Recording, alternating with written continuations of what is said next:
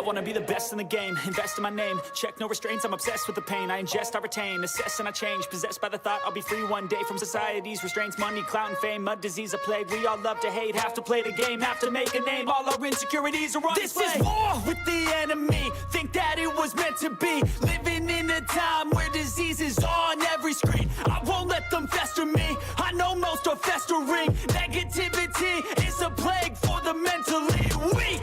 No mercy, all I got is working. Never stop searching, never quite so thirsty. I'm toxic and psychotic, with this logic, you can't stop it. It's been chronic since I was a boy, so neurotic and chaotic. Built to last with the webs I'm weaving. I could change the past with all I'm achieving. Got my foot on gas, never stop competing. If you break like glass, then this life's gonna eat 'em. Make mistakes real fast, then you learn how to beat 'em. If you take off the cast, you can see all the healing. If the pain's in the past, move on from the grave and put your foot on the gas. No, never stop competing, yeah. I've been doing this, I'm on it.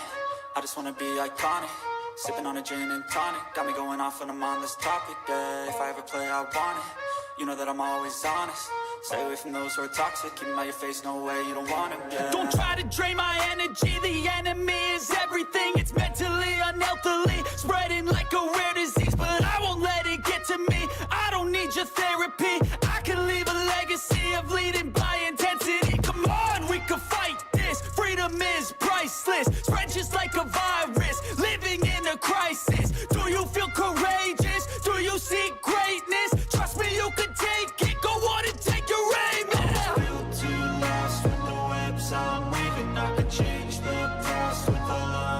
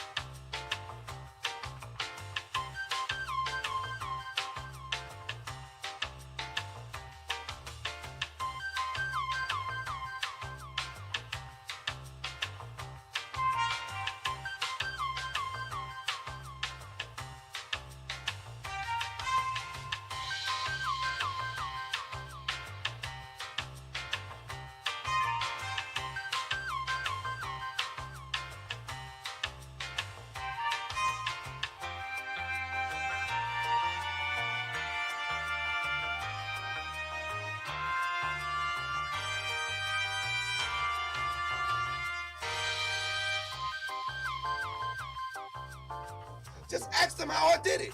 I got out the limo, grabbed her hand, went upstairs and fucked her.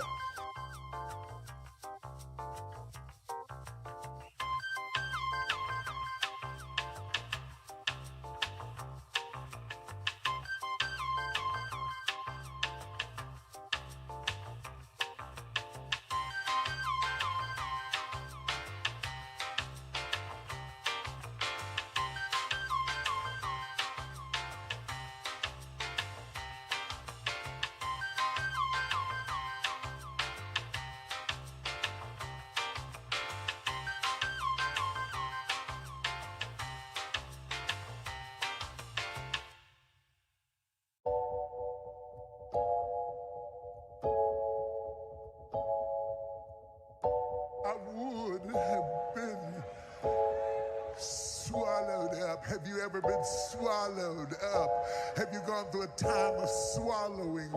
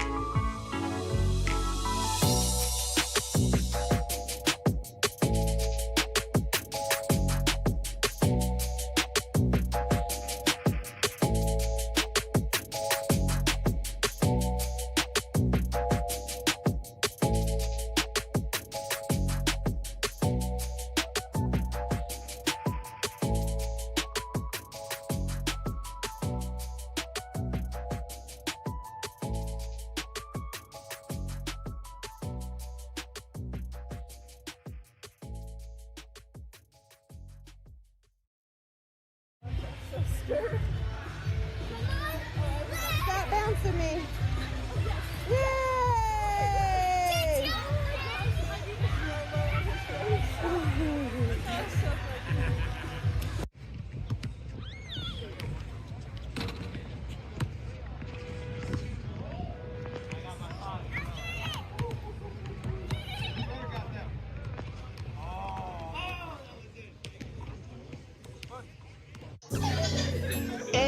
I'm in Miami right now. I'm in Miami right now. I'm in that for your file. I'm on Ocean Drive. I'm in Miami. In Miami right now. I'm in that for your file right now. On Ocean Drive right now. That's on my mama. I'm in Miami. I go to finna put it on, so I'm gonna Cali. I said I'm too official. I'm out with them niggas. I said, man, the rapper on the city, that nigga, he wicked. We pull out with them guns, you know me in the real. Well, mama pays, I ain't having ever since that I was real. Yeah, I came up like an 8-pack and I will never squeal. But never ever on my mouth, cause that's what I'm too real. Yeah, I'm in the East Court, I'm living life for real. Why the fuck you can hate it? I ride to the chill. You gon' really piss me off, and I'ma pull up on the steel. I'ma pull up on the drink, go and get your ass killed. Man, stop camming, cause I'm fucking wicked. I pull up to your city, tell me your location, bitches. You know we fuck that shit. My youngest know you killin', I wanna grind, got money on my mind, no money on my wrist, so I can tell the time. You know I'm rapping the job and I'm trying to eat. All around the world I'm doing shows, I really come to eat. Hey, they trying to play on me, I swear I'm doing my shit. One more time I was poor and I ain't have shit. Every day I'm just riding by the same outfit. I done came up, I'm switching cars, yeah, I'm switching shit. These niggas mad at me, they wanna clone me. I'm in Miami right now, I'm off of South Beach. I'm living large, I'm living life. They know me, wanna take my life. Yeah, it's on my mama. I'm in Miami, I'm out there doing this video shooting, going to Cali. I'm on my mama, and I'm in Miami right now. I'm in the 305, yeah, I'm on Ocean Drive. Pull up with a red car, my life is on now. They wanna play with me, they wanna clone me. I'm bad bitch, Latino, she wanna sleep with me. I'm in the 305 right now. I'm in Miami right now. On Ocean Drive right now. I'm in Miami right now. I'm in Miami. I'm in the 305. I'm in Miami. I'm in the 305. I'm in Miami. I'm in the 305. I'm in Miami. I'm in the 305. I'm in Miami right now. Yeah, I'm on Ocean Drive. I'm in Miami right now. Yeah, I'm on Ocean Drive. Yeah, in the front car.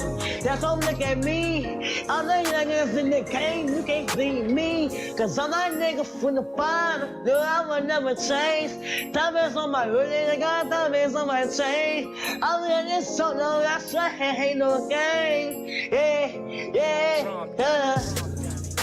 In Miami right now.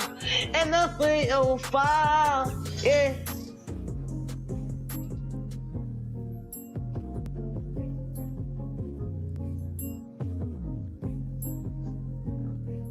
I'm from the streets, bitch.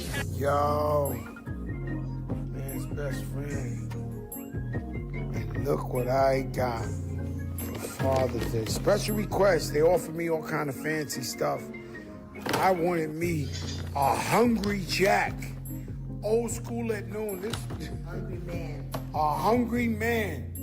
Salisbury steak. You guys ain't ready for this type of thing. Remember the chicken, the fries? This is the one I'm with the little. I'm going all in with this one. Happy Father's Day.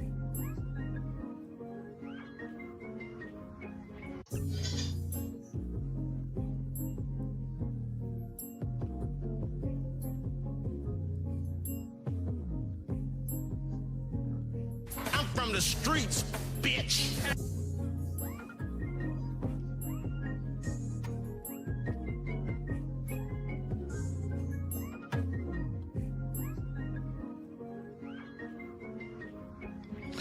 Late night crew, what the fuck going on, man?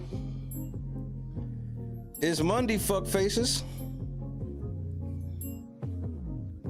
Say happy Monday to your boy. What the fuck going on, man?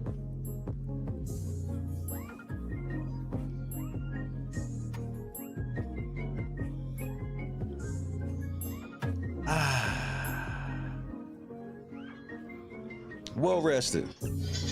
Mob, Janice, Awake, Nessa, Potato Gaming. Bob, what's happening, cuz? Trapping After Dark, TK. J-Rock, what up, though? Samoy, we back outside. Josu, what up, though? Let's see what all I got going on here. Okay. Bless baby, what up though? Jolly, good evening. Joy was happening. Jennifer, happy Monday.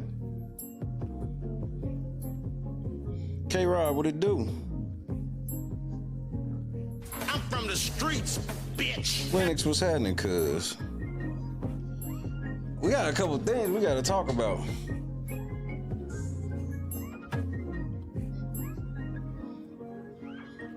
We got a couple things we gotta discuss. You got some Ace Bailey rookie boy from Bowman U. So some Bowman U action. Shout out to Ace Bailey. Shout out to Chadrick. And them Utah Jazz. Laura, what up though?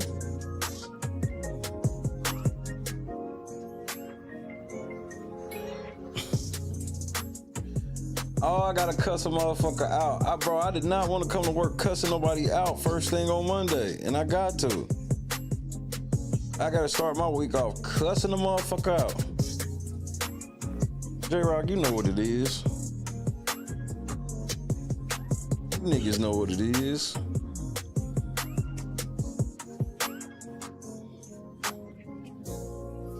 One Tops, one Bowman. What'd you do, get a Tops Now joint? I did. I was able to grab a Tops Now Cooper flag. Nigga, when you sit like me, you can only pick and choose one. And I was like, I'll take Cooper flag and sell it while he's overhyped. Don, what up though?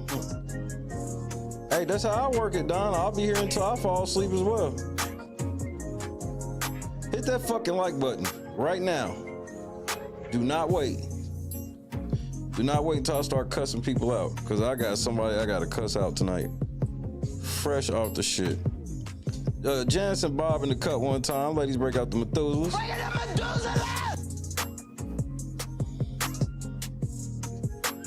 It's fun, ain't it? Trapping after dark. Make you feel like a kid again. If I do this YouTube shit right, that's what I can do in my later years, is run a card shop. If I do this shit wrong, then my black ass will not be running a card shop.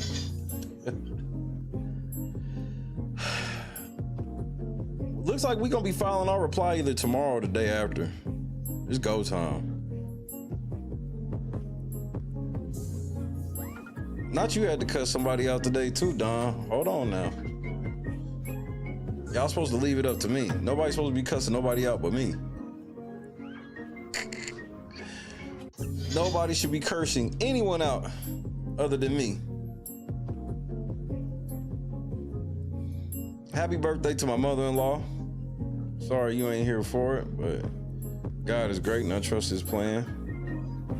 Even when it sucks in my mind. Because overall it doesn't suck, but we as humans, we think everything sucks. Scott Johnson.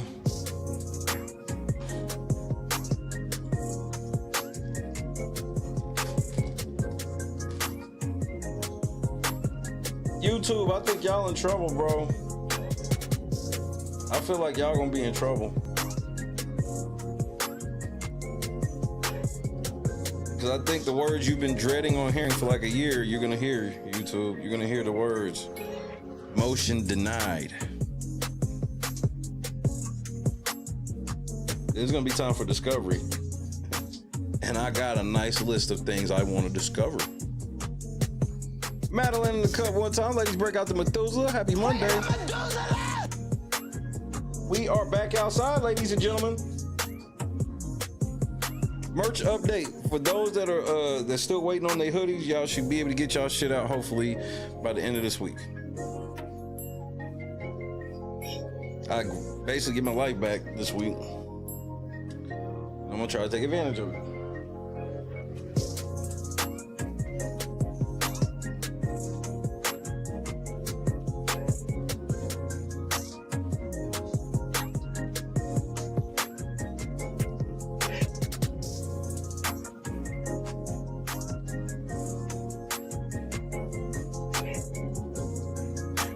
Okay, Well, tell your son, be safe. Because football hurts.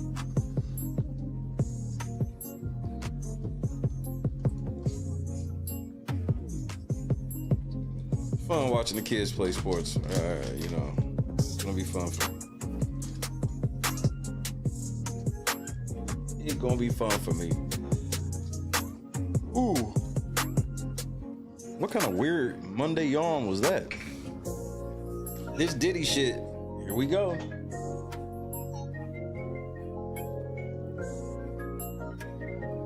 That's all I'm gonna say. Big, what's happening? With this Diddy shit, all I'm gonna say is here we go.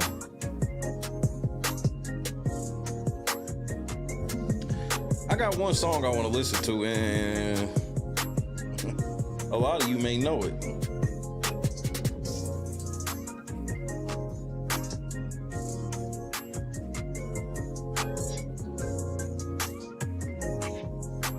A lot of you may know it. Oh man. First of all, I want to give a massive shout out to football at church camp. Football called, and she called to let me know that she gave her life back to Christ. And she's been wanting to get baptized again. She was baptized when she was a little baby, so she's gonna get baptized in the lake tomorrow. So I am beyond proud of my daughter. She is on the right track in life. She don't have to be perfect. She's got to keep working. So I'm extremely proud of my daughter. So I'm sure her grandma and both her great grandparents are extremely proud of her. So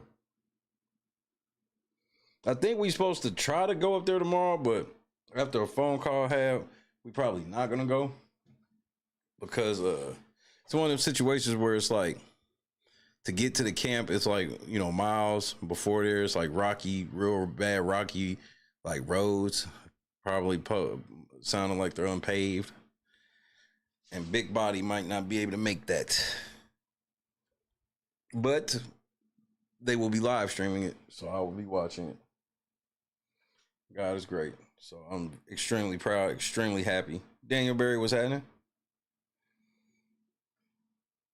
That was a phone call that I was extremely proud to get. Extremely proud of my daughter.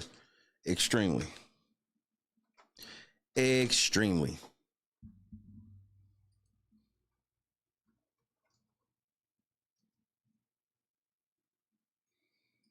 Me and my wife went and had dinner for Mom tonight. Me, my wife, and Junior. So that was fun. That was fun. But I'm gonna listen to a song that I'm sure a lot of you know, and then I'm gonna cuss a motherfucker out right quick. Gotta do it.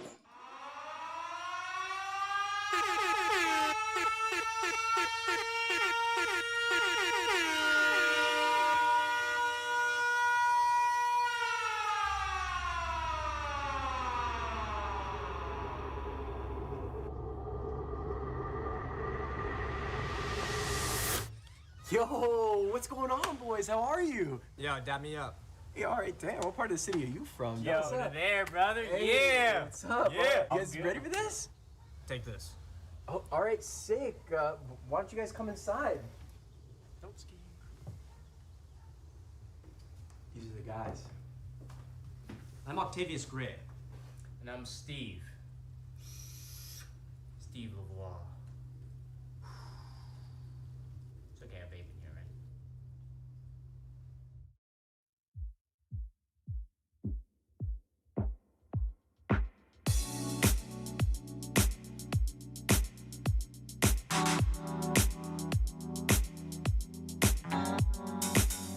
Set the mood right.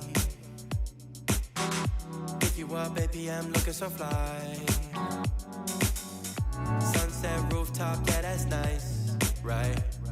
Hop in the G-Class, I know you need that. Heart racing fast like the speed of.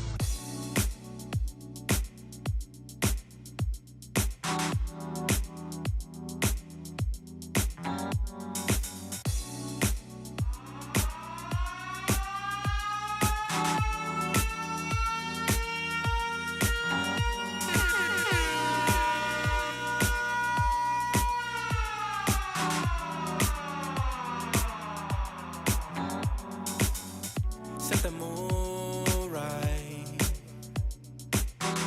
If you are, baby, I'm looking so fly. Sunset rooftop, yeah, that's nice, right? Hop in the G-Class, I know you need that. Heart racing fast like the speed of light. Is this attraction, or is it the moonlight? You want satisfaction, but only for one night. This could be real love, but you've been broken, and I just want you to see what I can be for you. What I can be for you. What I can be for you. What I can be for you. What I can be for you. You got me wrapped up in your love. You bear me. Finding you is like a treasure. Making my heart feel this way, yeah, yeah. And I'll treat you so damn special. What you did, who you were with, I don't care about those days. When I'm with you, I won't complain. Share your success and heartbreaks. Yeah, you know I stay by your side. Never leave you dissatisfied. But I need you to let me know. Is this attraction, or is it the moonlight? You want satisfaction, but only for one night. This could be real love, but you've been broken, and I just want you to see what I can be for you. What I can be for you. What I can be for you. What I can be for you. What I can be for you. Baby girl, it's just one night. Yeah, baby girl, it's just one night. Oh, yeah, it's just one night. Yeah, baby girl, it's just one night. Yeah, girl, it's just one night. Yeah, baby girl, it's just one night. Oh, yeah, it's just one night. Yeah, baby girl, it's just one night.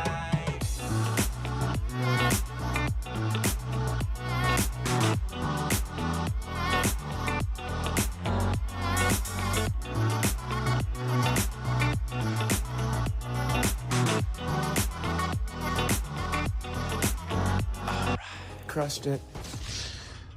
Late night crew. Let's get to the shits, bro.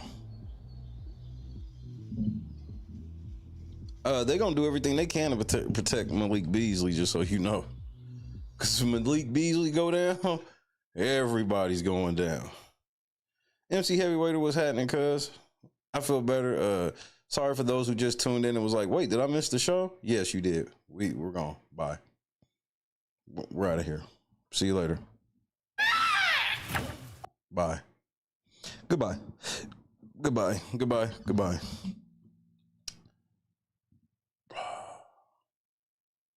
I do want to cuss somebody out, but first, who do we want to cuss out? Do I want to cuss out white people first?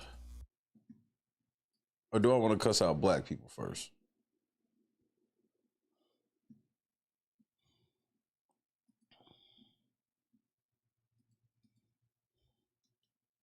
How about we cuss out white and black people first? Yeah, it's a rare duo. Tactical nuke incoming!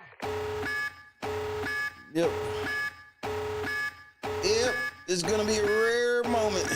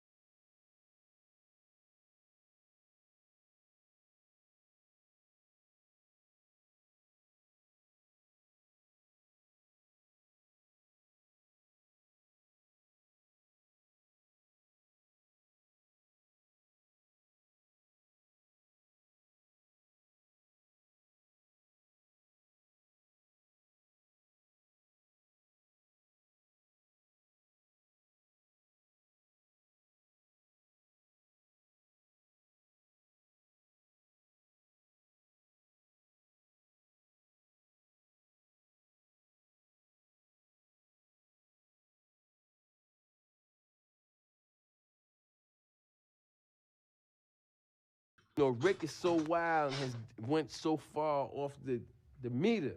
It's shit that I can't even tell you on TV. I mean, you know, for the sake of our friendship, you know what I'm saying? I'm not even gonna bring it up. But trust me, he's went there. He has went where it's like, yo, Rick, man, what the fuck is wrong with you, man? You done took this shit too far. And his response is like this: there's no such place. Darkness, let's go to the abyss, nigga! I'm not with it, man. I don't want to go to the abyss, man. You know what I'm saying? Rick wants to go to the abyss. In fact, he dwells in the abyss. Rick James dwells in the abyss, okay? And he wants company sometimes, you know? And for some reason, he likes to reach out for me. Whenever I'm around, when he wants to go there, he will reach out for me to try to take me to the abyss with him. And I'm not with it, man. I'm not with it. And that's when we end up, you know, tussling or whatever, you know what I'm saying?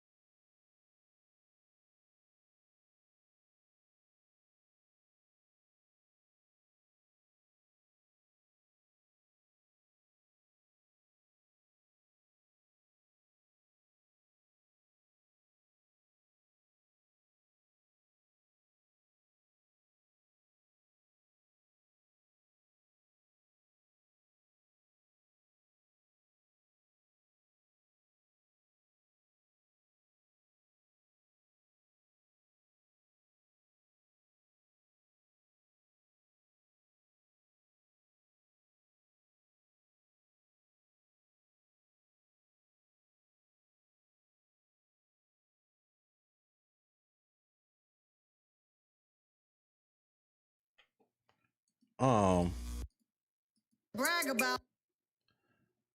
What the fuck is this? First of all, your video had no wardrobe changes. Second of all, I mean, could you have made that money look any faker than it already is? I don't, this is a hybrid. This is RNS meets WPS gone wild. And some of you nasty niggas is gonna fuck her. I'm gonna just go ahead and put it out there.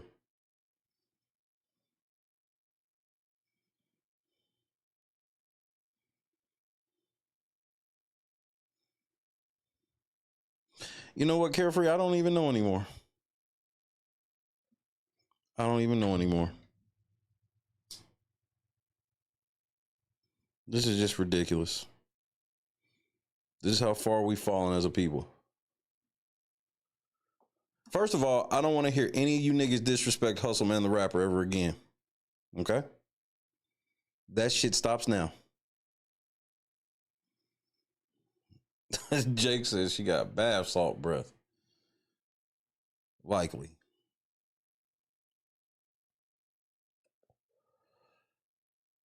Your fave granny. First of all, bitch, you can't rap. I just want to put that out there. Your bars are garbage. Your outfit is garbage. Your Cuban is fake. Your money is fake.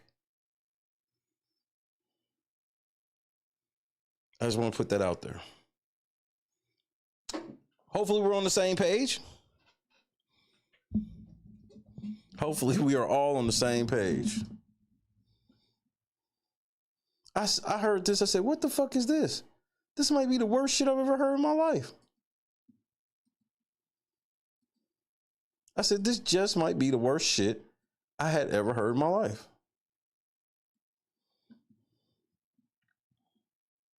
Stand on it.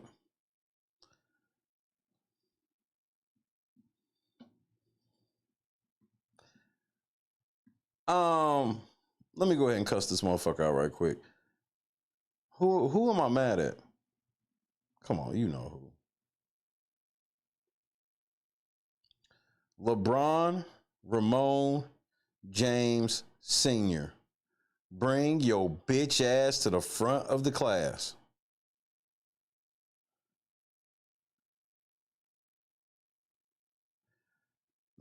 Let me let your bitch ass know something, nigga. You ain't got no motherfucking leverage, nigga. Hey, you have no leverage, you old bitch. That ain't your team. That's Luka team, nigga. The fuck wrong with you? Gonna hit these niggas for $53 million and then talk about, well, let's see what moves you guys are gonna make. What you gonna threat? You gonna, bro? I hope you force a trade out of LA. I hope you force a trade. $53 fucking million. That's why Dorian Finney said, I ain't dealing with this weak ass nigga no more. And Luka's his homie. Dorian Finney-Smith hit Luka like, can't do it, partner. They trying to get this weak ass, they trying to get Luka to sign an extension August 2nd. Hey, LeBron, and you need to sit your old ass down, nigga. You want to help win it. First of all, I thought you said ring culture don't matter. So why the fuck do I give a fuck that you done took $53 million talking about I want to see what free agency moves y'all gonna make? Let me give you a highlight of y'all free agency moves. None. Jake LaRavia. That's y'all free agency move. Congratulations. Congratulations. Congratulations. What I'm saying is, like, we're gonna find that person. Yeah.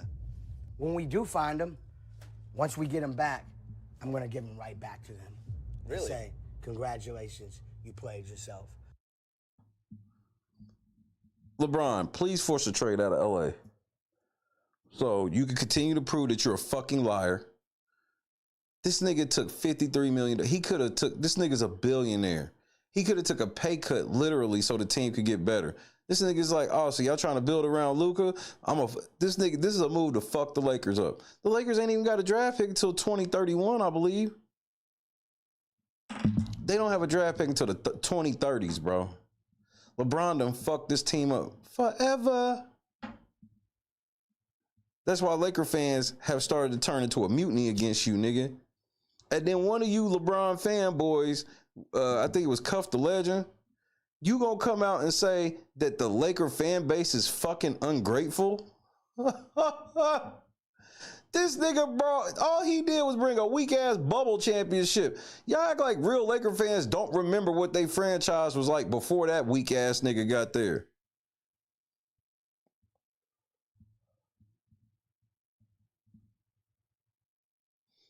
I can't stand this nigga, bro. This nigga literally held the franchise hostage, took $50 million. It was like, yeah, I'm gonna wait to see what type of free agency moves y'all gonna make. Hey, nigga, just demand the trade and get out now. Now, who's giving up their $50 million superstar for you? Because the Warriors, we not giving up Wardell for your bitch ass. But I already know how the NBA works. They're gonna cheat wherever you want to go. They're gonna make up some fucking new clause in the CBA to get the team up under the salary cap appropriately. I mean, he can take his bitch ass to motherfucking Dallas. And here's another thing. We got to stop telling this lie that LeBron's durable as if for the last like 7 years, this nigga has missed a chunk of every season with phantom injuries. I saw that nigga running around, dunking and shit today. I was like, I could have swore y'all told me this nigga tore his MCL. He would not be back working out like this in July. July 1st, he was working out like this. Stop, man. And it was just so other teams would see. If any of you niggas trade anything for this old ass nigga, you get what you get. I don't want to hear it.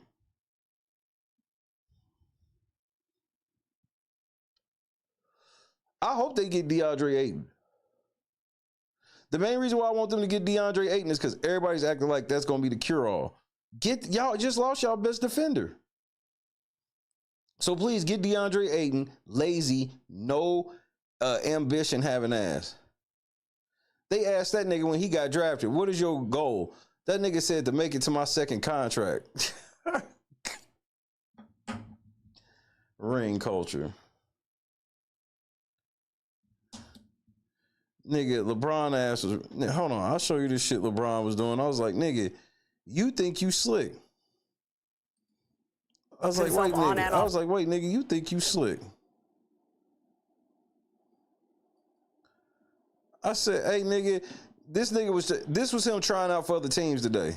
This was him letting other teams know that, hey, y'all should motherfucker trade everything for me. I could have took a pay cut, but I decided, nah, I want my 50 million, even though I'm a fucking billionaire. I told everybody since the beginning, I said the biggest difference between LeBron James and Kobe Bryant and Michael Jordan is Kobe and Michael Jordan had a lot of money too, but they never clearly chose money over winning. Look at this nigga. Of him slowing down. Did you see the video of him, 40 years old, working out this past Saturday? Just another day, running line to line, alternating hands, dunking. His knee looks good. Just another day for LeBron. Yeah, his knee looks real good. MCL. Tore MCL. James getting ready for season number 23, and usually that's where the conversation would stop. But with LeBron... So let's stop here. This nigga's doing a drill that anybody can do. Outside of the dunking part, but he's 6'9", so it's not like it's taking him all his energy. It's not ever quite that simple. So let's get into it with some reporters who knows a thing or two. Nigga need to be working on that weak ass jumper, nigga. Alternating hands, dunking. His knee looks good. Just another day for LeBron James getting ready for season number 23, and usually that's where the conversation would stop. But with LeBron, it's...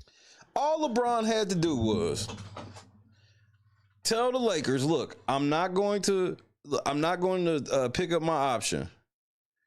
Y'all niggas show me what the fuck y'all gonna do. If y'all not talking about doing shit, I'll take a pay cut. If not, y'all gonna give me my whole 50. Or I'm leaving. They show this nigga, and then he's running line to line. That nigga, that's not running line to line. Running line to line is he's running up and down the court. He dunking on that court, running back dunking on this one.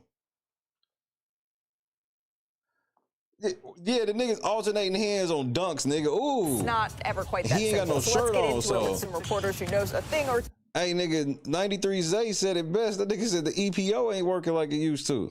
Alternating hands, dunking. His knee looks good. Just another day for... Hey, Troy Terrain, you got like 90 minutes. You got to serve this nigga in like 90 minutes, bro. I hope you ready. LeBron James getting ready for season number 23, and usually that's where the conversation would stop. But with LeBron, it's not ever quite that simple. So let's get into it with some reporters who knows a thing. I saw that shit. I was like, so this is how he's supposed to prove to other teams that he go last for you. He's not lasting for anybody. He gets a phantom injury every fucking year for the last like 4 or 5 years. And it's always so serious, but never anything concrete. Oh, my foot hurts. Oh, my groin hurts. Oh, and then when the season ends, I tore my MCL. No surgery, no nothing. And he misses 30, 40, 50 games. And then they be like, man, LeBron James, his longevity. Nigga, he ain't got no longevity. The nigga misses so many fucking games.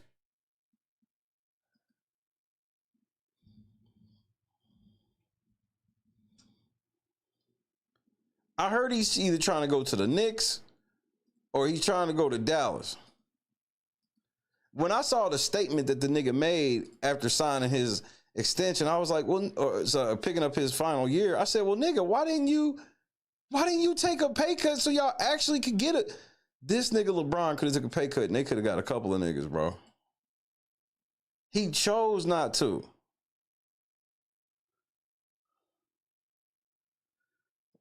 He chose not to. Well, a lot of niggas could have played till they was 50 in the NBA if you told them niggas you only got to play a couple of games.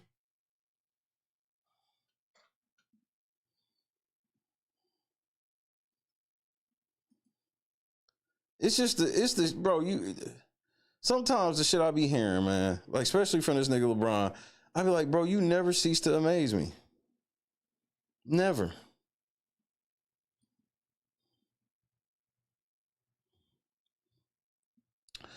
So we got a problem with the Diddy trial.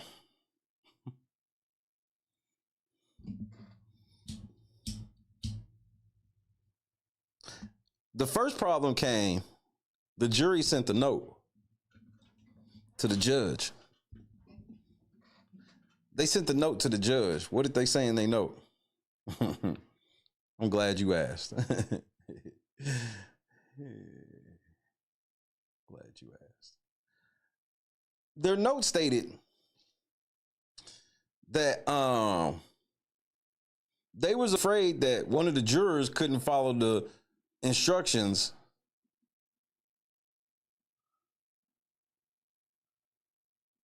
of the judge.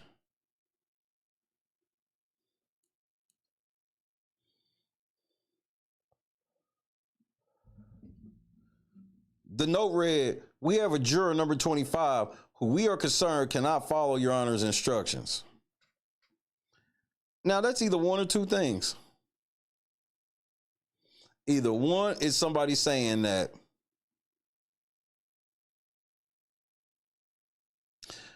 I think Diddy's guilty no matter what you niggas say. I'm not looking at shit. Or it could be the other side where they go, I think Diddy is innocent no matter what you niggas say. Now, here's the part that should scare you. It doesn't matter what side this person's on. If this person throws a motherfucking monkey wrench, it's going to be a mistrial. You understand this, right?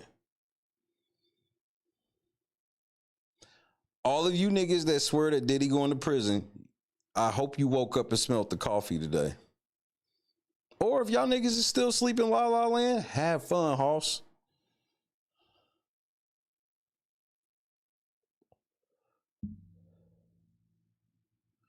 The judge told him to figure that shit out. Okay?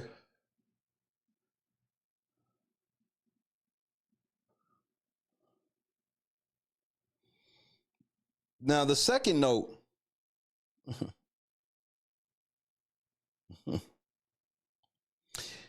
In a note to the judge, the jurors asked that if a person asks for controlled substances and another person gives it to the requester, is the person who hands over the controlled substances considered to be distributing them?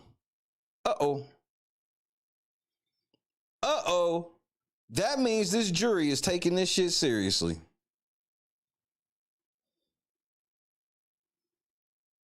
Prosecution, you're fucked. You know good and damn well that's not distribution.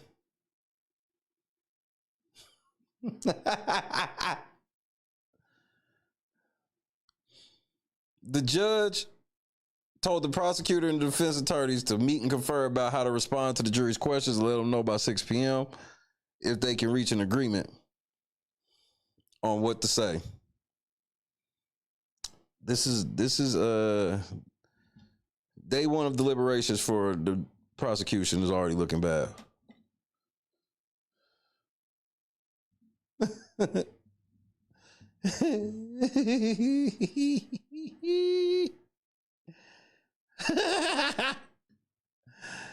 Here we go.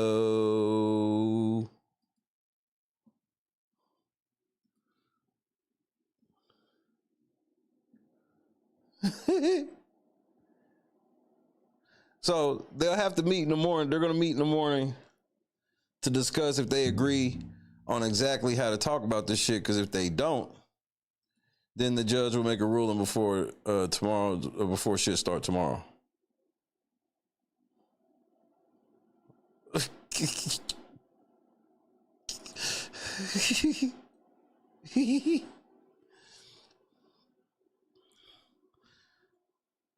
All it takes is one. I think that's the part that a lot of y'all didn't realize when y'all was making all these bets.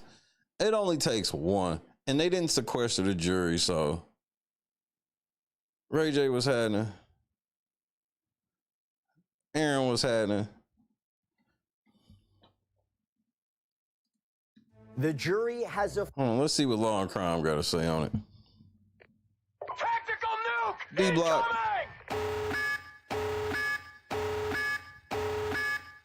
Diddy ass is all... Bro, the shit already looking bad. Y'all niggas know it, too.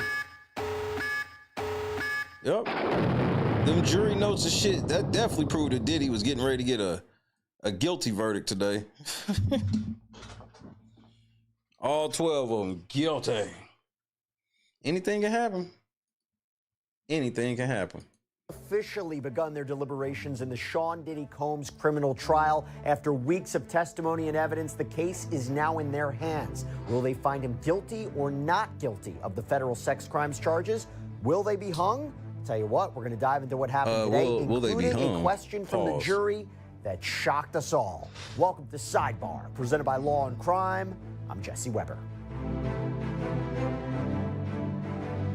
We are now officially in verdict watch in the Sean Diddy Combs criminal case. Okay, now that we are officially in verdict watch, is Diddy going to prison?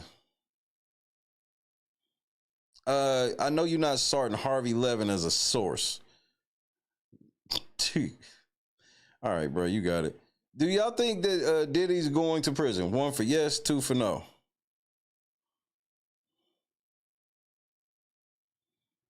Harvey Levin is not a credible source. He works for TMZ. Harvey Levin helped drive misdirection in the OJ case, and people don't even remember.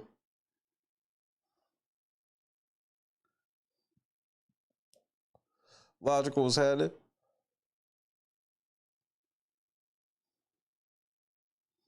Y'all think all 12 of these jurors is going to be on the same page, even though they just showed that they're not?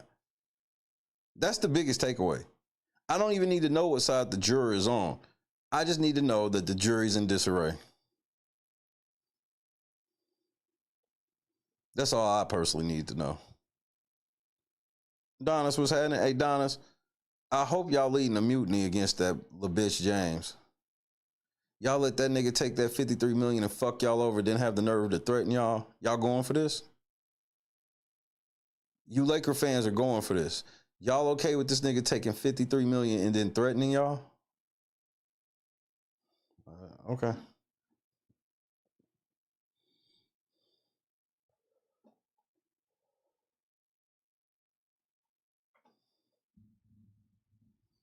Now, Joy, I can see that. I can see him definitely getting a lesser charge and time served. Were sent back to deliberate today. They had a interest. J-Rock, this is see me and you on the same page, J-Rock. There's something else going on that ain't got nothing to do with this. Interesting. Morgan, Mr. Fields, what's happening? Series of notes from the jurors too, which we're going to talk about, and we also heard the jury instructions, which let me tell you right now, so complicated. Okay, so complex. I wonder if the jury. Remember, the prosecution said they didn't want to touch on certain shit no more because they didn't want to complicate the jury. And remember, I told you that was some bullshit.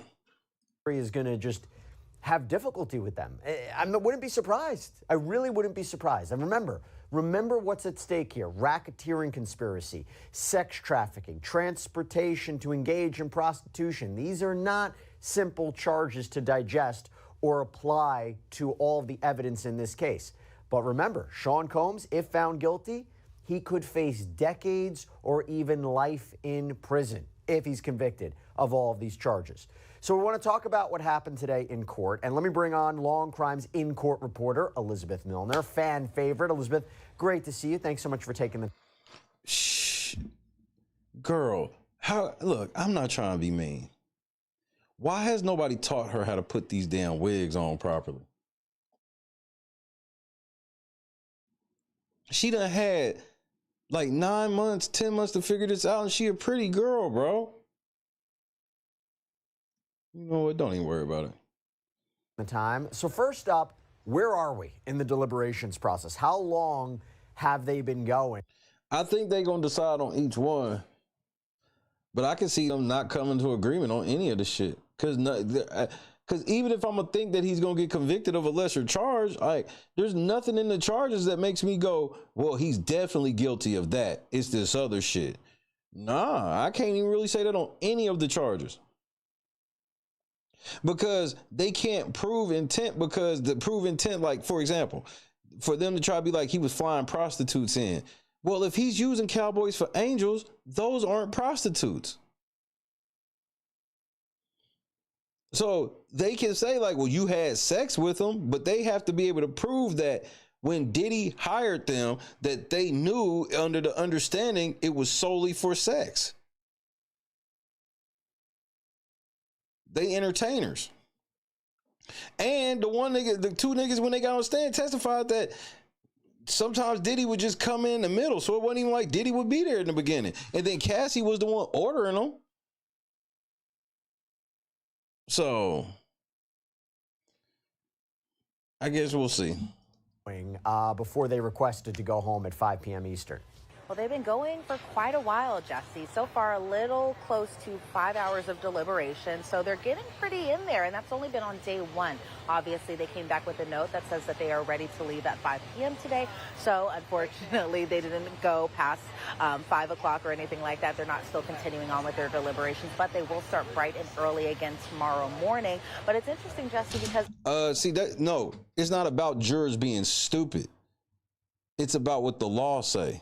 You can't make inferences. This is why they get jury instructions. This is why you would have been kicked off the jury, because you want to infer. You can't make inferences. You can't infer that that's what a nigga was doing. You can't put a nigga in life because that might be what he was doing. You have to prove that, and they have shown no proof. They haven't even shown all these text messages. Shit. Where are the messages for them setting up these sex joints with these prostitutes? Where's the messages? Where's the tape phone calls? Not a one. They didn't show one fucking message that said, hey, we want to give you blah, blah, blah to come through and fuck. Because like the Cowboys for Angels contract states, had they done that, then it would have been voided on site. See, you want to make inferences. You can't make inferences. You want to infer that, oh, they knew the jury's not stupid. They knew what they were doing. That's not how that works.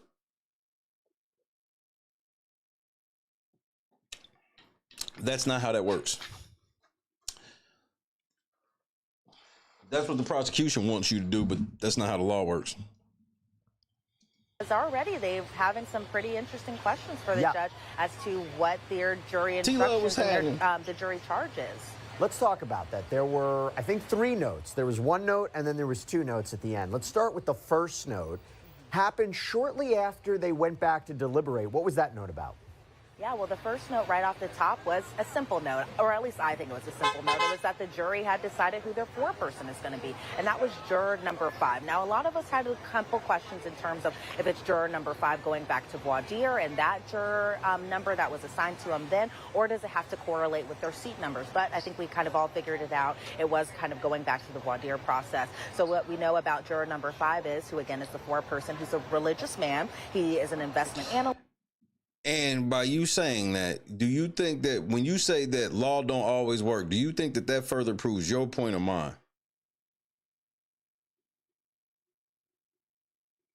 See, the reason why I can't even be taking your side of it seriously is because you won't even acknowledge shit like, hey, all 12 of these people have to be on the same page for this to happen, and the evidence is flimsy. So you won't even admit that it's a high chance that they won't get a guilty. You sitting here like all of these niggas is gonna make inferences, even though they've already come back to the courtroom and said, hey, one of the jurors doesn't want to follow your instructions, which I'm telling you, we know the fucking instructions from the judge were to take the evidence and the laws accordingly and judge from there and not use your personal feelings.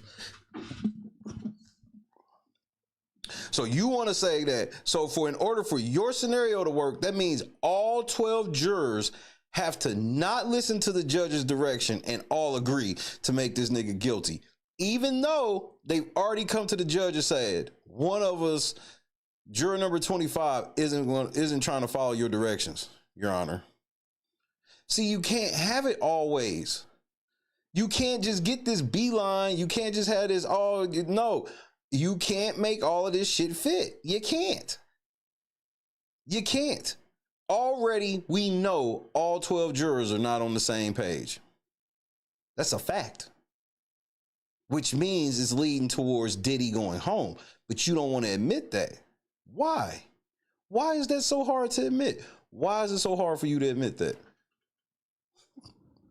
Cause you niggas hate being wrong. Y'all got an incessant need to be right. That's why. He's a Connecticut Country Club member, and so he's going to be the one taking charge. And I think once the jury comes to their decision, he'll be reading that note out loud in front of the court, in front of a lot of people who are anticipating that verdict too. Oh, this is some of the best sketches the entire time. They got him looking just like Diddy. Y'all wild for that. And this nigga is not this slim. They drew the twins and shit. Yeah, that's right. And then we got the controversial note, the big note.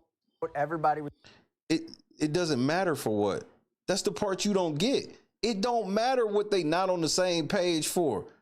They're not on the same page, and they all have to be for Diddy to go to prison for life. All 12 people have to be on the same page, and they're not.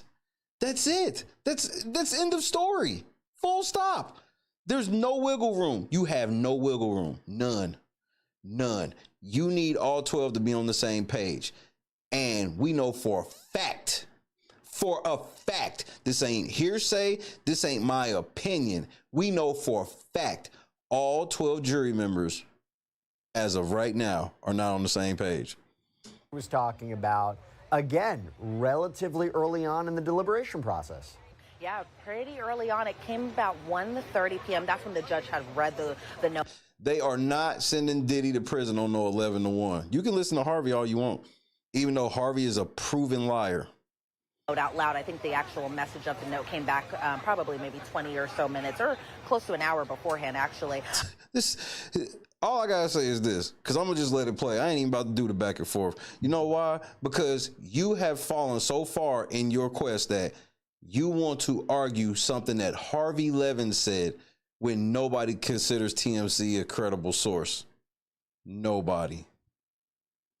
That it was had to kind of pertain to juror number 25. And so this particular note was that juror number 25 can't follow instructions, and those instructions being the judge's instructions. And so initially the court was proposing to write back, okay, please explain the nature of your concern. Is it a lack of understanding? Is it unwillingness to follow the instructions? But even as it pertains to juror number 25, what we do know about this particular juror, he's 51 years old, he's a man, and he is a scientist.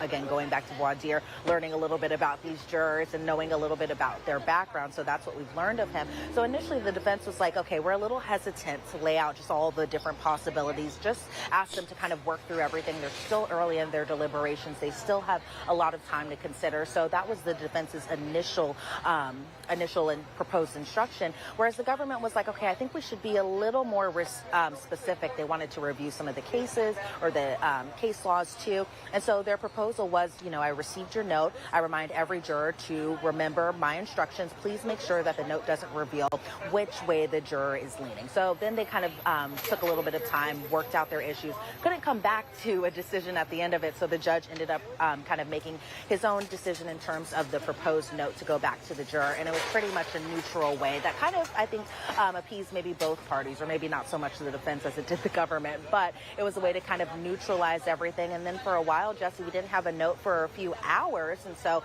then towards the end of the day, we got that one of the final notes from the jury. Hey, so I know you guys might be into true crime. No, nigga. We are not into you taking a commercial break right here, nigga. We trying to stay on topic with fair use and talk about what's going on. When this juror allegedly is accused of not following instructions. I'm going to say this, Big. Here's my assessment on that. I truly feel that if Diddy doesn't go to prison, all of those fucking lawsuits, they're going to lose. Because Diddy's going to be able to easily beat all of these lawsuits by saying that if there was any merit to any of this, the feds would have brought this up in their case. The feds only wanted to talk about it. That's why it was a great disservice for everybody else that did a civil lawsuit against Diddy. It was a great disservice because by the feds centering their case all around Cassie's fucking civil case, that was the feds giving credibility to one fucking case. They didn't use anything from anybody else's case.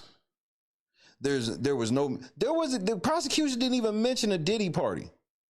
They didn't mention a Diddy party. These niggas didn't even search his jet. If this nigga is supposed to have been really trafficking hoes, why would you not have searched his jet? We ain't hear nothing about none of the jet flight logs. We ain't hear nothing about a Diddy jet going to pick up a bitch and bringing them back and none of this shit. And we even had a case where one of the civil cases was the chick that said one of the niggas met her in the club in Detroit and they flew her out that night to go to the Daddy House studio and meet Diddy. She even had a picture of her with Diddy. And then after that, she claims that they raped her and then put her on Diddy's jet and sent her back to Detroit. Do we not remember that case? Why didn't the feds use that case? Because the feds, if one or two things for me personally, the feds didn't use it because either the motherfucker's lying or the motherfucker would actually make Diddy guilty. Because I don't think the feds want Diddy to get found guilty. The case, they didn't prove a strong case. They could have made this shit strong as fuck, and they didn't. If you had a jet and they said you was trafficking anything, the first thing they'd have did is search your jet. Instructions. Does it mean, hey, I've already made a decision. I'm not looking at anything in the jury instructions. I'm not looking at any of the evidence. I think he's guilty. I think he's not guilty. We have no idea. Thank you, Jesse. Thank you for agreeing with what I said. Could be that. It could be something specific in the jury instructions that the juror does not want to follow because there are a lot of instructions in that 62-page packet. No idea. But to be clear. Okay, let me ask y'all a question. Do you think that that there being a lot of jury, do you think that the more jury instructions, do you think that press one for it increases the likelihood of Diddy being found guilty? Or press 2 if you think it decreases. Do you think that the more jury instructions they give them, do you think it decreases the chances of them finding Diddy guilty? Press 2. If you think it increases, press 1. I literally didn't say anything about Jesse being credible. All I said, he said one thing that I agree with. See, you gaslighting now. Now you're gaslighting. There was never I did not make any statement about Diddy's innocence or guilt based off of what Jesse said. You literally did based off what Harvey said. So don't gaslight. Don't do that. You know I don't even play that shit. So don't gaslight. The more complicated these motherfucking instructions are, the easier it's going to be for Diddy to go home. And the prosecution swore that they was making everything more simple for the jury, only for us to hear that wasn't shit simple for the jury today getting the instructions.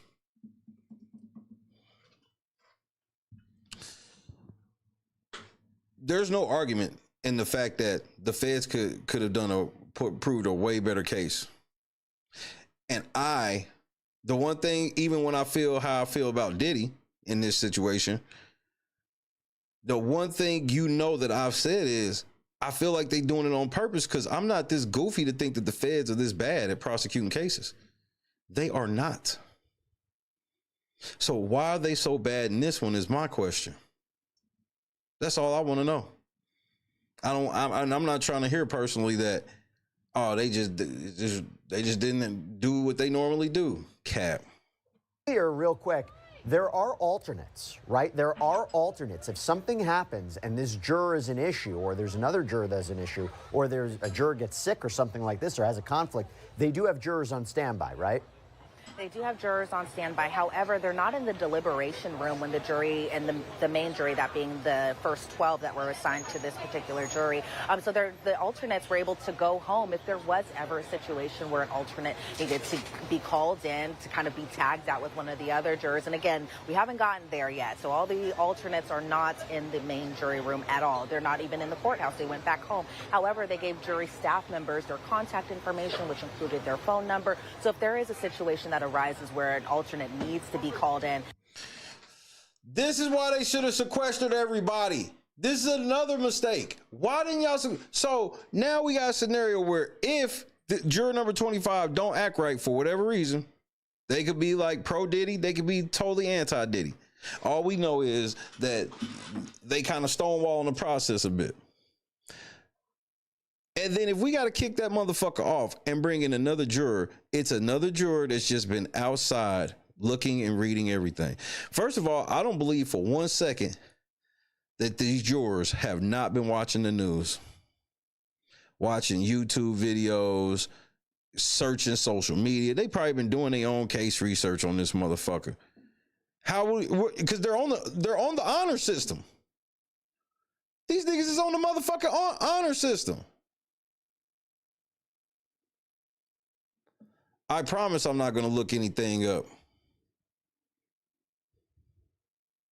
And as long as these niggas don't really talk to nobody that'll say anything, like if these niggas just stay to themselves and want to look at whatever the fuck they want, it ain't like they getting their phone scanned. They got to come in every day, turn their phones in, and they check their phones to see their search history.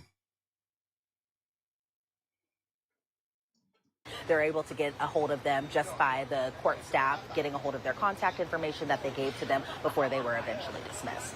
Now, the final note. That was actually a good drawing of Agnafilo. I actually knew who it was looking at it. Information that they gave to them before they were eventually dismissed. Now, that nigga ain't that slim. This is a pro Agnafilo sketch artist. This nigga waist is not like that. Now, the final note. The final two notes. One was we want to go, home at 5 p.m. They were allowed to stay longer if they wanted to. That they wanted to go home.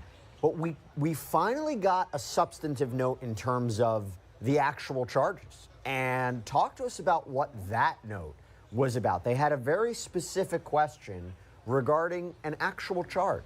Yeah, they had a very specified question, to your point, Jesse, and it had to do with what was on page 37 of the jury charge, and that was the jury instructions. And so the note read, referring to page 37, if a person wants, requests, or asks for controlled substances, has the individual distributed? And I think that was a pretty interesting note, given... That is a scary question for them niggas to ask.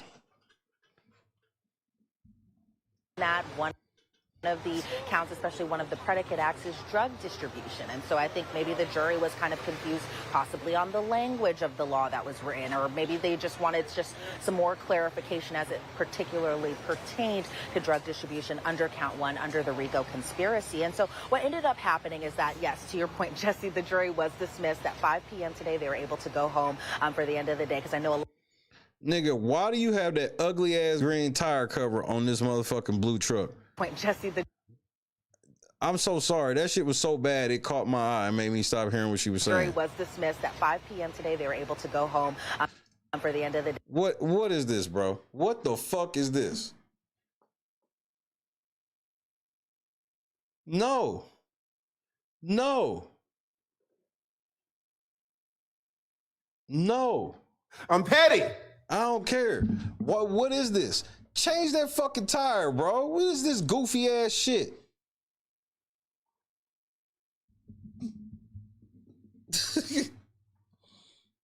Goofy ass shit. Sandy, what's happening?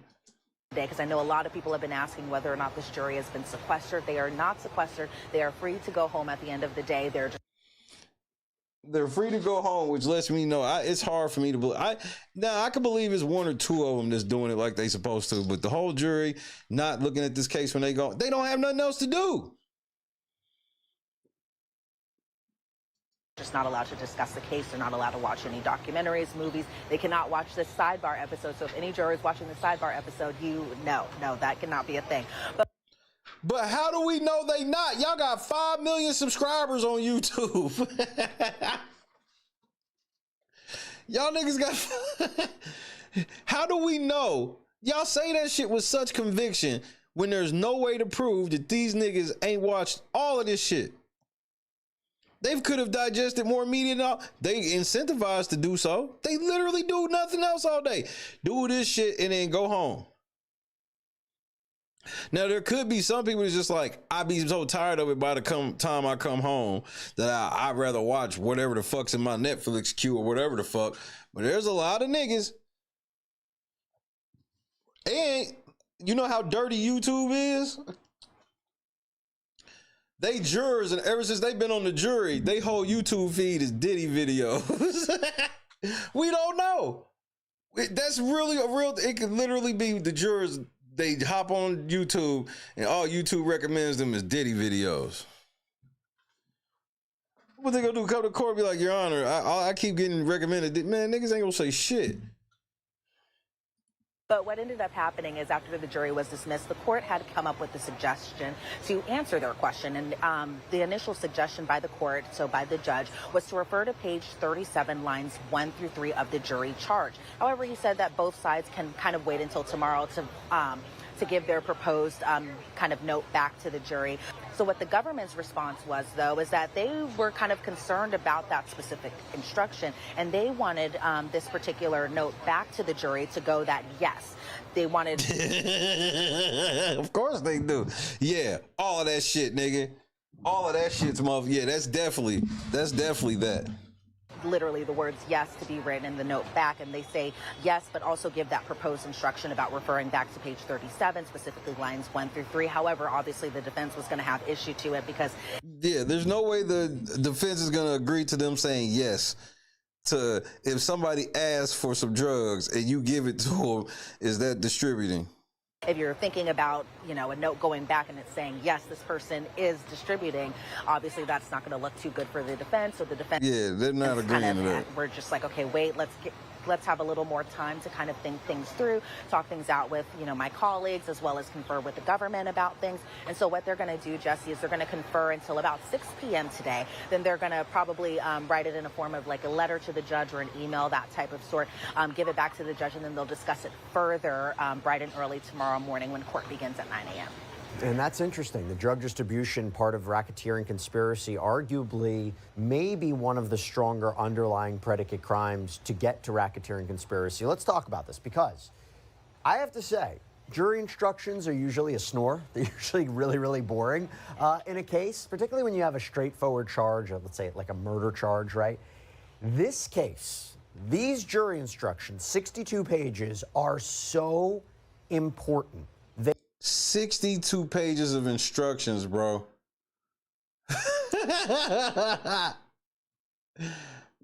Okay, I can't wait to see this shit. They are so specific, they are so complex. These are not easy to understand charges. So I think it's gonna, I wonder if it's gonna take the jury some time just to go over them and understand what they're assigned to be doing, what the elements are. So I wanna go over some of the jury instructions that were read aloud today in court, their application to the case. Again, really important, because this is the law that the jury will use to guide them. Very dense. Not going to go through it all, but here are some highlights that I took out. So aside from the basic instructions on, you know, role of the court and the jury. This sketching Diddy in this town, nigga. The burden of proof, beyond a reasonable doubt, circumstantial evidence versus direct evidence. They got into the elements of the charges, and the government has to prove each of these beyond a reasonable doubt.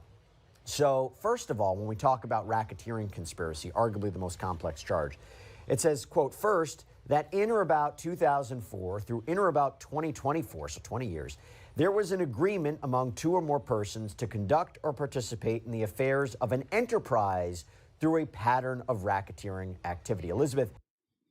No. Then why are there no co-conspirators? How do you think the prosecution did to try to prove, hey, everyone, Sean Combs, his assistants, his bodyguards, his inner circle, they all agreed to this? How do you think they did about that from what you heard in this case so far?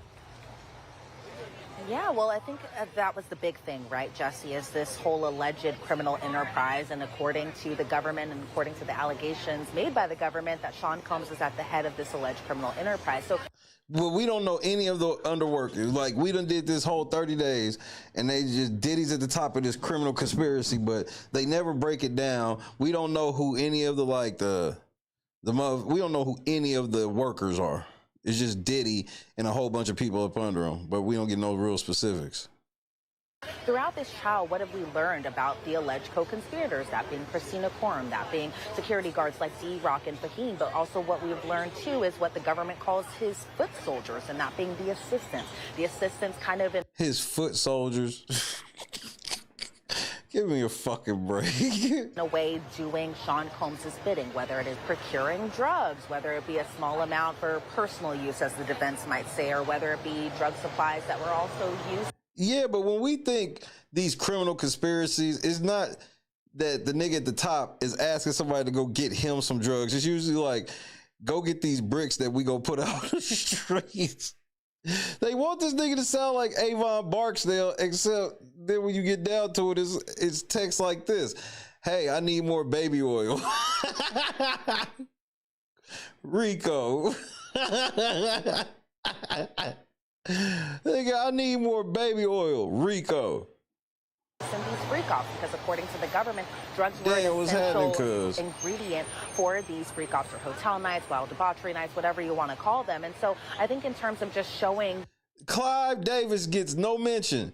The parties get no mention. No celebrities get mentioned in any of this shit whatsoever. For years, we all sat here and speculated all the different debauchery going on at these Diddy parties. Diddy gets arrested on a RICO for freak-offs, but they don't mention one, and I mean not one Diddy party came up. Not one. You know, I know a lot of us were kind of like, oh, more text messages, more text, more audio messages, all of that stuff, but really kind of hearing how the assistants would communicate not only with Sean Combs, but also, again, his alleged co-conspirator, that being Christina Quorum, whether it's to get reimbursement for drugs or get reimbursement for personal supplies that the assistants would use to pay for with their own money. So that means every rich person can get hit with a RICO. Because this is very standard with rich people. Especially like those that, because it ain't always like coke or ecstasy and shit like that. Motherfuckers be want Xanax, certain sleeping pills, certain muscle relaxers, all types of shit. So anybody who sends their assistant to go get them drugs, you are running a criminal enterprise. Yeah, all right. Get reimbursement. Because that's the thing. If Diddy get found guilty, it opens a whole new precedent for all these different rich people can go down now. Like everybody can go down. If Diddy go down, I expect a whole lot more bodies to drop Through the company and things of that sort. And so in terms of just count one, and that being the racketeering conspiracy, I think the government made a pretty strong case. Now, whether or not the jury agrees, that is kind of the question going forward now. And that's just one element, right? So that was just one element. Was there an agreement, okay? The second element was that the racketeering enterprise or its activities would have affected, or in fact affected, interstate or foreign commerce. And on that point, it says interstate or foreign commerce simply means the movement of goods, services, money, and individuals between any two or more states, or between one state and the District of Columbia, or between a state and a U.S. territory or possession, or between the United States and a foreign country. All narcotics activity, even purely local narcotics activity, has an effect on interstate commerce. Now, Elizabeth, I guess that's all about transporting Jane and Cassie Ventura Fine for alleged sex trafficking and prostitution and drug offenses, right? That's the big theme there, right? Yeah, absolutely. But there was already testimony that Cassie agreed to when it was brought up that Diddy actually did the opposite. Diddy shut down some drug trade. She wanted to get drugs, and she couldn't even get drugs out in Cali because Diddy had put the kibosh where no dealer sell her shit. Absolutely, and it was something that, again, I think a lot of people are like, okay, it's sex trafficking as counts 2 and 4, but it also kind of falls under RICO a little bit too, because, you know, in terms of just interstate or foreign commerce that was affected, according to the government, the defendant knowingly recruited, enticed, harbored, transported, provided, or maintained the victim. The defendant knew or recklessly disregarded that threats of force, fraud, or coercion, or any of the combination of force, fraud, or coercion would be used to cause the victim to engage in commercial sex acts. And again, pointing back to interstate or foreign commerce were affected, because if you think about just going to one of the summary charts or one of the summary exhibits where you're seeing flight records where Jane or Cassie Ventura, even back when Cassie was in a relationship with Sean Combs, Jane was in a relationship with Sean Combs, what you could see from those flight records is flights traveling either from Los Angeles to Miami or from Los Angeles to New York City or vice versa. Some even in instances traveling to Turks and Caicos, as Jane had recalled during her testimony. And so in terms of just interstate or foreign commerce, again, the the government kind of pointing to that these fall under the elements of sex trafficking, whether it's sex trafficking under RICO or it also kind of pertains to. And this is my opinion. Black Sigma in the cut one time, ladies, be breaking out the motherfucking Methuselahs. What is the criminal activity within that enterprise? This is what I'm trying to figure out. Because that's my whole thing is like, it doesn't matter if you want Diddy to go to prison or not. What's true is, did he go to prison over this shit? This opens up a can of worms you ain't never seen. Which, we talking about that even if you married, bro, your wife can divorce. If this go down, your wife can divorce you and say that you trafficked her if you and her ever had a threesome with somebody, or you took her across state lines and was fucking her, and she tells you that she was coerced into doing that. She didn't want to get on the plane and go fuck you in Hawaii and fuck you in Wyoming and anywhere else. Like, you coerced her. That's what makes this whole thing just like, this is some weird shit where it's like, you obviously ain't saying he trafficked them dudes, because they work for somebody who's actually trafficking them. If there's any trafficking going on, it's Cowboys for Angels trafficking men. You gonna lock up the John for trafficking, but you're not gonna lock up the pimp who's doing the trafficking? Like, this is a whole new can of worms. If Diddy go down over this shit, your girl can always come back and say you coerced her in the shit. You didn't want to do none of that shit and you trafficked her. If you gave her, if you and your girl ever took a pill together or any type of shit like that, if this nigga go down, she can come back and go that you was distributing drugs. You kept her drunk. You went and got that bottle of wine. You went and got that bottle of tequila she liked. Well, you coerced her to drink that. And she could say that she did these things because you wanted them done, and she was scared of what would happen if she ever told you no. Even if there's never anything on the record that says that she told you no and you did this when she did it. Because that's the thing. Her and Diddy got in all types of domestic fights, but never like over her saying no. There was no stories of like, she told him no to some shit and then he flipped out and beat her ass. She said that this nigga would, like, she just feared what would happen if she said no, while not knowing what that actually meant. This is a scary level of shit. This is irrelevant. What I think on how the case will be decided is irrelevant. What I'm discussing is if Diddy goes to prison, this is the precedent being set.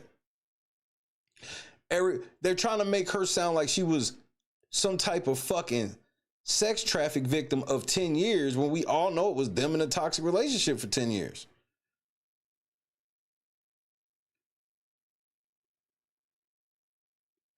And that's where I'm at with it, Lisa. The nigga's a fucking woman beater. That's why, they should have had the state charge this nigga for woman beating or whatever. But turning this shit into a RICO, I just never understood why they would try to take it this far, because it doesn't make sense.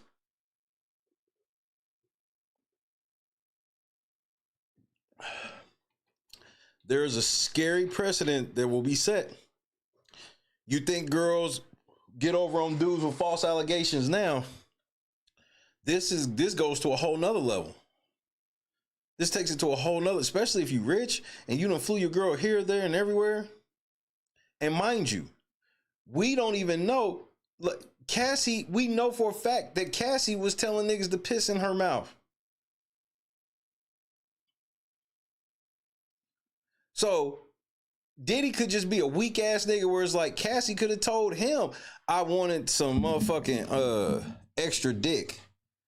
Because this would be a better sell for me if it was like, it would be an easier sell to me if it was like they kept having threesomes with a bunch of different bitches. That would have been more believable to me than this whole thing of like, Diddy was giving, you had all the money, you was setting it up, you was picking the dudes that you wanted, paying them. Diddy was coming in the room at some time, he wasn't even always in there from start to finish. And he was letting all these other niggas pipe her down. And she was setting it up. But he sex trafficked her. Like, it just... that's a bit much for me, my nigga. I ain't gonna lie to you. That's a bit much for me. If it was a situation where it was like, we fuck like 40, 50, 100 girls, and I didn't really want to do that shit. I did that shit for him, and then it just kept being more and more and more. I did it for him once, and then it just kept being more and more and more. That'd be way more believable to me than this shit where she's picking these. And I'm talking about top-notch niggas that be charging all types of shit. They charge like $1,500 for 2 hours of just being around them. That's not even the fuck price. That's just the hanging with them price. Counts 2 and 4, that being sex trafficking to Cassie and sex trafficking to Jane too. And yeah, that's an important element as well as, and I think this is the one I want to explore with you too. And then the other bitch that supposedly sex trafficked is also 50 Cent baby mama, proving that she's an industry bop. Proven. That's proven. You want me to think that it's just a coincidence that she was doing freak offs with Diddy after having a baby with 50? Stop, man. Acting like her getting $5,000 a month in child support ain't a lot of money. She was only getting $5,000 a month. Nigga, what? So third is the defendant knowingly and willfully joined that agreement. And fourth is that the defendant knowingly and willfully agreed that he or another member of the conspiracy would commit 2 racketeering acts. This is what we talk about, the underlying predicate crimes, right? And that's where it lists out kidnapping, arson, bribery, tampering with a witness, victim, or informant, forced labor, sex trafficking, transportation, forced labor, and inducement to travel for purposes of prostitution and other illegal sexual activities, possession with intent to distribute, or distribution of narcotics and controlled substances. And there are theories for each one of these, like kidnapping or aiding and abetting kidnapping. By the way, there are details. And remember, I just want to throw this other part in there when I say that, you know, it was dudes. Not only was it dudes, we didn't hear one story about Diddy getting some head from one of these niggas, fucking one of these niggas, or one of them niggas fucking him. We didn't hear one story. Not a one. Descriptions of each underlying crime, too. There is so much for this jury to process. Again, I can't emphasize that enough. Massive undertaking for this jury. So much law to consider. Now, Elizabeth, out of those underlying crimes, okay, and they need to find that there was a conspiracy to commit 2 of them, right?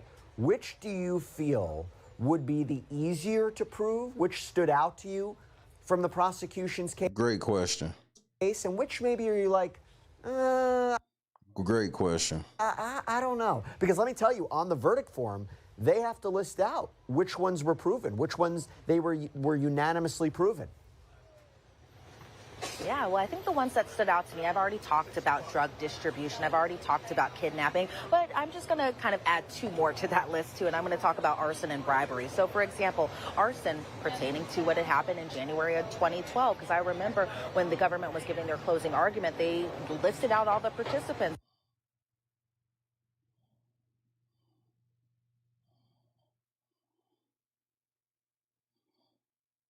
That motherfucking seat is charred. But I want to know what they think it could have been if they say that shit ain't consistent with the Molotov cocktail. And what the fuck could that have been?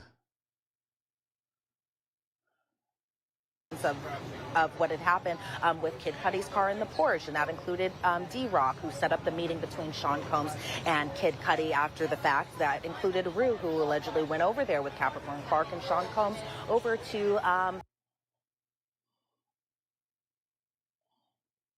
So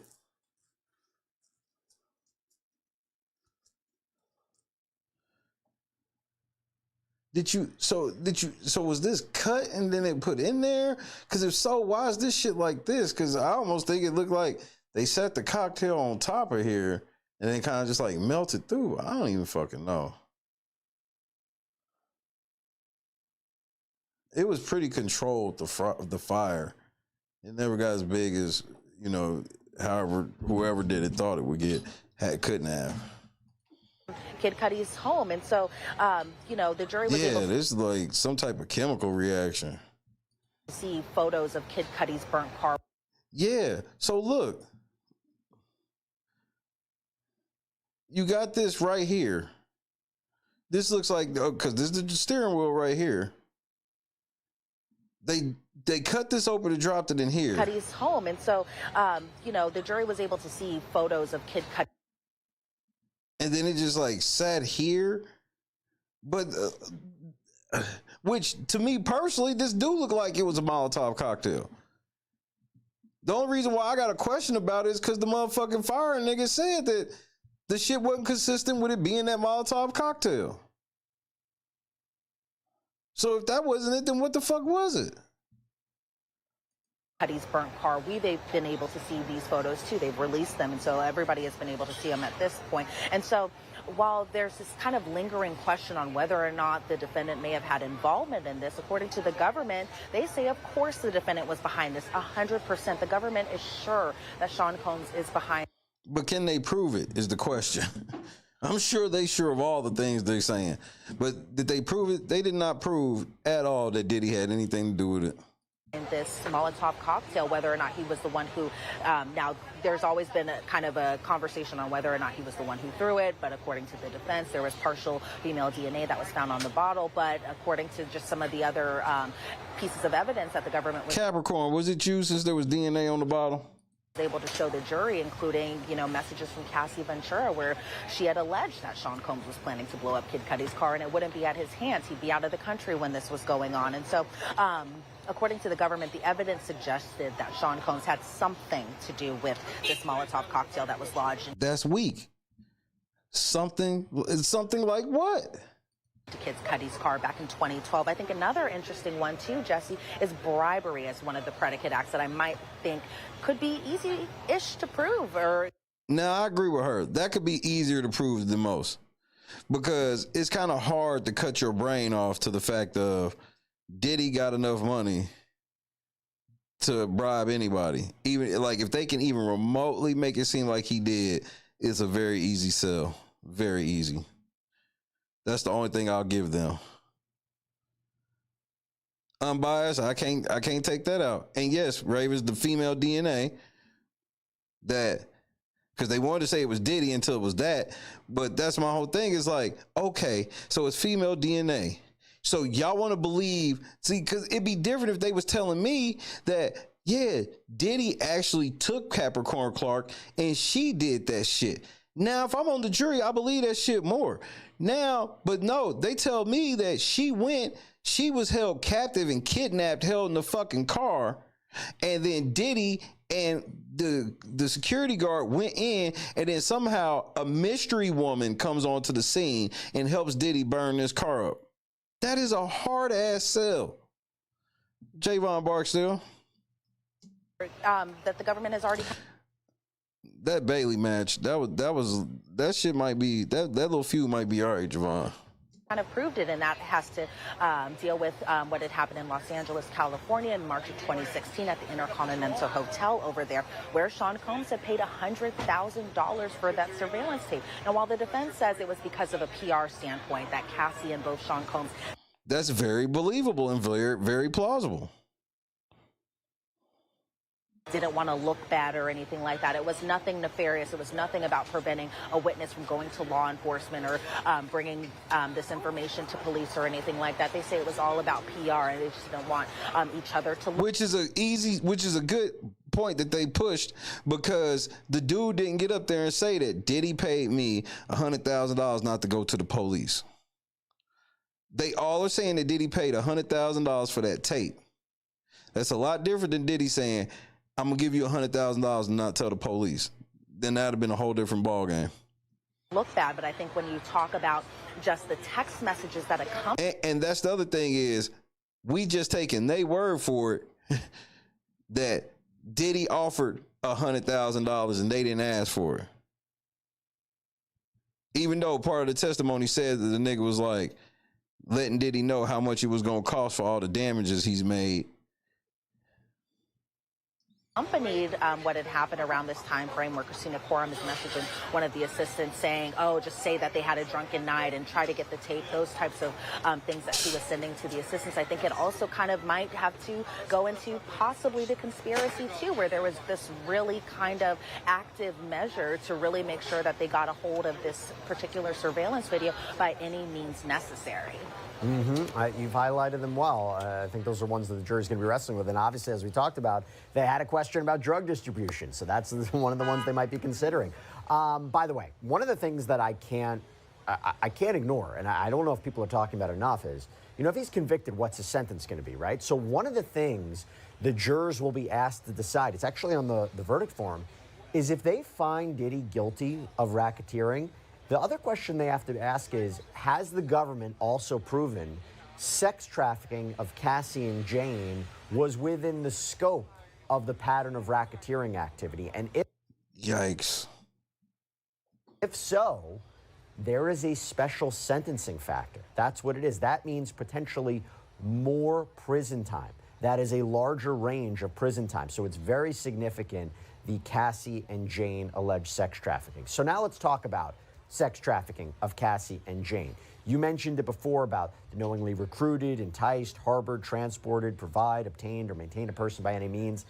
By the way, the judge actually said in the instructions, I instruct you to use the ordinary, everyday definitions of those terms. What do you mean by that? Recruit means to seek to enroll. Entice means to attract, induce, or lure. Harbor means to provide shelter, such as in a house or other place. Transport means to take or convey from one place to another. Provide means to furnish, supply, or make available. Obtain means to gain possession of or acquire. Maintain means to keep in an existing state or support. Second, that the defendant knew or recklessly disregarded the fact that force, threats of force, fraud, or coercion, or any combination of such means would be used to cause the alleged victim to engage in a commercial sex act. And that's interesting, too. It defines a commercial sex act in the instructions as any sex act on account of which anything of value is given to or received by any person. A thing of value need not involve a monetary exchange and need not have any financial component. The defendant need not be the person who receives the thing of value from the sex act. Also note... Man, that shit get more and more complicated by the second. That it is not required that the alleged victim actually performed a commercial sex act as long as the government has proved that the defendant recruited, enticed, harbored, transported, provided, obtained, or maintained the alleged victim for purposes of engaging in a commercial sex act. And that last part goes to the allegation that Combs beat Cassie at the Intercontinental Hotel hallway in 2016 as she was leaving a room with a male performer, but there wasn't a completed sex act. They said that one wasn't even started.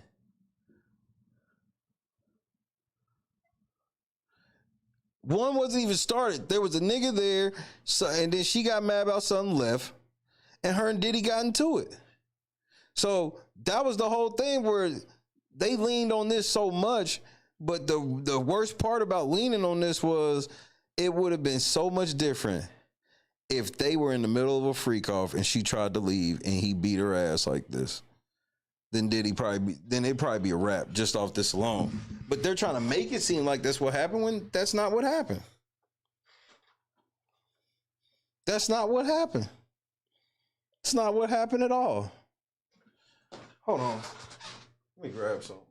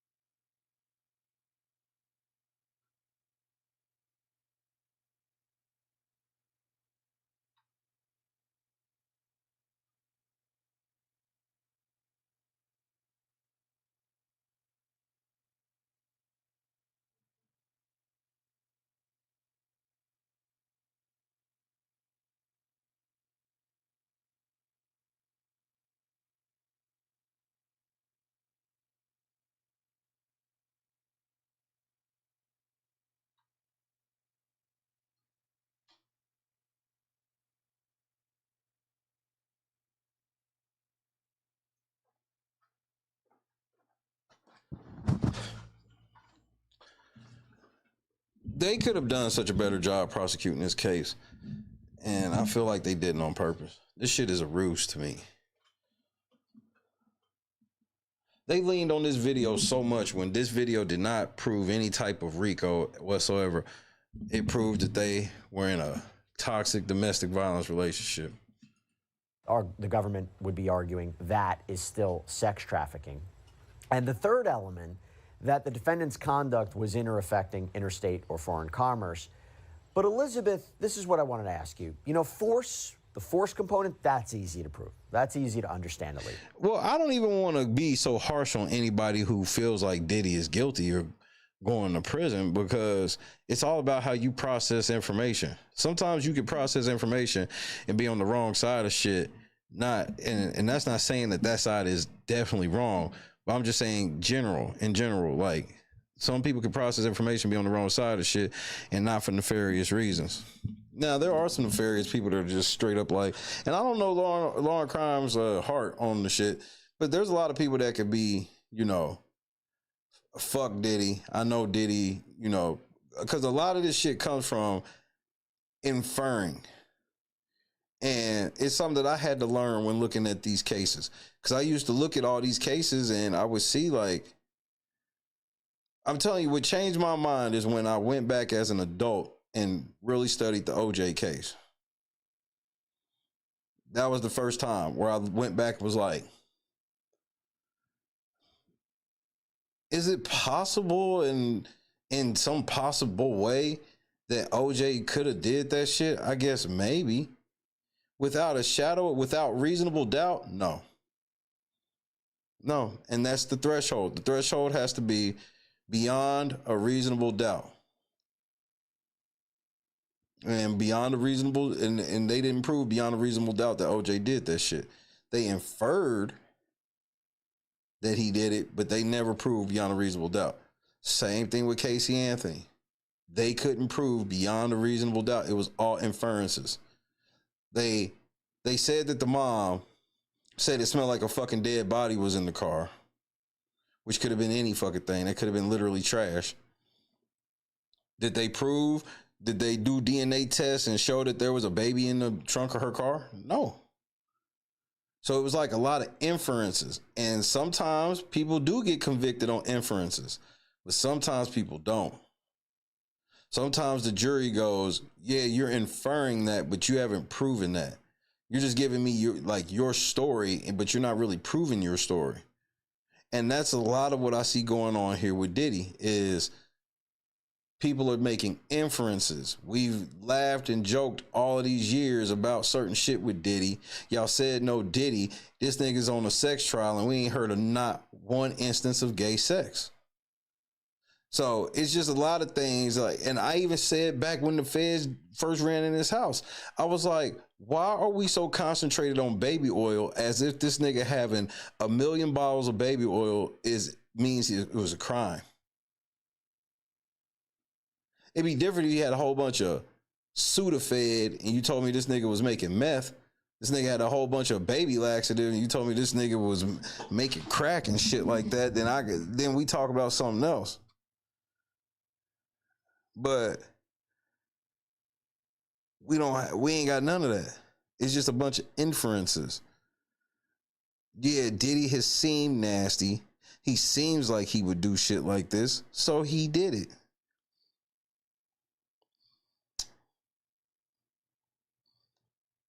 That's how I feel. A lot of inferences.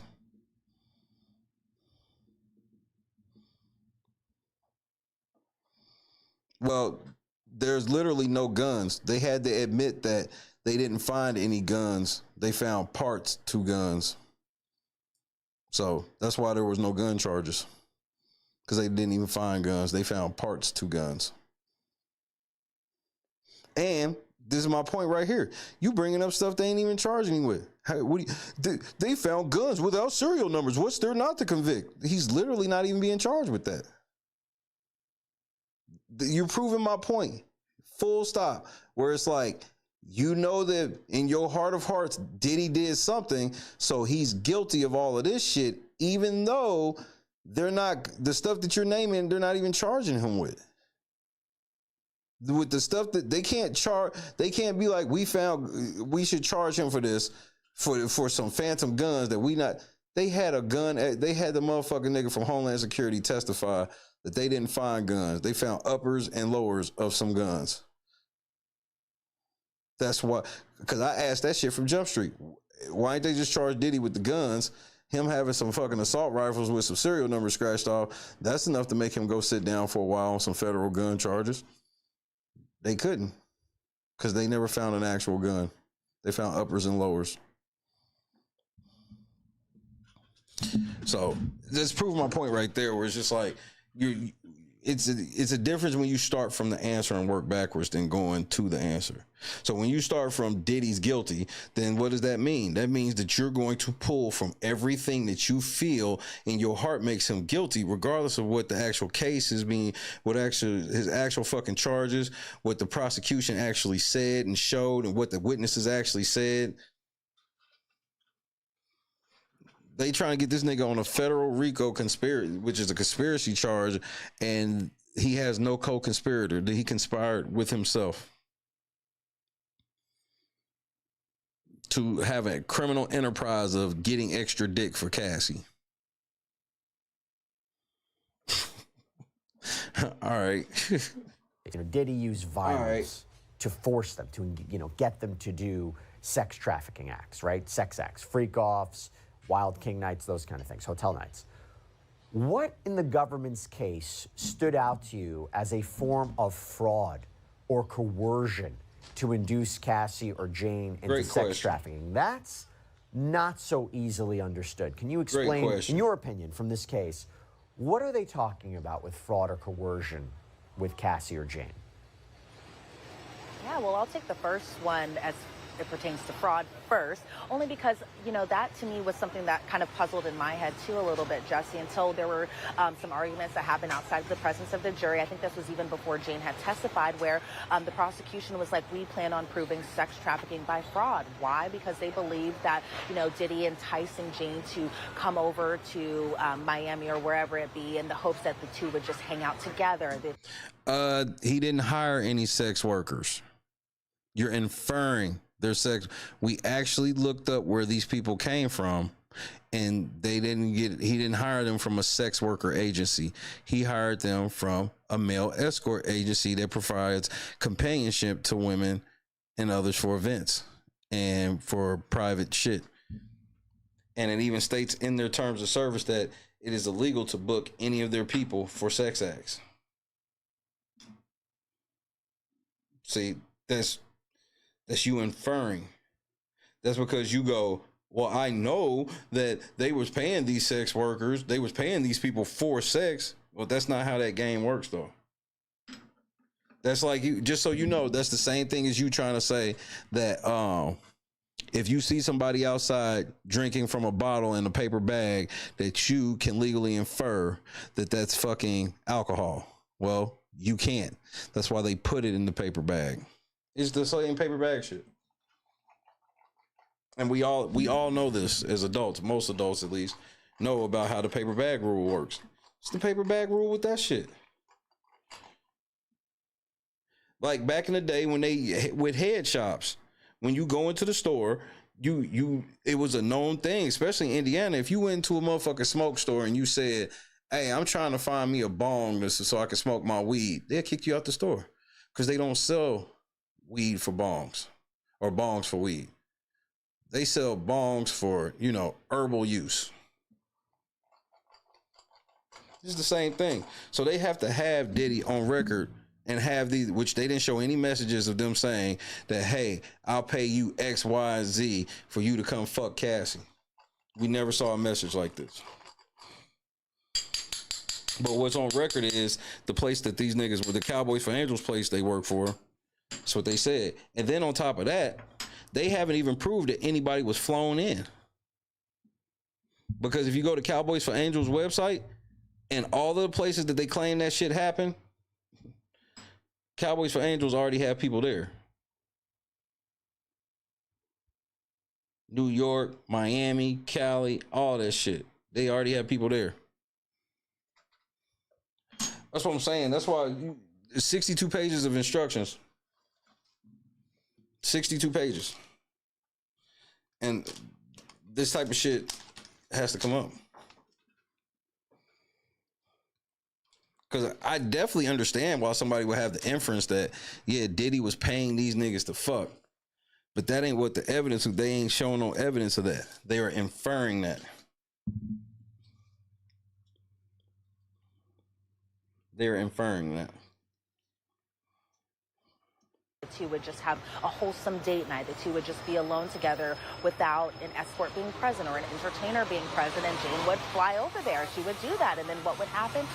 They will not. Now that part, I don't know for sure, but I'll tell you this. They are not filing no new charges against this nigga. This is it.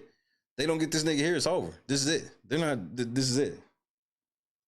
That an escort or an entertainer would end up coming after Sean Combs had promised that it would just be the two of them hanging out together, being on a date night, those types of things. Even in terms of fraud by, you know, promising her trips and promising her gifts, all of that stuff. You hear this, fellas? If you promise a girl gifts and trips and you never take her, she can now have you in court facing fraud charges.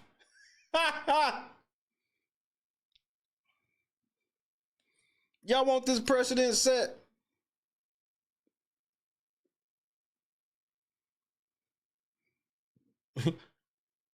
Y'all want this precedent set?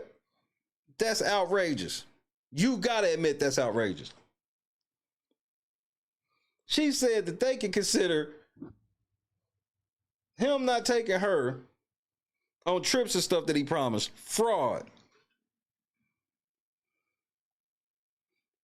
Fellas, y'all need to get married, bro. You see what the shit they coming up with now. You see the shit they coming up with now. You niggas need to get married, bro, and stop fucking playing. Married people don't have to deal with this type of foolishness. This is crazy. Listen to that again. Promised that it would just be the two of them hanging out together, being on a date night, those types of things. Even in terms of fraud by, you know, promising her trips and promising her gifts, all of that stuff is something that... Fraud by promising her gifts and trips. Stop fucking playing. I think the government was really trying to prove. Now, whether or not that the jury actually kind of believes this argument in a way, I think that will also kind of, that's the question that also kind of remains in my head. But in terms of coercion, I think there were a lot like, I don't know how the jury's really gonna buy that one. Of instances that were sprinkled out through witness testimony, especially through Cassie and through Jane, where, for example, Cassie and Jane had both testified that they had to do freak-offs or hotel nights while they both had urinary tract infections or UTIs. That Cassie even said that she did freak-offs while she was on her menstrual cycle. These are things that kind of under the law are determined as coercion. But you can't say that shit. You're still inferring. That the inference is you're inferring that Diddy made her fuck with a UTI, that Diddy made her fuck on her period. Because you want me to believe that there's no girls who do that shit unless forced by a man. And that's not true.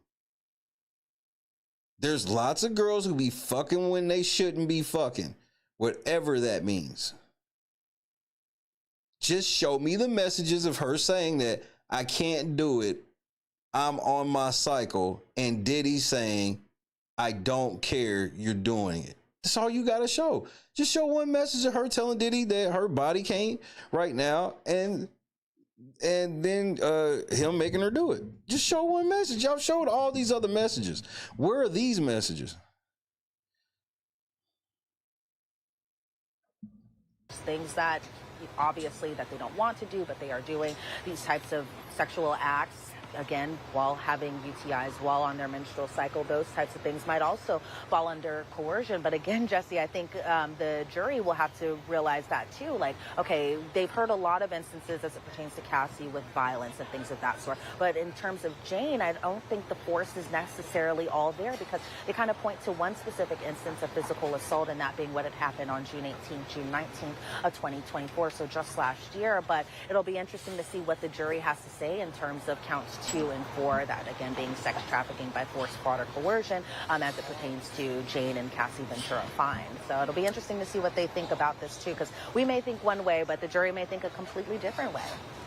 Yeah, absolutely, absolutely. And I thought this was interesting too. You know, there are other parts. Again, we're not going through all of the jury instructions, but the testimony. I thought this was interesting. It says in the jury instructions that the testimony of a witness who has been granted immunity should be examined by you with greater care than the testimony of an ordinary witness. Temple, all facts. You should examine the testimony of such a witness to determine whether or not it is colored in any way to further. No. Now you're just making up shit. There's been literally no testimony to say that Diddy was grooming anybody. You're literally just making shit up now. They're the witness's own interests. Now, you and I both know a lot of important witnesses testified under immunity. They were going to plead the fifth, right against self-incrimination, but they were granted protection from prosecution. Who stands out to you? I think who stands out to me most is probably Brendan Paul, and I would say Bonna stand out to me most, and for just completely different reasons. Now, we've heard a lot about Brendan Paul even prior to trial because of the Rodney Jones lawsuit and how he was named in that particular lawsuit as an alleged drug mule. He gets on the stand and he is adamant that he is not an alleged drug mule. He is nothing of that sort. He says, according to him, that he was kind of on the straight and narrow for the most part until that arrest had. Hey, this is your one warning. Don't start getting flip with the mouth, talking shit. You will be up out of here. Don't start talking shit because the shit ain't going the way you want it. Because I ain't gonna agree with the shit that you saying.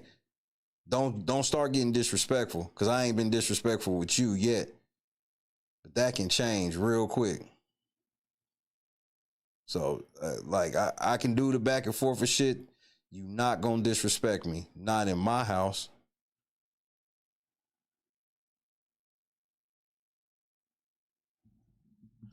Had happened. He was a basketball player previously. He just wanted to do music. He had been working for Sean Combs to kind of, work his way up, those types of things. So he kind of stood out to me because, as we all remember, he was arrested at the airport over in Florida at the same time that Sean Combs' homes were being raided because he had, according to his testimony, he had a small amount. Oh, you think I'm playing? You think I'm playing? You thought I had to put up with your disrespect. No, I don't. I'm gonna show you what I do. Get your motherfucking ass the fuck up out of here. Fuck you think you talking to, bitch? Shut the fuck up, stupid motherfucker. Get out your fucking feelings, you idiot. This is how sore losers act. You thought you could come over here and manipulate some motherfuckers and you realize you really can't. So now you get in your feels and think you can disrespect. You can't disrespect over here, nigga. Not over here. Going for no fucking disrespect. You got me fucked up. This is my shit, not yours. So shut the fuck up and take your, you've never had a relative sex traffic. First of all, what the fuck's that have to do with anything? What does anybody's relative being sex trafficked have to do with anything? Because we haven't heard anybody be sex trafficked. All I've heard is a bunch of money hungry whores now doubling back, getting more money, and now sitting here lying and saying that, yeah, I set up all these dudes to fuck me. I even instructed one to piss in my fucking mouth, but it was because I was forced by Diddy. Where's the proof of that? I don't really have any outside of he beat my ass because we were in a toxic relationship, but I ain't showed not one text message of this nigga saying that, hey, I got a fuck on my cycle, any of this shit. You all just inferring. And since you getting some pushback on your bullshit, this is where y'all go with it. See, I managed just to stay on my square without disrespecting anybody.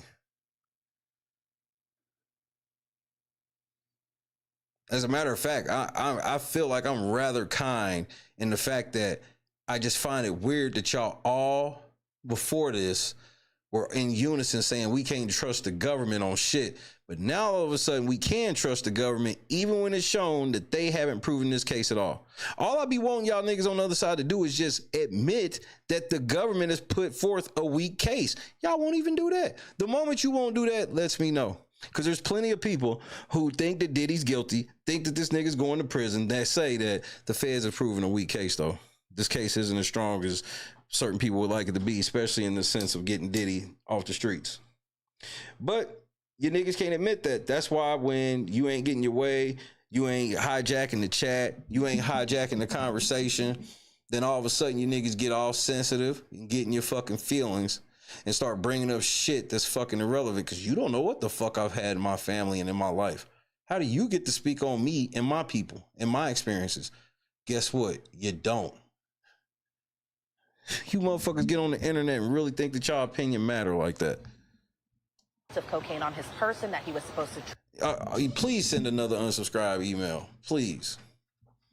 Transfer into, I think, either the Gucci bag or one of the designer named bags that was supposed to go with Sean Combs. Trap Lord Ross, the drug dealer. Before this trip, this family trip that they were all going on, and then he ends up getting caught with it. He's arrested, but he ended up having a really great lawyer, as he had said, while he had testified, and he was able to kind of work a deal out, and so that's all good. And so even in terms of Bonna's testimony, I think the jury might have a lot of questions in their mind about her and her credibility in a certain way, because there was this whole issue on whether or not this alleged balcony incident happened, but more importantly, when the date of this alleged incident even occurred, because according to the defense, Sean Combs wasn't even in California on the date that Bonna had alleged that he had dangled her from a 17-story balcony over.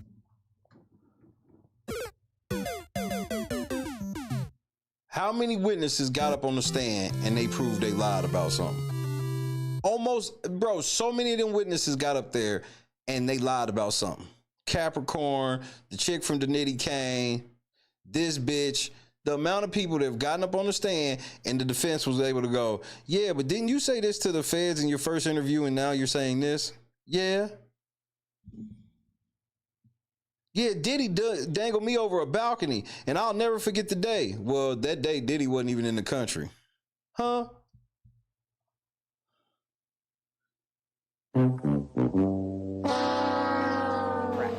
Condo. And so I think these are just some questions that will be going through the jurors' minds while they're back there deliberating. Now, whether or not they may remember every single one of the immunized witnesses, that is a wait and see, because there were a little bit of them. I can name, George Kaplan. I can name David James. There is Brendan Paul. There was Bonna Bongolan. And so those are just some of the immunized witnesses that just come to my mind. And I think all of their testimony was interesting, but definitely Brendan's and Bonna's stood out to me the most. Oh, yeah. I have to ask you about this. It was really interesting. Apparently, they say this in the jury instructions. Diddy's voluntary well, not Diddy, they don't say, but Diddy's voluntary intoxication or drunkenness can be considered by the jury as a way to negate his intent to commit certain crimes. So racketeering conspiracy, attempt, kidnapping, bribery, forced labor. I mean, do you remember when that was discussed during the trial? Did Mark Agnifilo mention that in his closing argument? That feels significant because during the course of the trial, the defense was keen on talking about his substance abuse problems. But the idea that this, negates an element of the charges, did Agnifilo mention anything like this? I feel like I can't remember right off the top of my head whether or not he did, but I think there were points that they definitely, on the defensive side, were really trying to sprinkle in that it might have either been a drunken night or a bad batch of drugs that really caused the reactions that maybe Sean Combs allegedly had on certain instances. I go back to the March 2016 incident where I think the defense was trying. Hold on. Damn cat at the door. Motherfucker.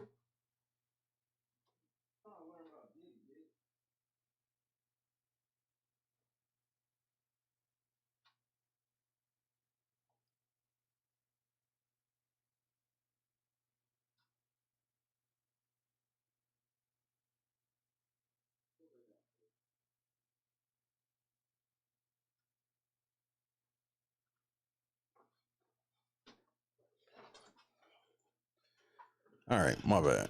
To kind of poke holes in terms of just what had happened that night, what had caused that particular violent encounter to really happen. And they, I think at points were trying to say it was, a bad night of drinking or is a bad batch of drugs. And I think it was interesting that the judge did read that particular instruction, because I think on the government side, I think they were trying to point to different instances where Sean Combs may have just been completely not drunk or anything like that when violent episodes had occurred. And I think they were trying to say things like when it happened, or what had happened on June 18th, June 19th of 2024, where they were kind of trying to drive the point that Sean Combs and Jane both had the same amount to drink. But however, we know what had happened at that particular incident. Nigga, why do they got the motherfucking judge looking like a Batman villain right here? They both got into a physical altercation. Jane initially kind of slammed Sean Combs' head into a counter, and then Sean Combs reacted in a very, very violent manner where he was chasing Jane throughout her apartment. He kicked her, he dragged her, he caused visible injuries to her that only the jury could see from the exhibit photos and things of that sort. And so it's interesting whether or not the jury will really kind of take into account that particular instruction. Obviously, they should take into account all the instructions that the judge gave. Correct. Them. But that particular instruction kind of stood out to me because I wonder how much of the testimony do they remember, and do they think, okay, well, maybe is it possible that it was just drugs or alcohol or somebody under the influence that caused some of these instances to happen? Which is a very plausible thing for people to think. Like I said, a lot for this jury to consider, and why I am not surprised that they didn't come back with a verdict today. I could have guessed that. I would have put any money on that they would. Oh, yeah, I'd have bet any type of money in the world they wouldn't come back today. I felt like it's going to take a day or two just to get through all the instructions. Wouldn't have come back with a verdict today. Do they come back with a verdict before the July 4th weekend? That's a more difficult question. We'll see. A lot of evidence, a lot of testimony, a lot of charges, a lot of elements, a lot of law. Elizabeth Milner, thank you so much. Great seeing you. Thanks, Jesse. And that is all we have for you right now here on Sidebar, everybody. So just in the landscape of the jury, the prosecution is not happy. That's why they like, yeah, tell them yes. Yeah, tell them yes. The defense was happy about there's one juror fucking it up, because it don't matter if the juror is anti-Diddy or pro-Diddy, in the sense of if one juror fucks this up for everybody, it's going to be a mistrial.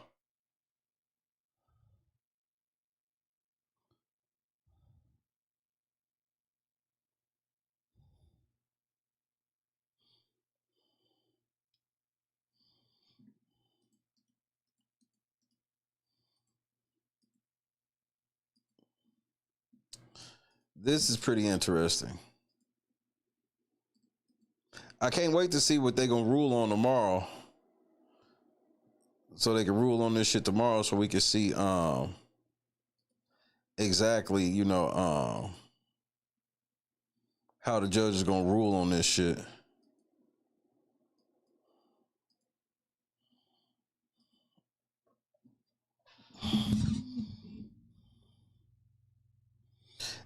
Ray J, it does. That distribution question also reveals that they think the women asked for the drugs. Because we've heard testimony of Cassie and her friends being on drugs independent from Diddy, and hearing of times that Diddy didn't even want her on the drugs. I don't think that we getting to know guilty. I just don't see that possible. 62 pages of instructions for some shit that the prosecution swear is so straightforward. That doesn't, both of those things ain't true to me. Both of those things are not true.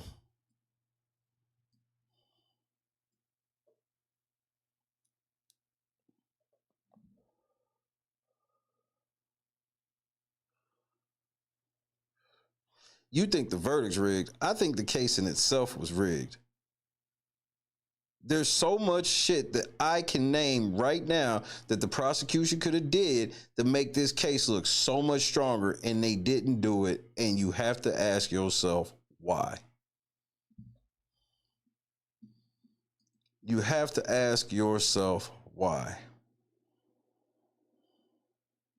I mean, it's so much shit where it's like, well, if y'all would have just charged this, or maybe y'all just charged this. And this is beyond just the obvious, like, hit him on the state charges about him beating Cassie. It's deeper than that. I don't understand why we didn't search his jet. That was something I thought about, Saturday?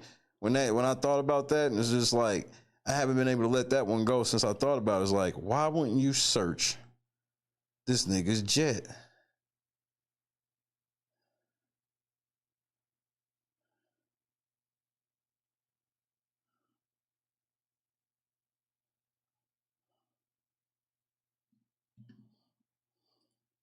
I think everybody in the room knows he ain't guilty of what's being charged.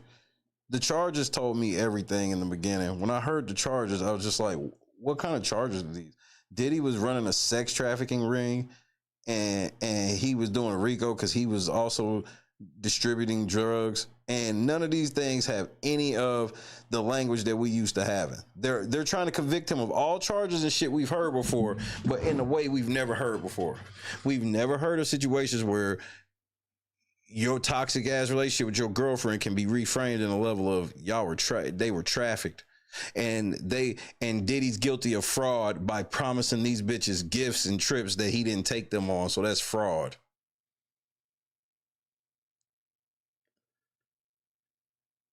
And the amount of grown men I hear rooting for this nigga to go to jail with this to be in the shit that it is, that shit just be kind of crazy to me. That shit's kind of wild to me. It's like, so you want this, you want to set up to where a girl can double back like this and say that if you promised her anything during your relationship, she can say that was fraud. That was coercion. I only stayed with him because he promised me these things, and then he didn't even give them to me. So he coerced me with that, and then he committed fraud by not giving it to me.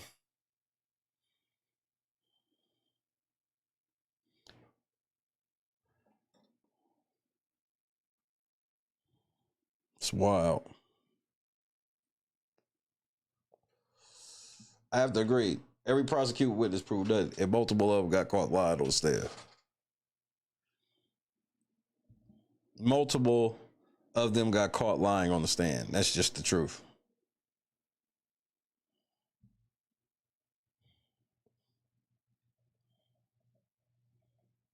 I mean, but we gonna see. We gonna see.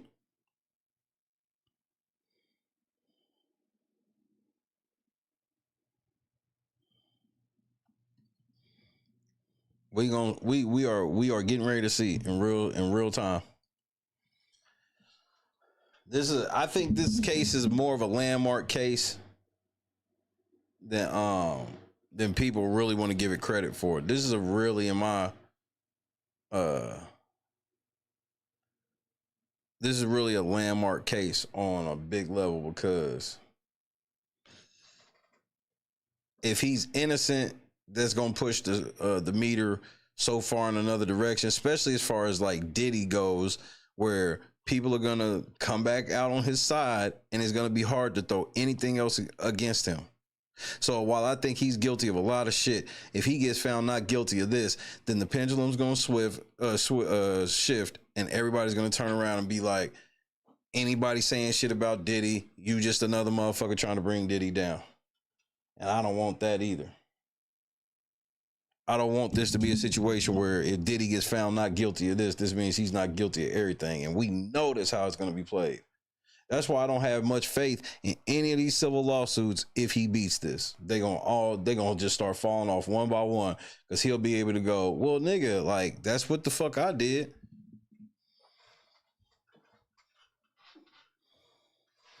If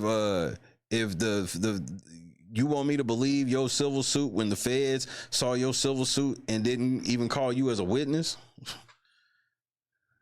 that's going to be hard, so much harder to overcome.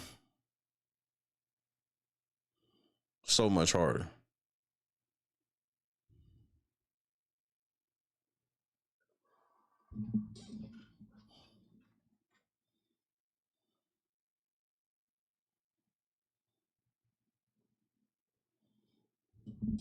I just don't want this shit to excuse shit that niggas be on. I never thought, regardless of the verdict, I never thought I would see a trial that had to do with Diddy and the sexual deviant shit that's been rumored throughout his whole career. I never thought we'd get to the point where we actually have a trial and not one Diddy party was brought up. Not one specific Diddy party was brought up. That has to be weird to a lot of people.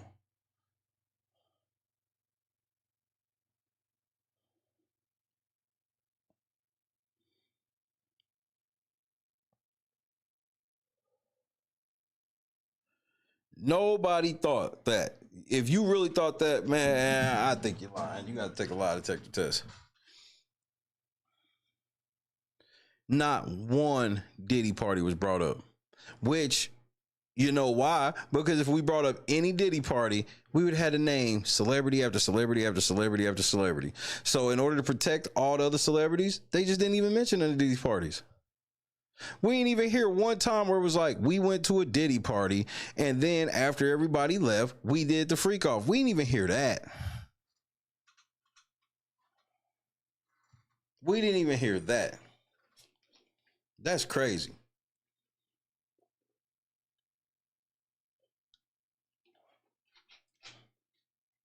Why didn't the feds bring up any Diddy parties? And I mean that as a serious question. Why the fuck didn't the feds bring up a single Diddy party?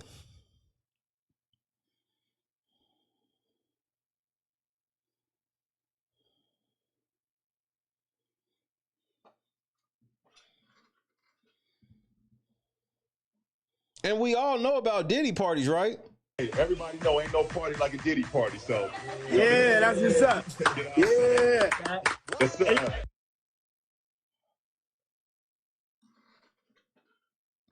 Wild King nights, but none of the Wild King nights was ever the night of a Diddy party. What?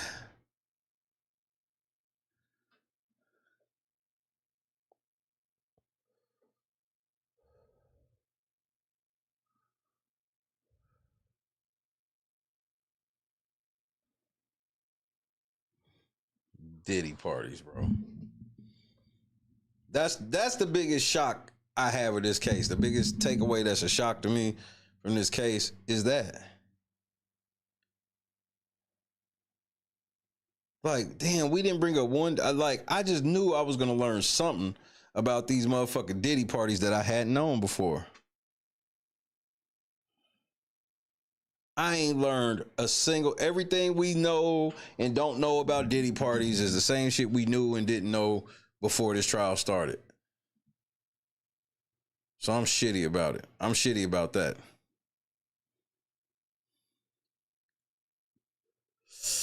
I can't even agree with that part, Lisa.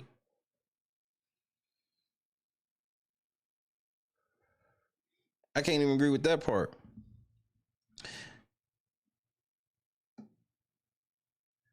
And the main reason why I can't is there's no celebrities came out against Diddy.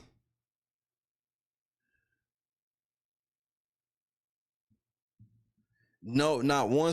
Only celebrity that came out was Kanye, and he was pro Diddy. Like, there's no prominent people out against Diddy. So what does that mean? That means that they were waiting.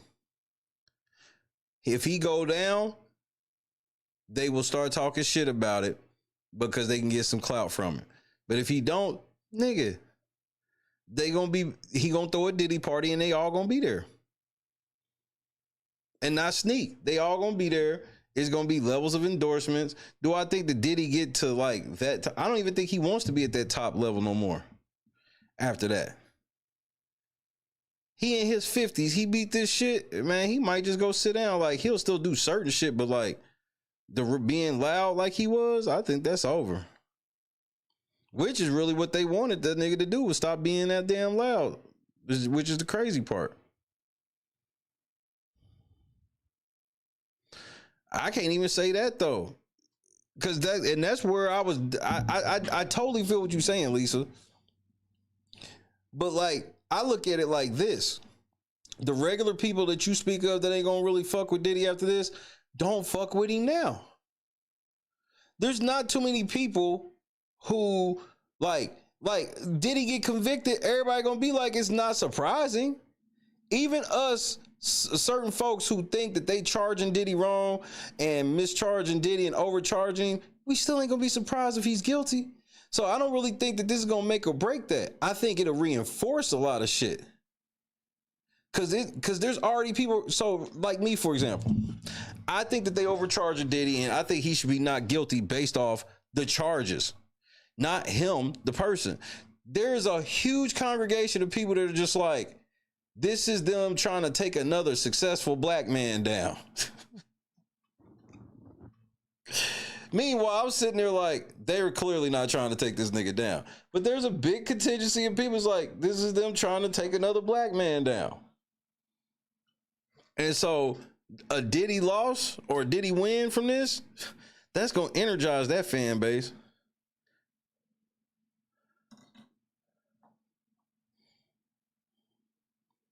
The social media shit's weird, where it's just like, even if he get locked up, there's still gonna be a lot of people fucking with him. I truly, but the celebrities is gonna come out, and a lot of people live off of what celebrities think. Unfortunately, especially on these apps, especially for these people that, you know, live on YouTube, live in these sectors, if you will, and never really clock out of this shit, never unplug from the matrix. Like, it's one thing you in the matrix, and some people never unplug from this motherfucker.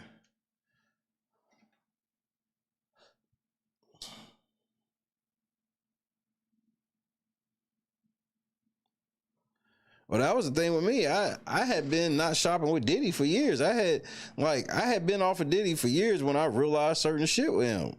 But that's just what it was. Like, it won't make me retro. Like, him beating Cassie ass does not make me say the songs I like from Diddy I don't like now.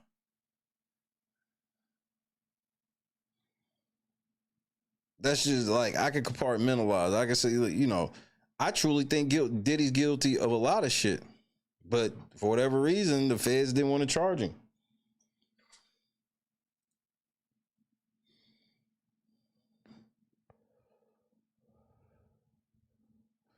Where it's just like, you know, when he beat Cassie ass, the moment that they didn't lock him up immediately for putting his hands on her, I was like, all right, so y'all really don't care. They didn't get him with no type of like, they didn't even use the violence as a predicate part. Like, I guess they could say it's part of the coercion, but they can't even link none of this shit. Just, they had a toxic ass relationship. And that's not excusing Diddy. Like, me saying that they had a toxic relationship is not like, that's an excuse for him to be beating her ass and all this shit. But nigga, they all was out of pocket with the shit they was on. And then when I hear Cassie say shit like, if I left, I couldn't continue to have the lifestyle I had, I'm like, so you was okay with getting your ass beat for money? There's a level of that I have to take into honest consideration. Like, when you let me know that, yeah, this nigga was putting the beats on you, but you didn't even think of leaving because you would have been living back in the trap, then I don't have the same type of sympathy for you. Because there's lots of women in certain situations where they're not staying because of the money. They're literally staying out of fear for their life.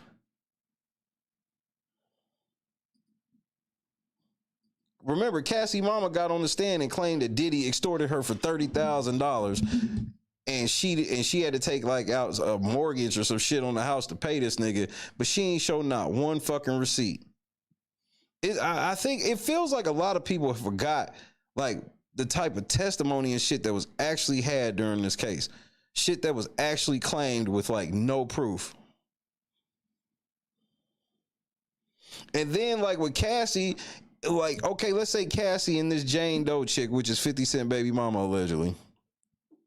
Let's say that you told me that these were some regular chicks that Diddy met at like a concert and then got them, infected with the limelight and then, kind of controlled from there. No, these bitches were been in the game. Cassie was with Ryan Leslie trying this shit. She was fucking with professional football players, fucking with Kid Cudi and all this shit. And she said she didn't feel like she was cheating on Diddy because they weren't married, which, fellas, try that shit with your girlfriend. Then the other bitch, she was with 50 Cent. So these ain't like no regular girls they was sitting here talking to that they like turned them on to some lifestyle that like Diddy turned them on to a lifestyle they had never even remotely experienced and shit before. And nah, nigga, they knew what time it was. Stop. Like, stop.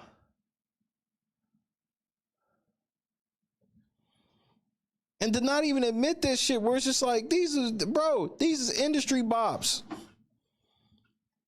It'd be a way easier sell for me if you was like, man, Diddy met Cassie at one of his concerts and she was really smitten over that nigga and then he turned her out like this. That's easier for me to believe than what actually happened. Way easier to believe.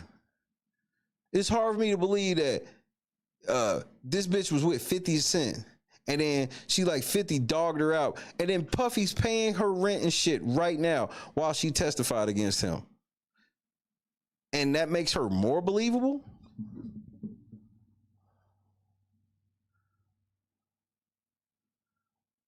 Like, y'all gotta remember, some of these girls, they be okay with like niggas giving them the money and paying for shit like that. But the real thing in the end for a lot of these girls is to do what? Get their own money. I don't want Diddy to have to give me money forever. I want my own money.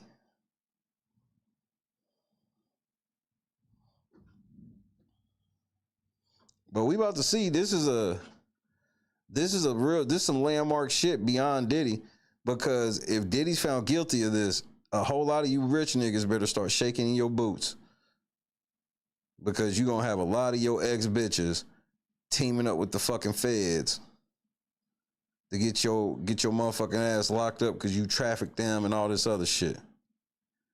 Especially the men. So if they get Diddy on this shit, just understand that the men that have gotten their girl that was rich and gotten their girls to like fuck other girls and have all these other girls, it's gonna be way easier to convict y'all.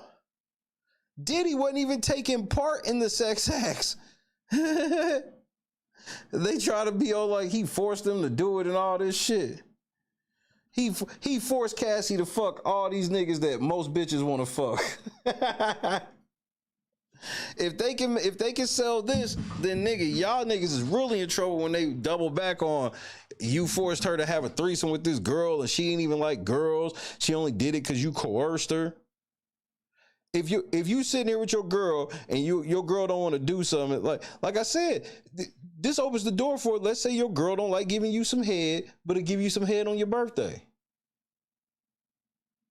They'll be able to double back and say that she never wanted to do it. You coerced her into doing it. You coerced her. If you came and be like, come on, baby, can you do something special for my birthday? That's coercion. Because remember, Cassie got up on stand and said she was doing this shit because she loved that nigga.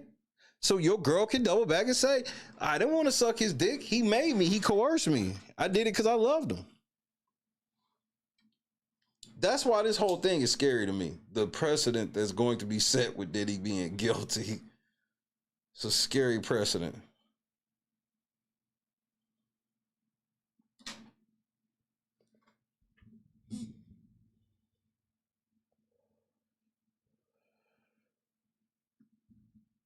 And that ain't saying all girls will take advantage of that shit. No, there's not going to be all these girls like, I'm getting ready to get divorced so I can say this shit.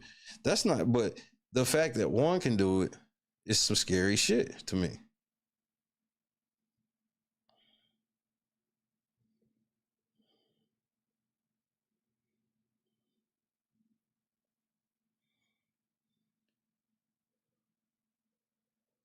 Because like the Fed said, well, Cassie, she already got the money. So what incentive does she have to lie?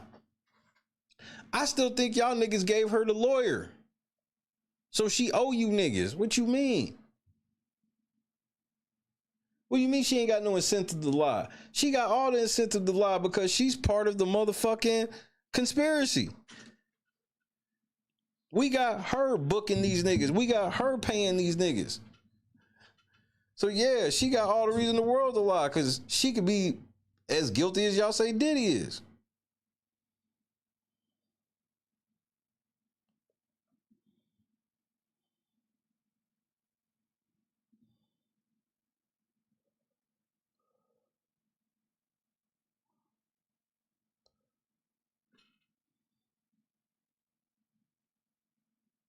A RICO on this is some scary shit, bro.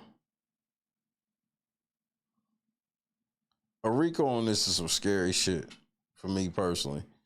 because it's gonna open the door that some of y'all niggas don't want to see.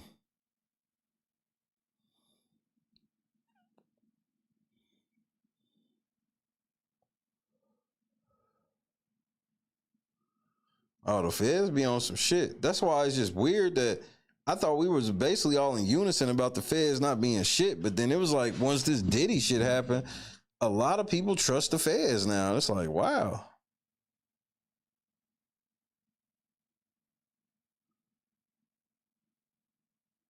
They got a 95% conviction rate. Who's in the 5%?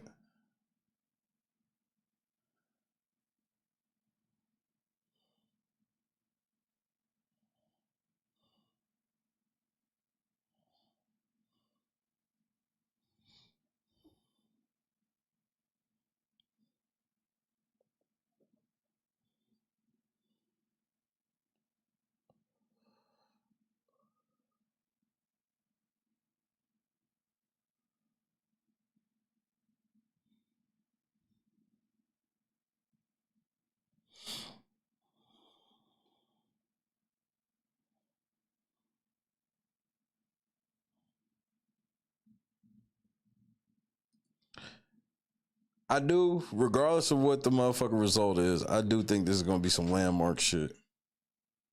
This is going to set this is for all you rich niggas. A new precedent is getting set with this Diddy shit.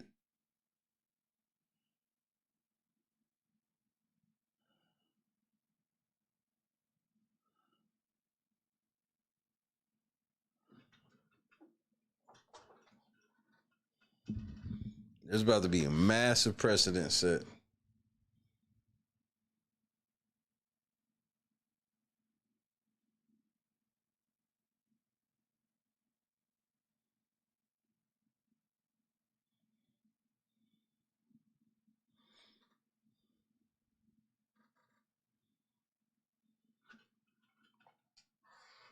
This shit crazy. I can't wait to see it though. It's gonna be interesting. And when the verdict comes out, they gonna sneak and do something. The powers that be are going to sneak and do something. Cause this shit is the biggest distraction the world's ever seen. And that's going to send this shit to the next level.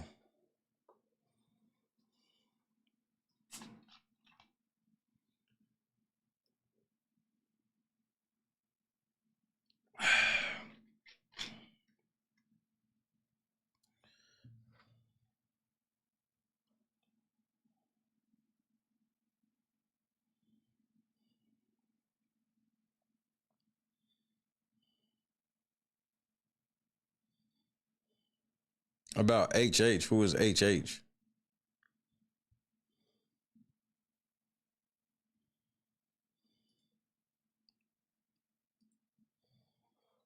Who is HH?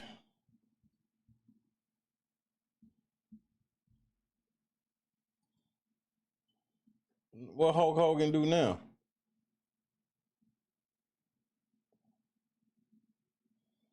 Today I was hanging with my wife and free agency.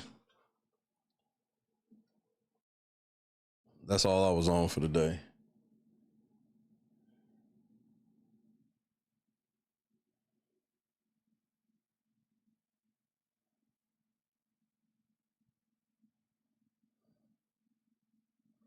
What did he do? Short synopsis.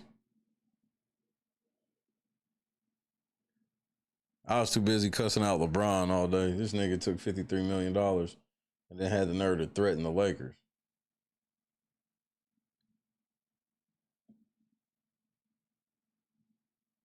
So you talking about Hulk Hogan might be out of here.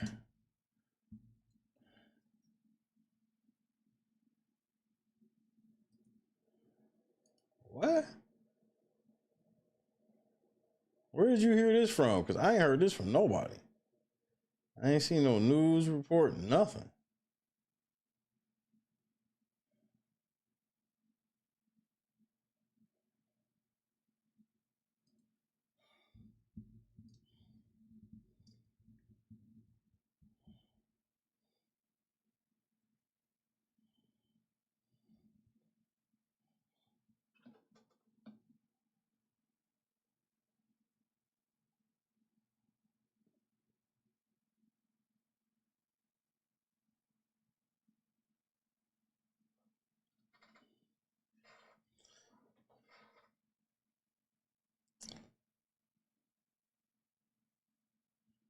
I don't really see nobody that I would consider credible enough to report it. I said it was like June 19th.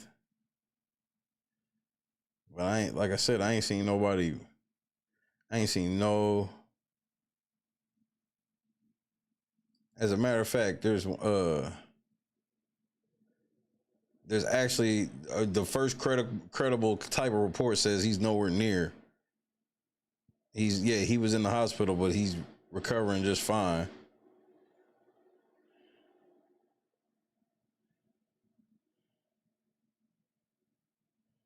A representative denied the rumors, telling the outlet that the surgery was related to previous injuries and ailments.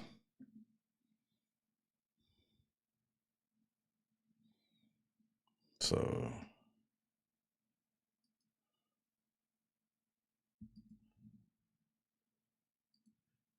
I don't know where all of that came from.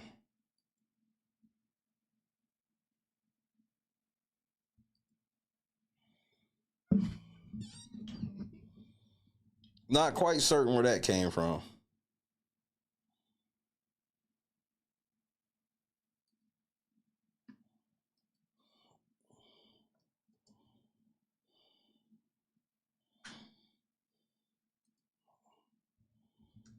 But regardless, I hope that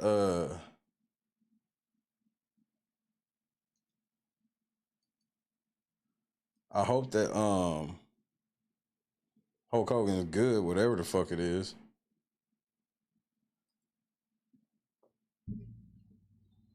The person who created the NWO logo didn't get paid for it. Not surprising.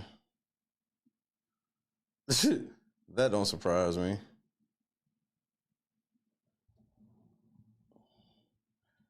I wish I could say it did, but it does not. New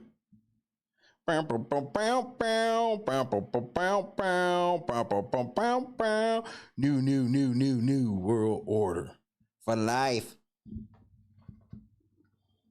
I appreciate it, Lisa. You know, just continue to pray for my wife. We went to Cheddar's. I've never been to Cheddar's outside of going with my mom. Literally my first time going to Cheddar's without mom, so. But, you know, it was definitely a good, decent meal. You know. Extremely thankful. Please do. We both came home after dinner and went to sleep. Put the boy to bed, then we both went to sleep. Then I woke up so I can go to work, obviously, and got to talk to football because at camp, like, you only get to talk to her for a second at night. That's about it. They're not allowed to have their phones, which I love. I love it. Get them off the fucking phone, let them be teenagers at camp. When the motherfucker called them screenagers, I was done. He was like, yeah, no phones for the screenagers.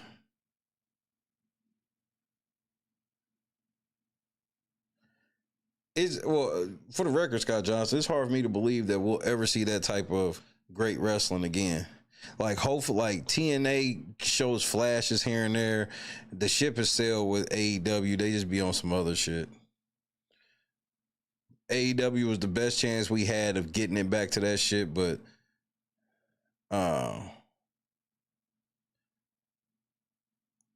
you know, I think we don't realize how good we had it with Ted Turner now. I mean, Ted Turner was getting roasted and shit. Them commercials were everything. But Ted Turner and Vince McMahon, being who the fuck they are, still, the level of booking both ways was crazy. The booking was so tough that WCW started cheating by leaking the fucking match results. That's how cold the booking was for two companies at the same time. If we can just get one more company, it's the same thing like with 2K and Madden. These things would come back to being great again if we could just get one more company to really contest.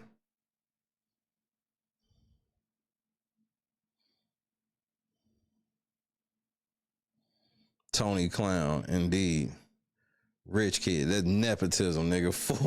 Full fucking nepotism, nigga.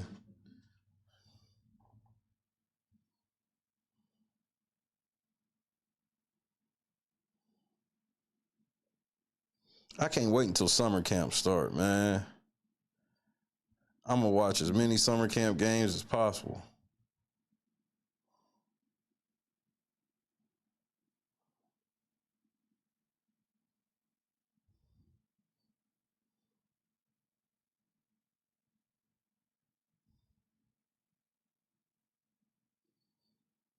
Like, we'll never have that shit again. At least in the cut one time, ladies, break out the Methuselahs. Thank you for the prayers. Bringing the Methuselah!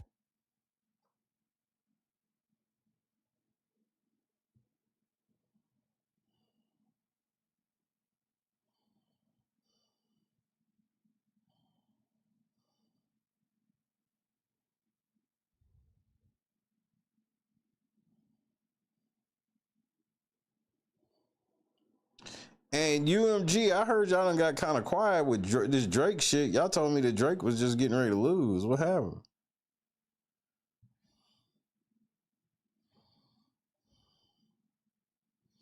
Hey, Joy, I watched part of that clip you sent me. I got finished watching it.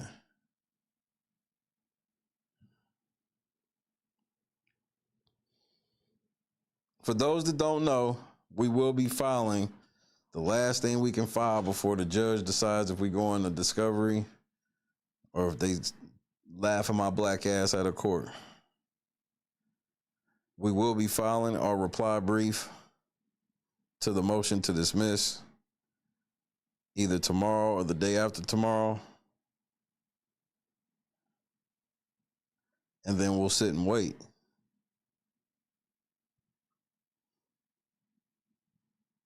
We will either be mega winners or we'll be mega losers. No, I'm not doing Big Brother in any type of way whatsoever. I'm done with that shit. That chapter of my life is closed. I got a lawsuit I'm dealing with and all this other shit. I don't have the energy to bring in all that level of drama and all the hateful motherfuckers and all these racists and these woke ass motherfucking misandrists. Don't have it in me this year. I never thought I'd get to this point, but yeah, I'm not doing Big Brother at all. No chance. 0% chance. Well, I'll say 1% chance because anything can happen because this is life. And if God instructs me to do so, I'll do so. But God has not instructed me to do so as of right now, and I have no interest in it. I won't even be watching the shit. I have no interest to even watch it. The way that they done feeds the last couple of years, the people that they keep putting on there and how they keep trying to force all these narratives and shit down my throat. And then now they got a built-in clip show this year, every other Friday. Like, man, fuck all of that. I'm cool. The house is going to look the exact same like it always does with a different amenity or two changed. And they're not going to make these motherfuckers play. I'm good. I know what it's going to be. I ain't going to waste my time. I'm not running off. Like, I've spent the last year getting all this shit to where it is right now, and I'm not getting ready to run everybody off to bring in a bunch of people who hate me. I'm hated by 95% of the community.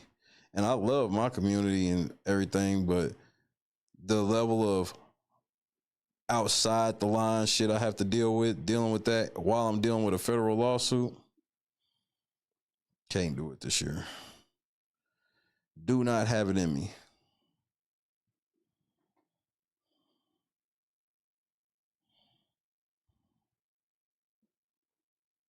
Yeah, I can't say that's me. I don't enjoy it. Being where I sit and the things I've had to endure over the last 3 years, don't enjoy it at all.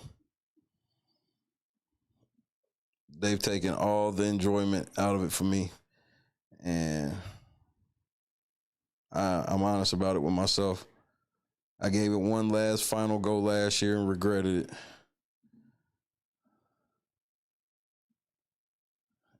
Totally regretted it. But I don't expect people to understand, and I definitely don't need like sympathy and no shit like that. But there's a lot of stuff behind the scenes that people really don't know, that it's a lot to deal with. Because, you know, it goes back to like the shit I just dealt with earlier with a motherfucking here. It's like, when we have difference of opinions, we can't just have difference of opinions. People gotta, if I don't agree with what they say, then they gotta try to ruin my life. And I just think I don't have it in me. That shit, I don't have it in me. Because that's literally what it is. It starts off slow. It starts off with the disrespect. Then if I don't go for the disrespect, then the shit gets ramped up. You know, I've been called everything, and, you know, I've dealt with a lot of racist shit, and then, you know, the blackballing and all that shit. I don't care. You know. And they get what they want. That's cool. This is what they want. They want me gone and out of the way. They can have it. I don't give a fuck. I got way bigger shit on my plate than Big Brother and anybody dealing with it. And that's no disrespect to anybody. It's just the truth. We are at the end of the road of a federal lawsuit. So the only thing on my mind is that I don't give a fuck. Because I'm trying to get back going. If I get any extra time, it's because I'm going to be back on. I'm going to be back on LNC Gaming. LNC Wrestling first, then LNC Gaming, and so on and so forth. I'm not going to let Big Brother jump to the top. My Big Brother ain't got enough room on the list. There's so much other shit I got to do, and so much other shit that people depend on me to do. And I know there's a lot of people that hear me right now. It's like, Shay, we want you to do Big Brother, and I got to be honest, I don't care. I love you, but that y'all wanting that shit to happen for me does not move the needle, because I know what comes with it. Y'all don't. I swear that's not disrespect. That's just me being honest. I know what all comes with it. Y'all really don't, because you just don't. You just don't. So I don't want anybody to take this shit as personal. Like, damn, you just kind of like fuck everybody now. Nah, I ain't on no fuck everybody shit, but I got to do what's best for the team and the mission. Nobody's bigger than the mission, not even myself.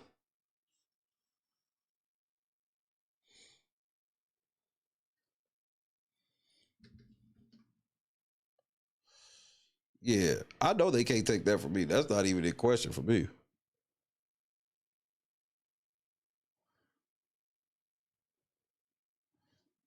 That's not even a question for me.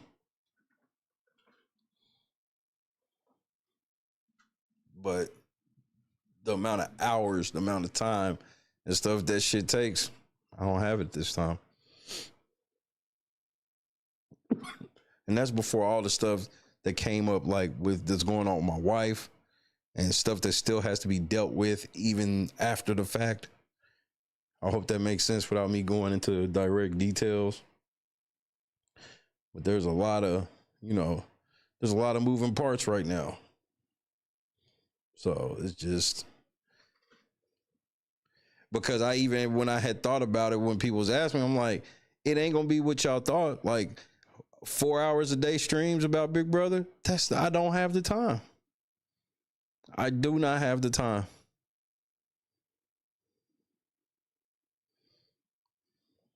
I had the time back then. I generally don't. And then especially like with all the shit with Dalton last year, like it was easier for me to, with all the shit dealing with that, I had to go talk about something and be away from it and just turn my back to it. And Big Brother helped me do that. But I didn't have fun. Last year was the first year I really didn't have fun. And the feeds were so fucking terrible, and it seemed more rigged than ever. And so this year, the cheese room, nigga. Dude. That will be me in the fucking cheese room.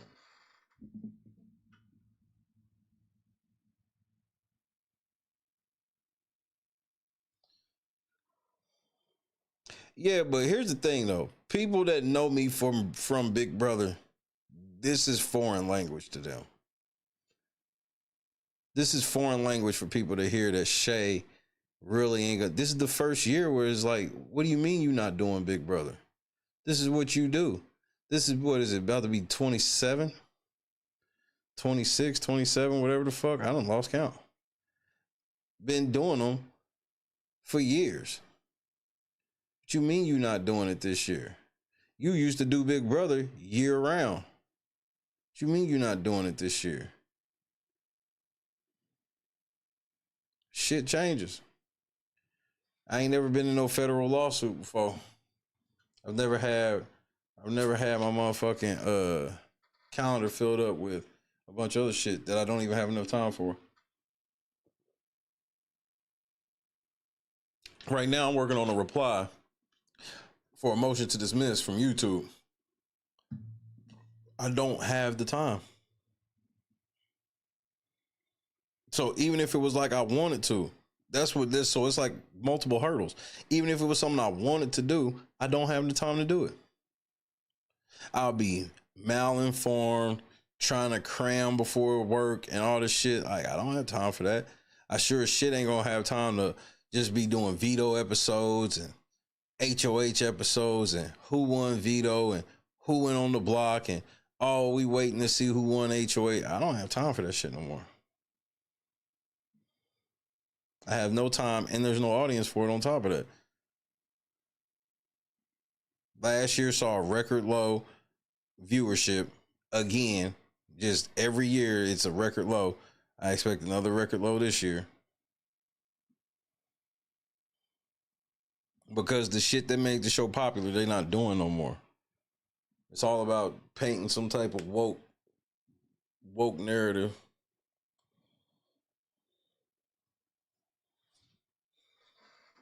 This year, y'all probably gonna be rooting for a gay showmans to be the first gay showmans to win 1, 2. It's always something every year. It can't just be, let's watch Big Brother and see who wins. No, it's gotta be some type of shit where it's some type of fucking narrative we have to play out. Oh, we gotta root for this person because these people have never won and these people have never won and we've never had this type of person. Who gives a fucking shit? Just play the damn, you know what? This is why I ain't got time. That's why I ain't got time. I don't even know when the shit start. Don't shit start like at the end of the month? And I know y'all niggas gonna be watching. My thing ain't, I'm not in the business of trying to convince people to not watch Big Brother. That I haven't turned into that type of person.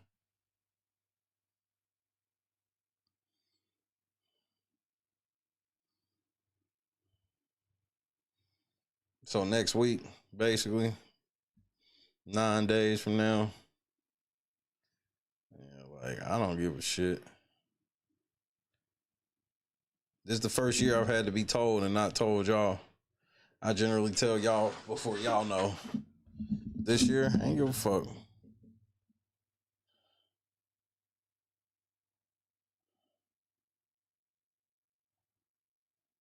Tammy, what's happening? Yeah, Tammy been around for a while with the shit. A lot of y'all know. And I know a lot of y'all are still in disbelief now. And I know a lot of y'all like, yeah, Shay, you saying that shit, but watch what happened. If that's how you feel, I ain't gonna jump out on a limb to try to convince you otherwise. And like I said, if God speaks to me and tells me to go down that path for whatever reason, I will. But I don't see that, and I haven't heard that, and I haven't been signaled that. I got I got to deal with this sanction shit. Then right after this sanction shit, this other shit. I don't have it. I don't have it. Trying to edit clips and all this shit. I'm trying to get back on wrestling. People don't realize that is my number one priority right now. Javon and KS are cooking right now, and they need me. Wrestling is more important than Big Brother. And I know Javon agrees, and KS agreed times 1,000. So it's gonna be really hard for me to diss my homies for some shit I don't even really want to do. That's just me being straight up a buck. That's me being straight up a buck. Yeah, they understand what's going on and shit like that, so they not giving me the blues or no shit like that. So that's exactly why when shit get right, I owe them, because they were patiently waiting on the kid. So make sure y'all check out lncwrestling.net.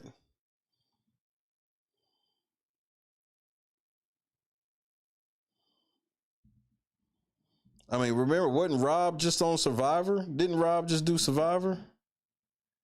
But the women. And then I try to tell people for the longest that them niggas been working for CBS the whole time.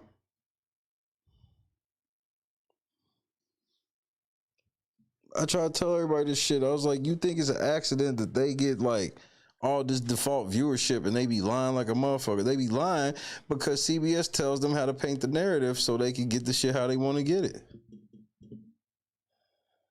Or why I say .net, lncwrestling.com. Thank you, Javon. Oh, my bad. Shay fucking up.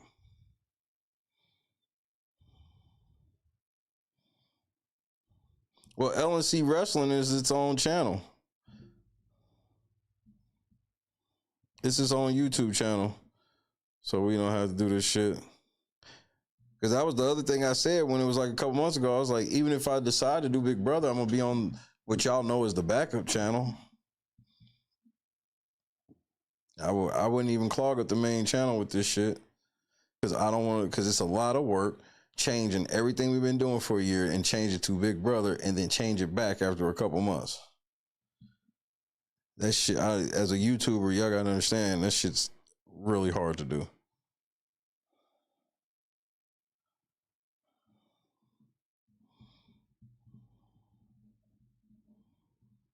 Especially because within the next week or so, you know, it's going to be a lot of people I ain't seen since last year that's going to show up. And they not going to really understand. It's like, I get that, but just like I understood that once I started talking about other shit, you left. You know what I mean? So you got to understand it when you come back and it's just like, oh, he on something else. But that shouldn't have been a surprise. We on episode number 542. Number 5, what's happening?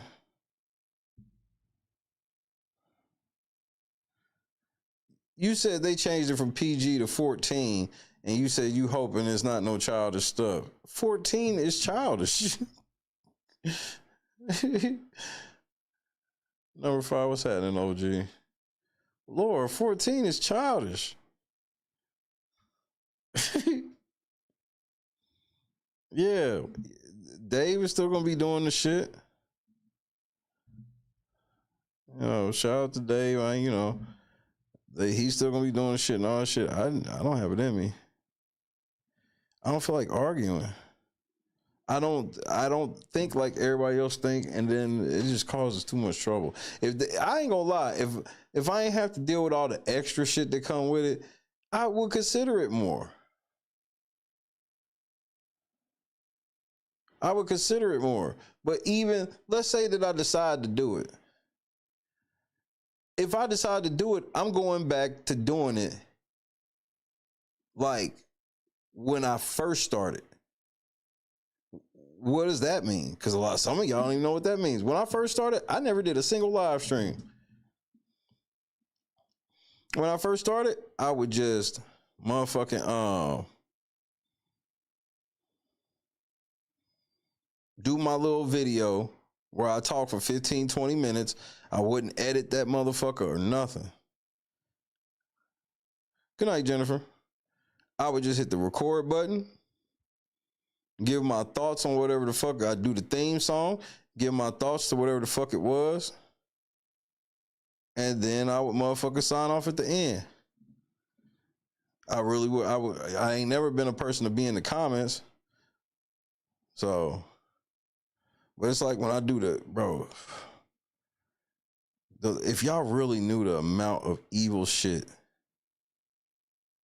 that motherfuckers be trying to be on. Granted, they never would go as far as like Jed and them would go, but it's a lot of nuisance shit.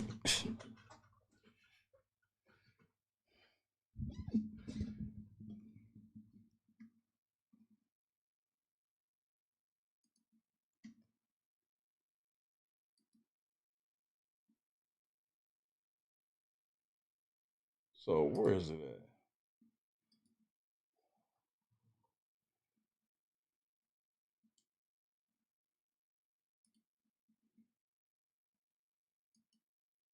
Let me just see something.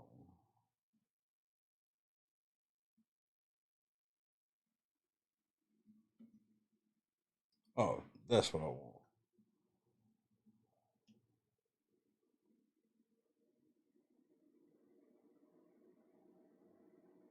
That's what I want.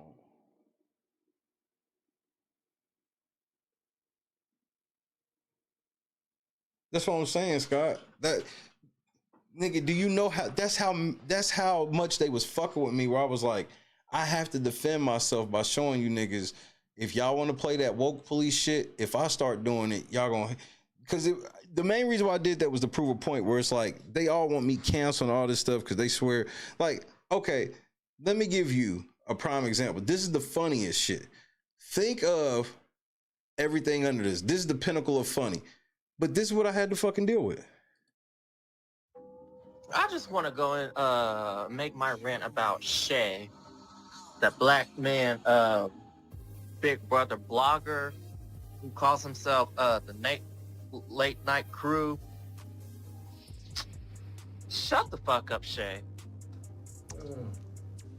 What was that? Shut the fuck up lying on black women. Let me tell you something. Let me tell you something, nigga. Oh, no, you didn't. Wait a minute. No, you didn't. If I catch you lying on any black women, it's not going to be nice. I dare you to lie on black women. You ain't gonna do shit, nigga. You want to come in, you want to go off on, for what? For what? You gonna say that she would do anything for clout? How's she doing anything for clout? How, Sway? Take a few steps back to go. You ain't got the answers, man. You ain't got the answers. You ain't got the answers. You ain't got the answers, Sway. I'm trying to figure it out. How she do something that she's looking for a clout? I don't get it. I don't get it. Huh? You always disrespect black women. You have no respect for yourself, bitch.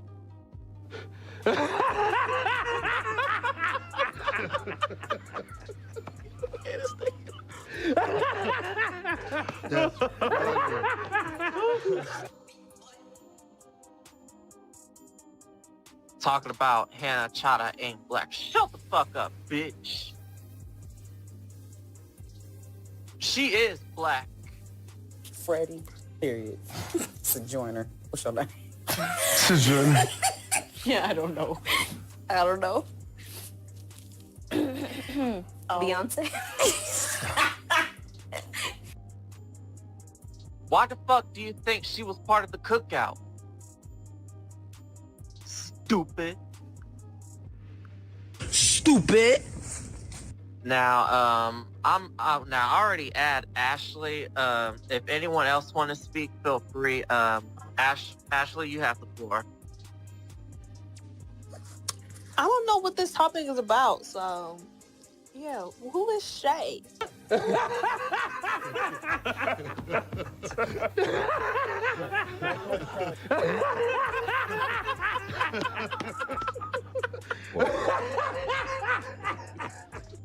was gonna speak on Daniel because Daniel right now, his comment section is talking about Taylor out of his neck. He's a fucking weirdo. But we can talk about that later. But yeah, can you catch me up on who is Shay? Look, I've never even heard of him. Okay, so apparently, well, do you watch her YouTube? No, but I be in the spaces with you when she hosts. Oh yeah. So she's a black woman. She's a black blogger. And, she'll do commentary on Big Brother and all the other shows. And she saw this mugshot of Terrence. And she was, and then she went on YouTube and she was saying, look, she was talking about how what she saw on Twitter. Delays? It was about Terrence and his mugshot. And then out of nowhere, this nigga Shay gonna make up a lie and say that would do anything to look for clout.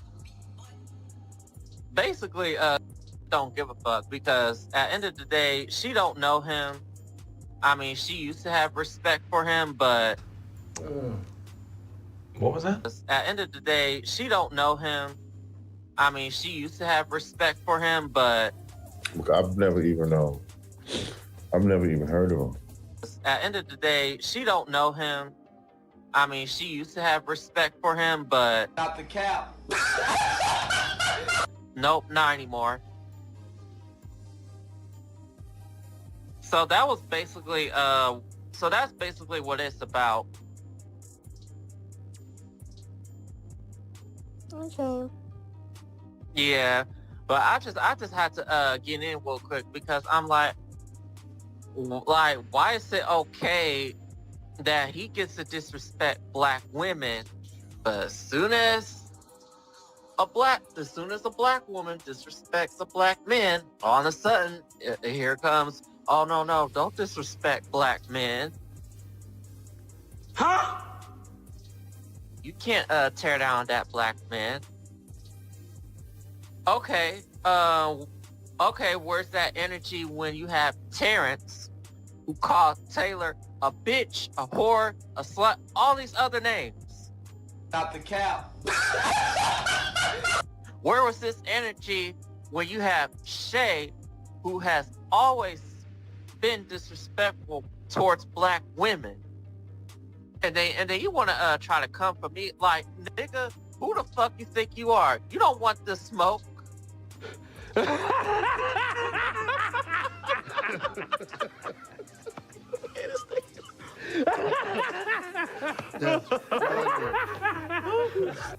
Cause I'm not the one to be fucked with. And you need to tell your fan to shut the fuck up, try to come for me, because I ain't the one. Sound real hard on the phone, nephew. If you want to go there, we could go there. Yeah, that's what I thought. But yeah, anyways, Shay not gonna do shit.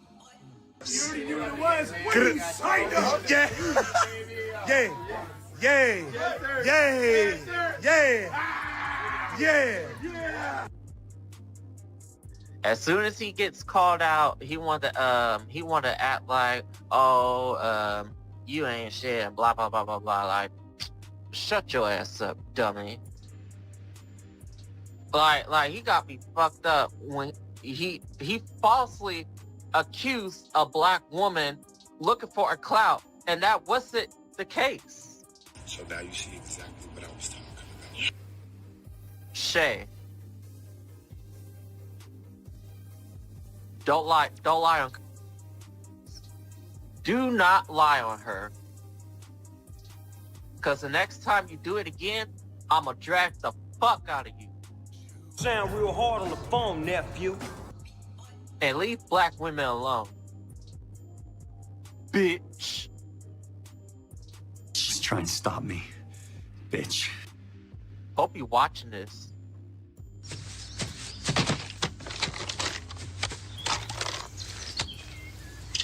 Yep. Yep. Mm-hmm. Yeah, we could go ahead and talk about Daniel. I'm done with Shay. Fuck that nigga. He's a coon piece of shit. What was that? A misogynist coon. So now you see exactly what I was talking about. Fuck him.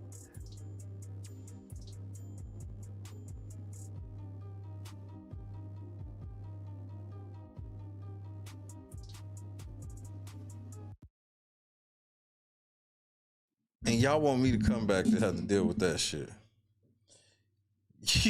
Y'all want a nigga to come back and deal with this shit. That's what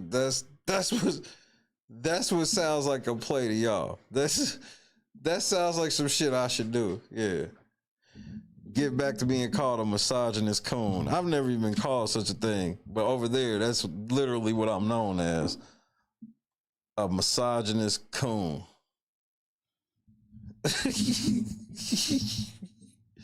Hey, sometimes you get barred out, Mob. You know what I mean? I can't win them all. You know what I'm saying?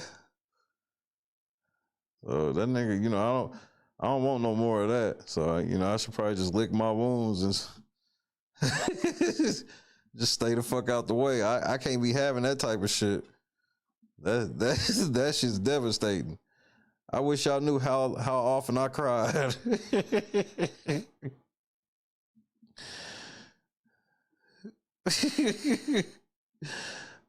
That nigga gave me the works, nigga. Just so you know, that was just one. They used to do whole ass Twitter spaces talking shit about me, bro. I've made so many of the actual house guests mad, and people don't ever look at it and be like, all these house guests actually know. Nigga, CBS told the house guests, do not talk to Shay. CBS, the CBS. I bullshit you not, bro. The CBS told all them niggas was like, hey, don't talk to Shay. Do not talk to him. And then some of them would not listen. And then someone would listen. And all the ones that would listen to them, their careers are over now, like I predicted.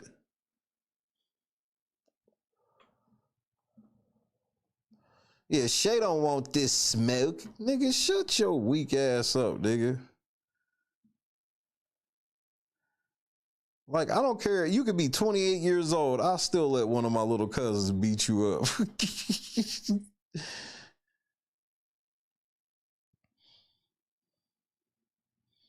Cause that shit, I can't deal with that shit where it's like, I like being in a space where it's like, I can point out shit that black women do wrong or could do wrong or I don't agree with or some shit like that, and it not turning into something. Over there, I can talk shit about white people till the cows come home. The first time I say, and I can say whatever I want about black men, but the moment I say anything I don't agree with something that a white or that a black chick did, oh nigga, your mama black, you ain't nothing but a coon, you cooning, misogynist coon. That's my favorite one, the misogynist coon. Yeah, the Royalty Podcast flop. And then you had them other niggas. What's them other gay niggas? What's the name of they shit? Reality Kingdom. Like, you gotta remember, like, it's crazy how me and Dave's relationship went. We didn't fuck with each other at all. Then now we all we got, and we realized that shit. And they was mad. That's what me and Dave really knew. Like, man, we've been sitting on the wrong side of this fence for too long. Cause motherfuckers, when they found out that me and Dave was talking and wasn't beefing, I couldn't believe how mad people were. I was like, damn, so y'all do kind of be on that shit where y'all did want the only two black men in this shit, the only two heterosexual black men in this shit, y'all wanted them in each other's throats. Because once they found out we was cool, especially when niggas thought, like when I had that nigga back about them niggas leaking his shit because they didn't agree with what the fuck he said. And you know, Terrence and Daniel, those are my bros for life. Those are my bros for life. I'm so proud of them. It's insane. So ain't nothing changed with them and everything. And you know, I thank God that I went through all of that shit just to be homies. And you know, we was able to have people back. And that is something I do think about, is like, there could be somebody in the house that need me. I do think about that from time to time, but I can't save everybody. I gotta fix my shit first. And we in a big ass fight. Yeah, granted, we were like in the same fight last year, but it was in a different spot. It was at the very beginning where, you know, it was a lot of procedural shit that took as long as the show took. You know what I mean? So it wasn't like the shit was in danger where I had to concentrate on it like that. We had such a different spot now, and we've had to file sanctions and all this other shit, and then we, you know, got to respond to a motion to dismiss. And you got to remember, it's just me going against $1 billion law firm that's representing $1 billion company. I can't pretend that's not a big ass meal on my plate.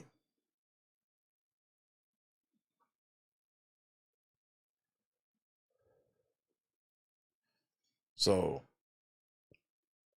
I don't want nobody mad at me and feeling like I switched up on them. I ain't switch up on everybody. I just had to do what was best in the moment. I got to follow God's plan. If God's plan, that's the only hope you got, is if God's plan includes doing that, then I will be front and center.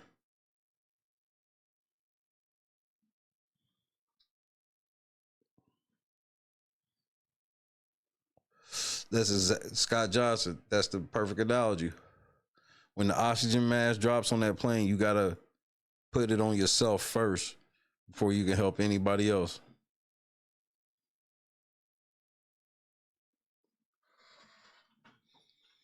Now, grant, so like, for example, it starts in July. When is the motherfucking finale? It's going to be late in September, probably close to my anniversary, maybe even longer.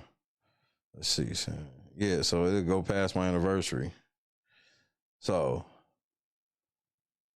they got the proposed order for September 2nd. How efficient do you think I'll be on Big Brother the last week before knowing if my case is getting thrown out or if I won? How you think that last week would be? You think I'll really be locked in like I should? And then the day that it happens, they deny it or they accept it. My emotions on that day are not going to be Big Brother at all, no matter what happens.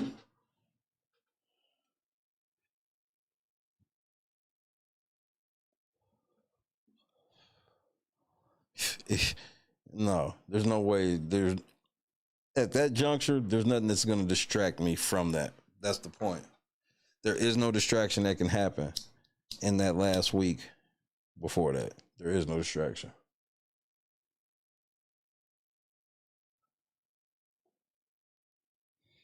I'll either be completely devastated or happier than ever in my life. And then if I'm happier ever in my life, I have to prepare for discovery. Still. So that'd be new work for me to do after that.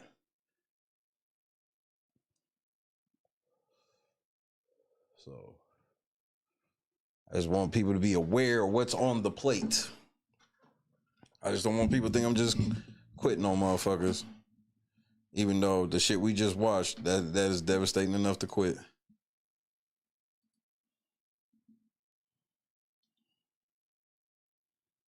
Devastating enough to quit.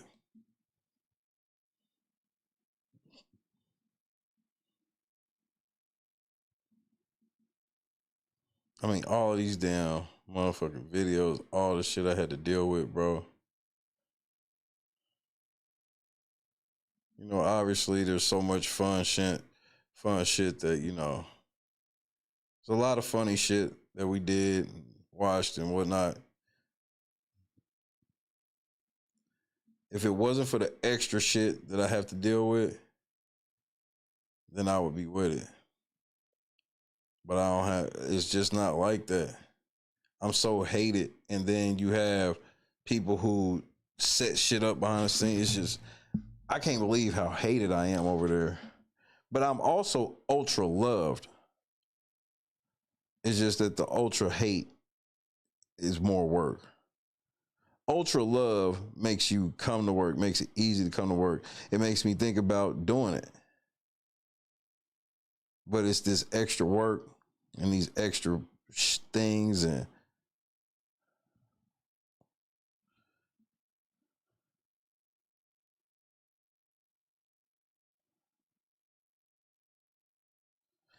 I'll tell you one thing that could possibly help. If these sanctions go through properly, if we get the protective order like we looking for shit, then that can make shit a little more palatable. And it'll also give me a way to get people to leave me alone. If I got a protective order, then I can literally have YouTube get motherfuckers to leave me alone. So, but I don't, that's a big bridge if we get there type of situation.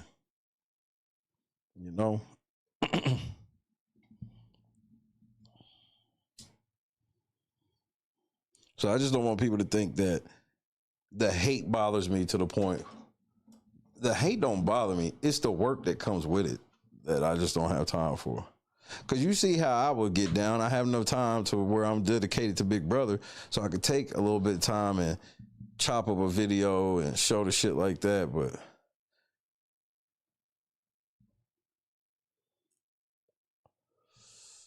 it's a lot, bro.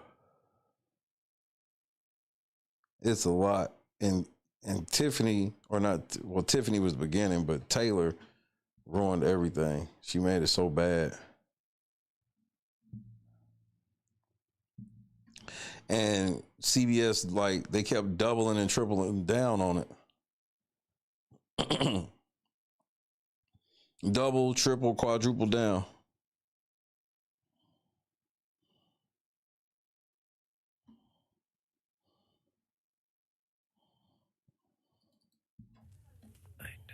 Talking about me in there. Fuck them hoes. Fuck them. Facts.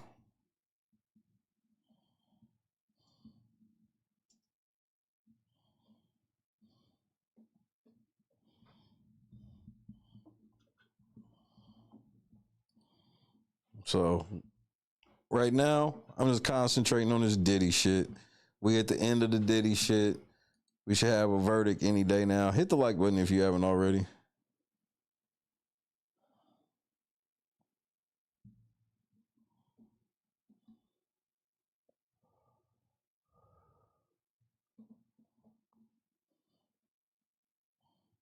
I feel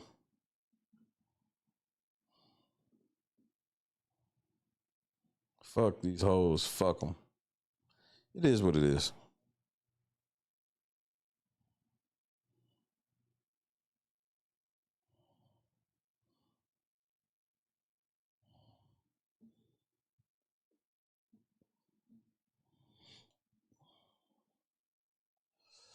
Now, if Diddy come home, that's the other part I meant to mention.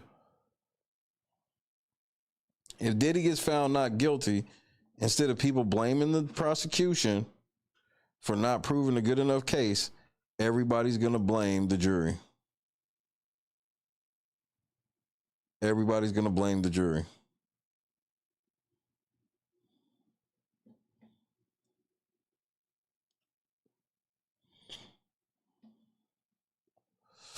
Man.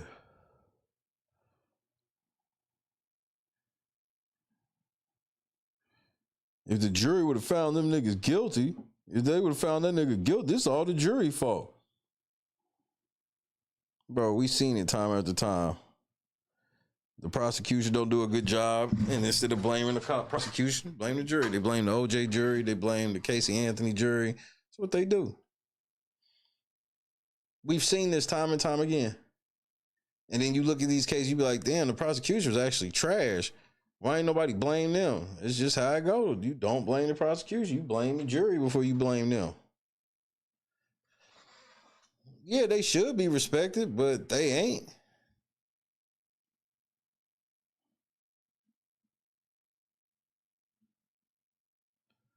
I ain't gonna lie. I didn't expect the first 15 days of the trial to be all about his relationship with Cassie. I'm not even surprised that Cassie testified. It's just that they made it all about Cassie. That's the part that fucked me up. I was just like, so this is the core of the case, his relationship with Cassie? Oh, this is a loser. I just knew it was going to be different shit they was going to bring out. And then remember how they hyped up that superseding indictment? Like it was supposed to be really some type of shit we were supposed to care about. Then come to find out it wasn't shit. You got Homeland Security up there going, yeah, remember we was talking about them guns without the serial numbers? Well, we didn't even have no gun. We just found some upper parts and some lower parts to some guns.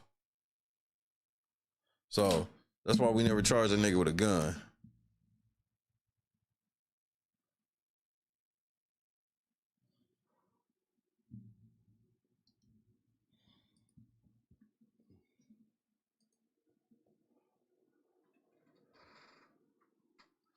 I will say that it was way more people than I expected.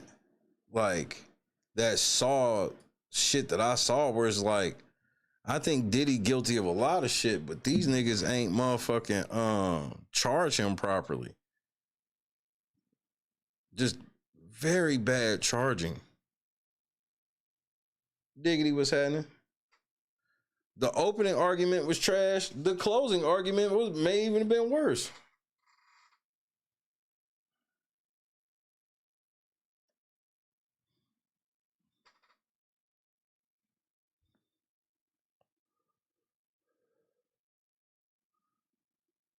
Cause it was just like, damn, bro, like, why ain't y'all charging with this? Why ain't y'all charging with that? Where's the Diddy parties? Where's this and that? And all it's just, and then the defense, they like the prosecution's case was so weak, we not even calling no witnesses. They was like, we not even calling character witnesses for Diddy.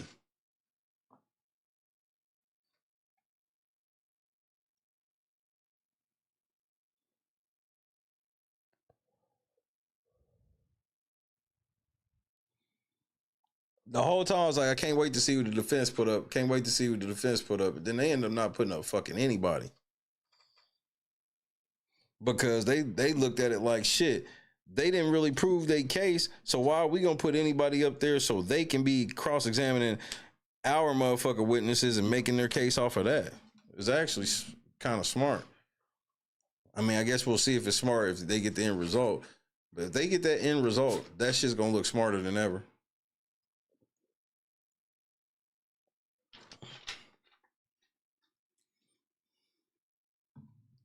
That shit gonna look smarter than ever.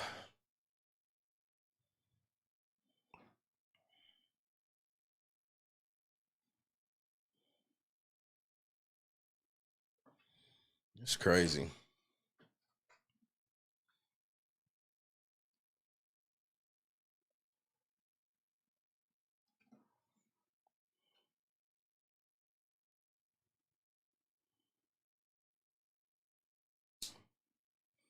Well, they took too long to even get to the point where I'm just like, all right, when are we gonna talk? I'm like, so is this a case about his relationship with Cassie, or this is that Rico shit y'all was talking about? And the whole time I kept saying, I'm waiting till y'all get to the sex trafficking, and now we done, and they still, as far as I'm concerned, have not gotten to the sex trafficking part for me. The best they got is people inferring that he bought these male escorts under the guise of fucking them. And I'm like, that's just not how they do that shit. That's how niggas have been able to do it. That's why they can't do shit to Cowboys for Angels. Because Cowboys for Angels like, nigga, we don't do that shit. And we actually put it directly in our terms of service that you cannot book any of our people for sexual acts. And then you'll ask them, well, what would you do if they ended up having sex? They'll tell you, oh, they're an adult. They can do whatever they want. They just can't get booked or paid for that. It's the old phrase of, you don't pay a hoe to fuck her, you pay her to leave.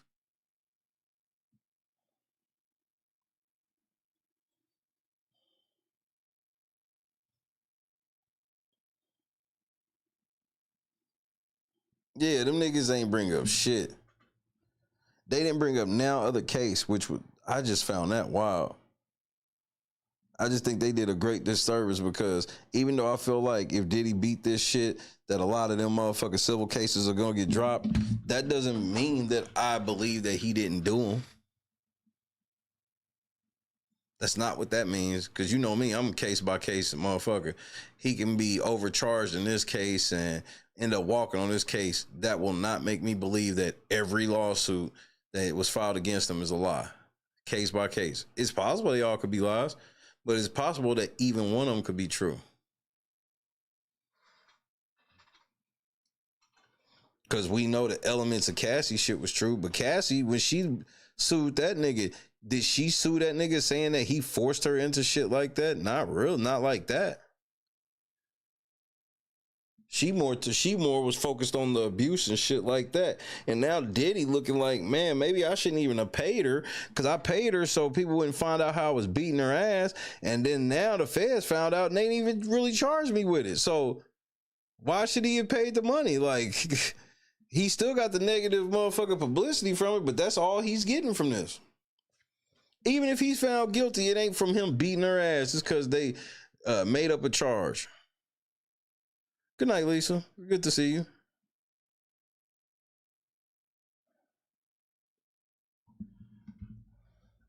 Exactly, Joseph. So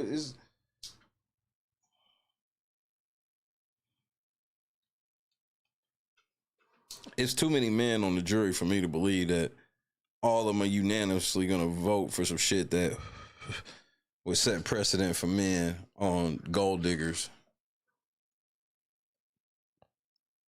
That's why it's more important than ever to marry a nice woman. She ain't got to be this, whatever y'all standard is. Y'all need to find a girl honest enough you can really marry, that's okay with you being you, and then you can just be okay with her being her. Because you see, they giving gold diggers more and more power to fuck y'all niggas' lives up. Fuck y'all life up. The devil got something for you single niggas out in these streets. Diddy had been a married motherfucking music mogul for the last 15, 20 years. This shit have, and maybe if Kim Porter was still alive, maybe it'd have been some type of shit like that, but she wasn't. She ain't. So, you know, this nigga out here doing all this shit in his late 40s and 50s. He need to be married. He probably wouldn't be dealing with a lot of this shit.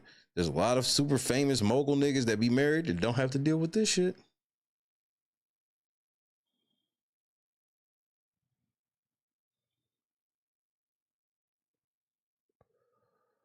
Exactly, like,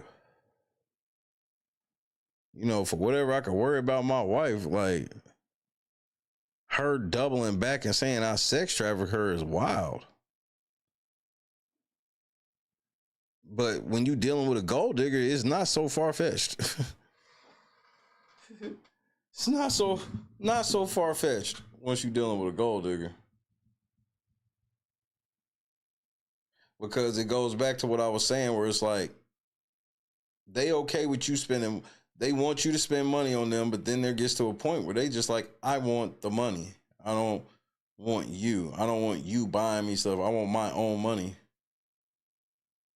You know, same thing with Cassie, where it was like, the reason why is because she made herself feel trapped, because she convinced herself that she couldn't live in meager accommodations. Diddy had got her used to that shit, and so for him to even break up and take it from her is fraud.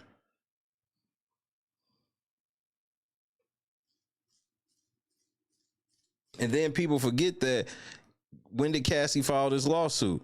After her and her new husband moved in with her mama.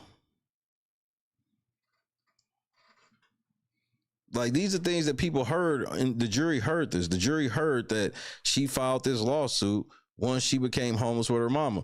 And we found out that first she sent Diddy a book she allegedly wrote after getting out of fucking rehab, because she had a drug problem long after Diddy. She gets out of fucking rehab, allegedly writes a book while she's in rehab. She sends Diddy the book to extort him, telling this nigga he could buy the rights to this book for what, like $20 million or some shit like that. And the nigga said no. And then after the nigga said no, that's when she filed the lawsuit. That looks bad.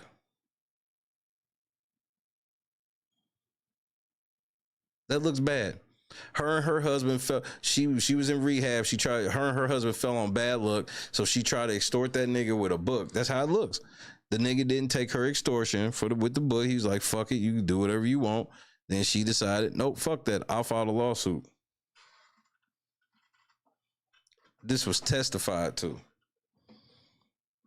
So that's why it's just so hard for me to believe that this case is just so airtight, locked up, yada, yada, yada. There was a lot of stuff said on that stand that just because y'all niggas didn't pay attention to doesn't mean the jury didn't.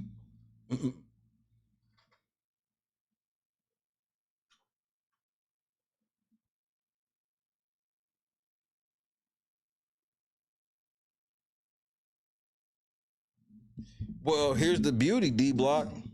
This is where because how do you think CNN got the tape? I think the feds leaked that shit to CNN. The feds should not have leaked that tape. They should have held on to it, introduced it as evidence for this shit, and then once they showed it in court, show it to everybody. That shit would have damn near did Diddy. If the feds would have just held on to that tape until the fucking case, that'd have did Diddy. Because think about how Diddy basically his opening statement was, yeah, we did. Yeah, my client, he did the domestic violence shit. They were in a toxic relationship. They got to come in with that. Bro, they'd have looked way more stupid. They'd have came in, did they open a statement, never said anything about him beating Cassie ass. They'd have just been talking about how all this shit's a fucking lie, and they lying and they lying and they lying. Then this motherfucking evidence would have dropped with this motherfucking tape of him beating her ass. And so now the jury and the world find out all together.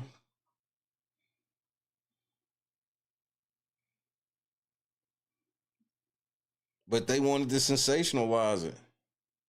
They made sure to fully sensationalize this shit. I have never seen so many things like sensationalized like this shit was. They made sure to sensationalize the guns. Oh, they found guns with the serial numbers scratched off. Come to find out that, yeah, serial numbers scratched off of parts of a gun. It wasn't even a fucking gun. Oh, man, there's all this baby oil. Just sensationalizing this shit.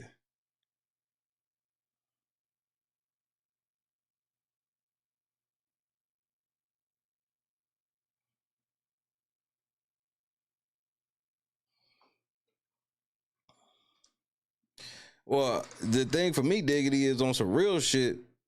This doesn't like, I don't want to say it rehabilitated Diddy with me, but it's definitely it's far short from the shit that I've even heard about and from things I've heard from people that I know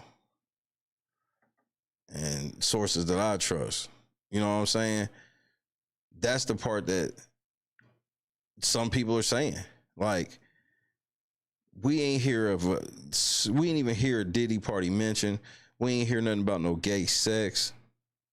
And these are all things that was like a given with Diddy. Diddy, you know, Jag Wright telling stories about how Diddy was forcing men to give him head at Bad Boy and shit like that. We ain't hear now story of anything close to that.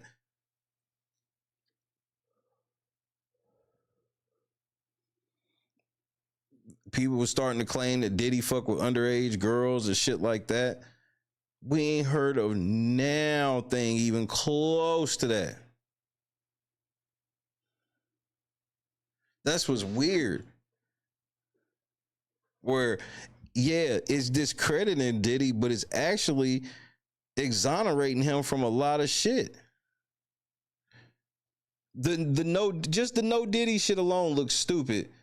if there's no gay sex involved in this. Everybody knew that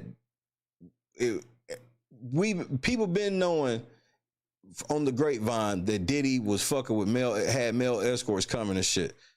Everybody assumed that if that was true, that Diddy was having these male escorts come through, that he was fucking with them too. Like he was either giving them some head, they was giving him some, it was some type of gay sex involved. Everybody was sure of this. And we were all wrong. So yeah, he gets his character tore down some, but there's a lot of shit that's like, why ain't they bringing this up if this is really what he was doing?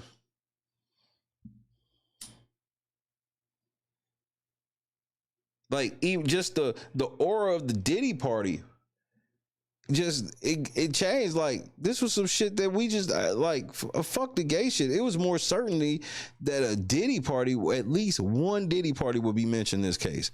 Now one, I still can't believe that.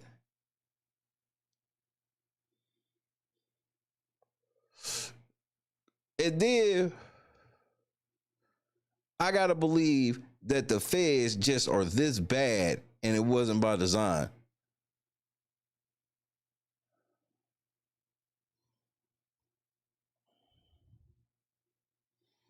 Yeah, I guess you could. He's exposed in some aspects, but exonerated in others.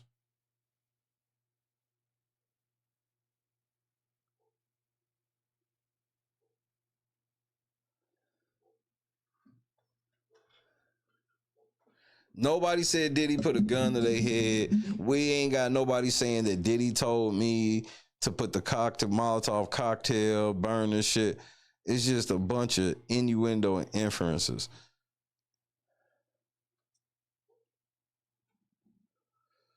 But does that mean that Diddy can't be found guilty of all charges? Of course not. Anything can happen. But in my book, it's not looking likely. I'm with Joy, where it's like literally the worst I could see happen is Diddy getting found guilty of some lesser charge. What is the lessers of the charge and time served? And I only give that like 30%. In my book, I don't see, I'm giving a less than 20% chance that he's found guilty. They didn't prove their case. They just didn't. I'm so sorry. I know some people don't like to hear that, but they didn't.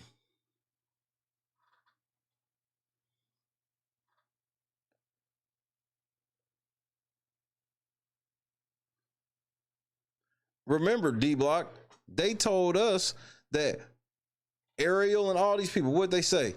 That baby oil had drugs laced in it. Diddy would spray the hose down with the baby oil and their bodies would get loose. We didn't hear any of this in court.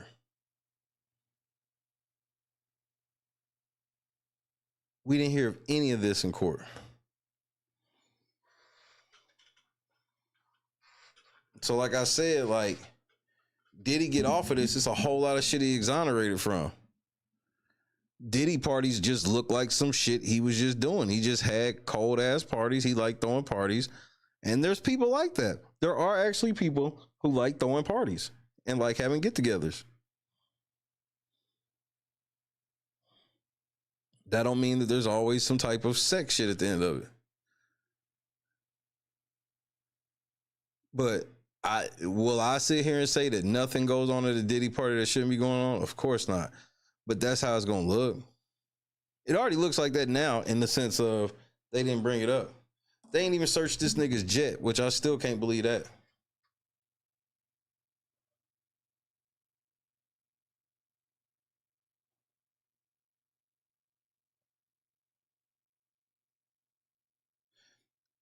Diggity. I swear that's exactly what that shit looked like to me. You wanted to come out and we put you and gave you all this money and we let you do shit that no other black person ever did in this motherfucker, and then you gonna spit in our face and try to sue us and say we was racist against you when we made you? Yeah, we'll show you what time it is. It's exactly what the fuck I feel it was. That's exactly what I feel it was. I was surprised by none of this. Soon as he got into it over the Diageo shit, Everything started, as soon as he did them lawsuits, everything started to go left. All of a sudden that video come out, feds knocking his door, all this shit. Like, people don't remember that shit happened, and then all of this shit happened out of nowhere. And then they made sure to just make sure it's about him. This nigga got a one-man RICO, no co-conspirators. We ain't hear about none of his parties, which in turn means that no famous people are getting brought into this. Kid Cudi done blackballed himself from the industry. You understand that? If Diddy's found not guilty, Kid Cudi career is over.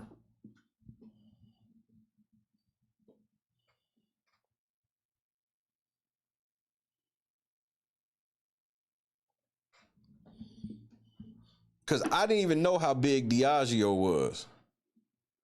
And then, like, the Diageo shit happened. Then they forced him to step down from Revolt. And all of this shit.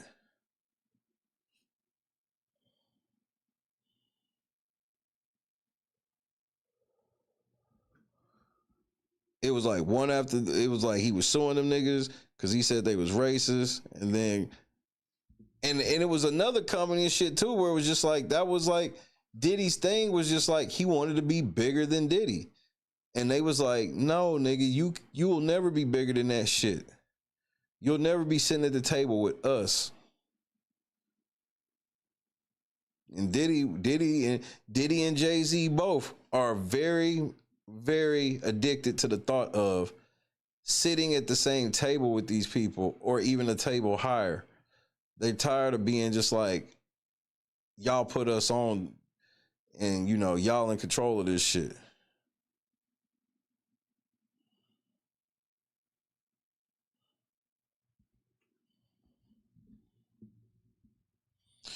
When you go look at Diageo and see all of the alcohol that they provide, it's literally like every fucking company. It's literally every fucking company. Every motherfucking company of liquor, sake, like even these drinks that niggas drink overseas, they have the market locked.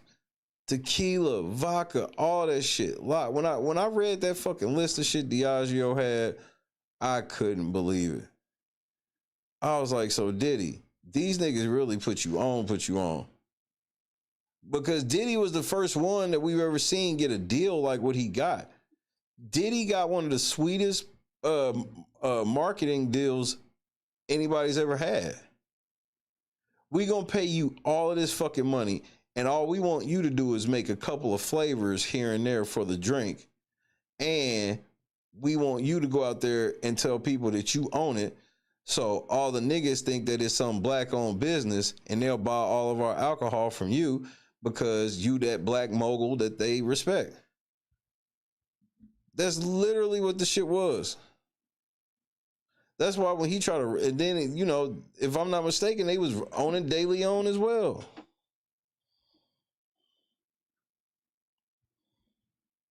It was one of the greatest, you know, marketing employees ever. No, I had never really heard no shit like that, where it's like, that's some outside the box thinking. We gonna let you call you. It's kind of like the Colonel Sanders shit. People really was thinking that Colonel Sanders owns motherfucking KFC. It's like, look, we gonna pay you to call yourself the owner, but you don't own shit. And then once he felt like that they didn't want to push certain shit that he wanted, he gonna say that they was racist. And I understand where they come from in the sense where it's like, nigga, even if we are racist, we let you do whatever you wanted, nigga.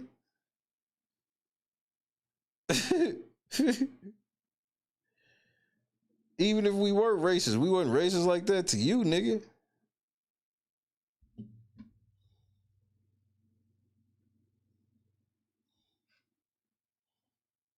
So it's a cold game.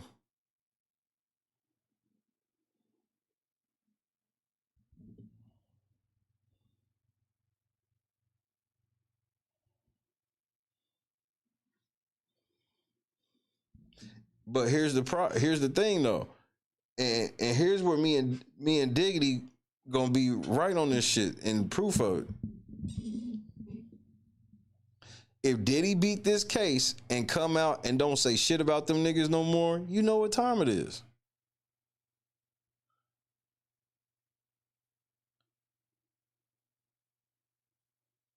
You know what time it is. If this nigga beat all these charges and get out and then all of a sudden he ain't talking about none of that shit he was talking about with them lawsuits and them niggas is racist, all that shit, then you know what time it is.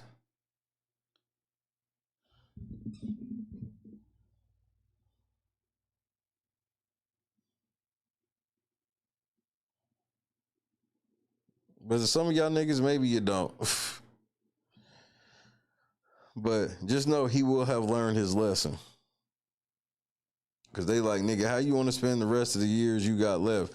You just want to be a rich nigga that, you know, that we can call on from here and there? Or do you really want to fight us for that power? And we do this type of shit.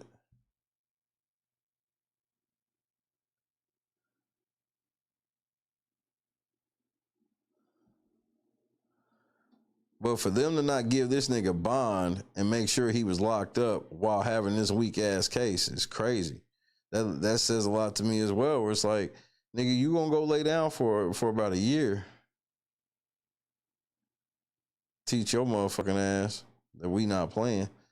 Next time, you know, that's the shit that R. Kelly didn't understand. It's like, nigga, when we kind of let you go this last time, nigga, whatever it was they wanted that nigga to do, he had to stay on it. And I feel like he went away from it, and then that's why they cracked his ass. Same thing with OJ. OJ was like, nigga, all right, nigga, you done beat this shit.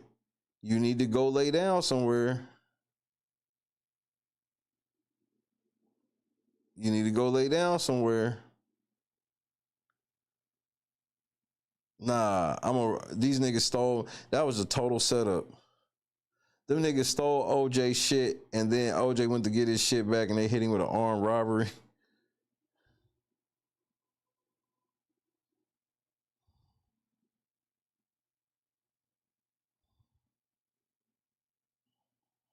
Shit, that's the thing though. If he don't win this shit right here, Diggity, yeah, I'm sure he gonna appeal because it's the only thing he got. He gonna lose on appeal. Because for him to lose this, that means that he ain't have nothing that he could offer them. They didn't want anything from him. I think they still want some shit from him and some shit he still could control.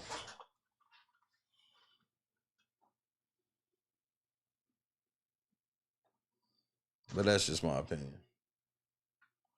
We're gonna see. This is gonna be an interesting next couple of days. Very interesting.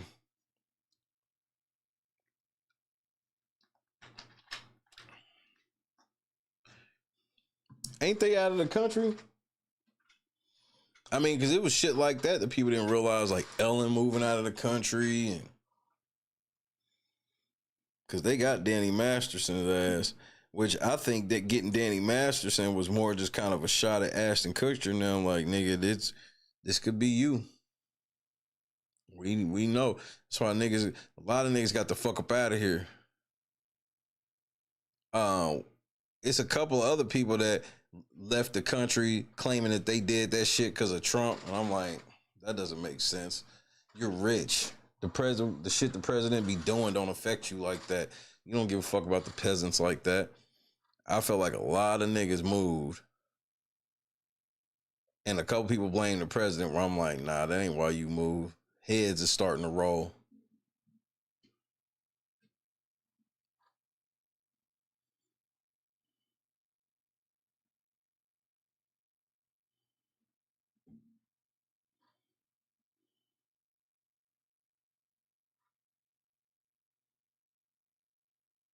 Do you think Russell will come back if Diddy comes home? For what? You know what I mean? No, I think Russell gone and stay gone. I think they gave him an opportunity to leave. I think that was the deal that Russell Simmons caught, was he had to leave. So that way they can make it look like if you know, we was gonna do something to you. Cause Russell Simmons was plug. He's plug. So he was way more plugged than Diddy. So I think they gave him sort of a deal. Diddy wasn't getting that deal.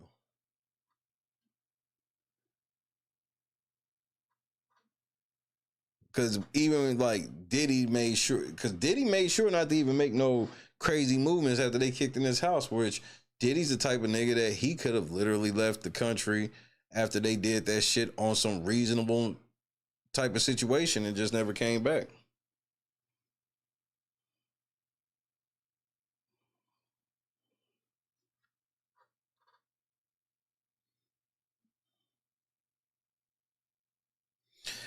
Yeah, I hear that too, Diggity, but like it was people like Ellen, for example. Ellen had already had her level of scandal. She basically got blackballed out of Hollywood. Like I think she got disrespectful to the higher ups. You want to talk about a bitch that was insanely viral and famous for umpteen years while never being funny and her show being mediocre as fuck. Then all of a sudden, I'm supposed to believe a random tweet popped off, and this random tweet caught so much wildfire, it basically ended Ellen's entire career. And then after her career's ended, Diddy gets pinched, and then she decides out of the blue, I'm moving out of the country. That shit weird with Ellen. Ellen's fall off was weird. I understood why people blackballed her and shit. She was a fucking bitch, but she been like that. Everybody, like the clips and shit they was using, was like, so you didn't know that she had gotten to it with motherfucking Taylor Swift like this and everything. It was like, it was brand new to everybody. It literally, if you don't remember, the whole Ellen downfall started from a rando tweet of somebody saying they worked for Ellen and she was abusive to them. And then all of a sudden, everybody was replying to that tweet with their own stories. And I don't like Ellen, but I gotta admit, her fall off was fishy. Like, she made the higher ups mad. She thought because she was the gay representative of all this shit that she could call some shots, and started trying to position herself differently. And they was like, shit, nope. Then you found out that all of a sudden it came out that her ex-girlfriend, that used to be the actress or whatever, found out that everybody thought she was just crazy and shit when they broke up. Come to find out she was telling the truth and Ellen's the crazy one. It was like, why all this shit come out now? It's the same thing with like Diddy. All this shit been rumored about Diddy for umpteen years, and then y'all come out with it, and then it ain't even nothing like strong. It ain't even as strong as any of the rumors. The shit they actually charging him with falls well short of every rumor about Diddy, the prominent ones. And Haish, thank you, Josu.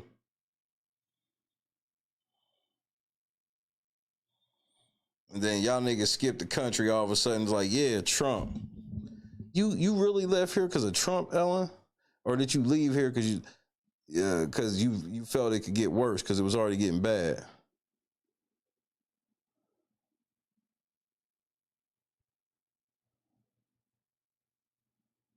I agree. I agree, Scott.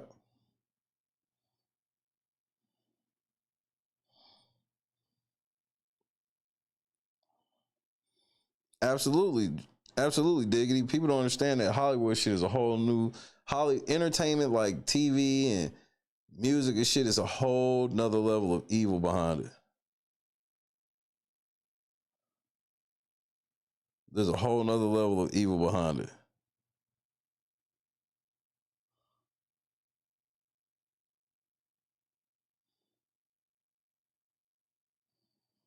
So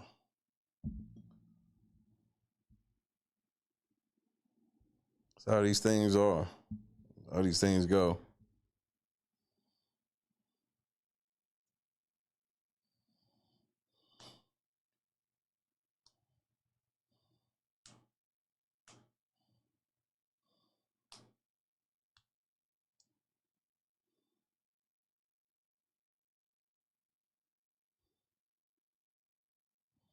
Oh, I believe it.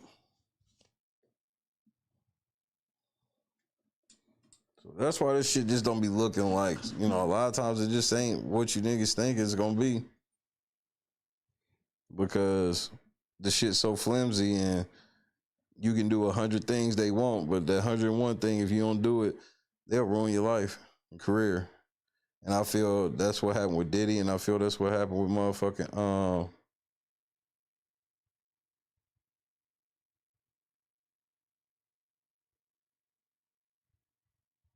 Ellen.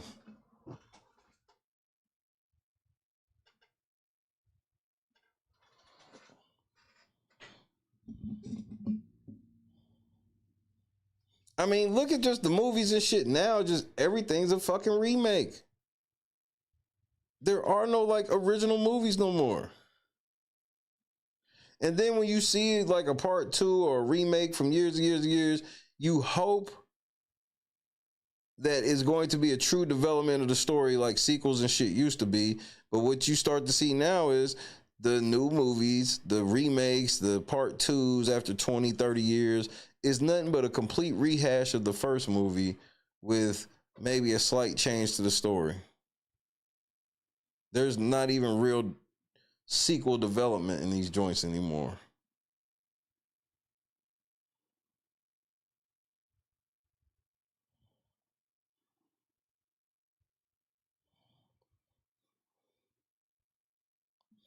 I mean, still nothing for me has surpassed superhero wise, like outside of phase 1 of Marvel and the Batman trilogy, The Dark Knight. There's been really nothing to sing home on since then for me. Right. Which they lied. They was like, this is going to be the last Fast Furious ever. Then everybody went to see it and found out that the movie ended by saying it's going to be another one.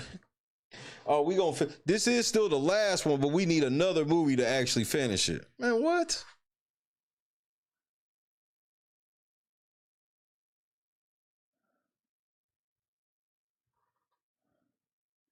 And then I got to sit here and you want me to believe that can't nobody create another franchise of any kind about, because the shit changed from what everybody liked. It was the cars and shit like that, the realism of the cars and shit like that. That's how it started. And then it just turned into some other shit, didn't it?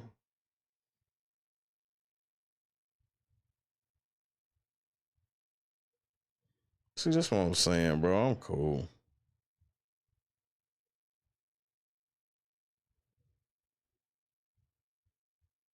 Yeah, and Paul Walker will be back. Yeah, seems likely. It's not like he's dead or anything.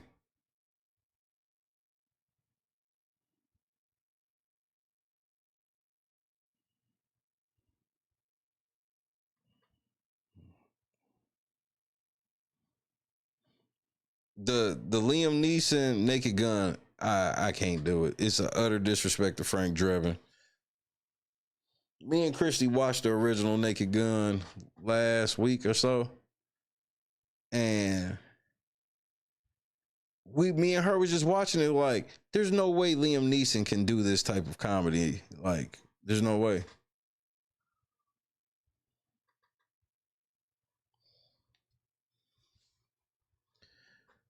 And Paul Walker, your family ain't shit for agreeing to let them bring you back on some AI shit for this weak ass movie. How much money did they offer y'all niggas?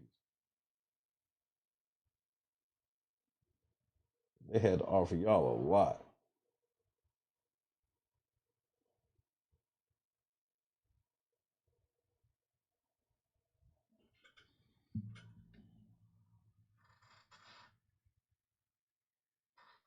Ain't no way. Like, this is not no movie important enough to bring. Y'all shit so whack that y'all hit me to bring my family member back in AI.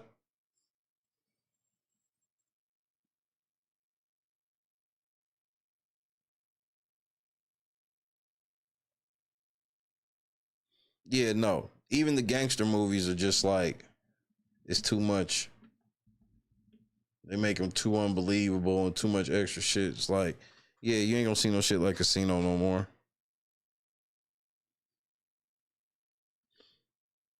First of all, they ain't trying to make no 3-hour epic films anymore. That shit's over.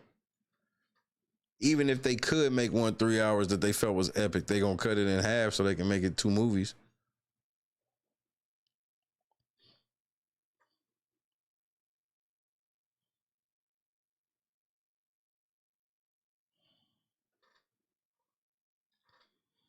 They don't believe in live action anymore. It's like any type of action movie's got to be complete and utterly green screen and CGI'd out the fucking ass.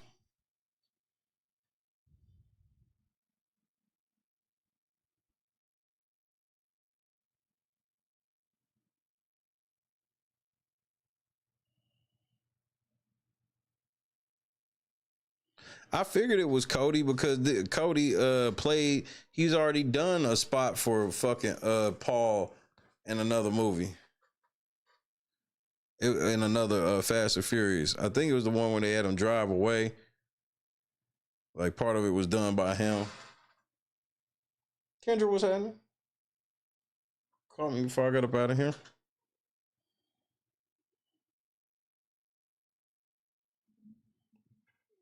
Thank you, Javon. I knew it was one of them joints. So I definitely knew that whatever they was gonna be doing this time around, he'll be included.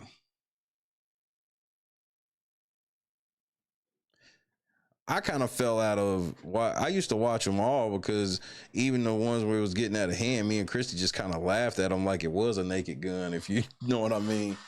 But then it was like they started making it too much about the fucking Rock, and that was too much for me.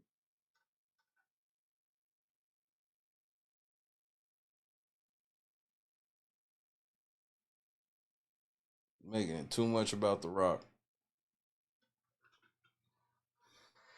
They even tried to do a spinoff with him, and bro, I'm one of the biggest Jason Statham fans of all time, and I still ain't seen that because I was like, I'm not letting y'all niggas talk me into watching some Rock side mission with this shit. No,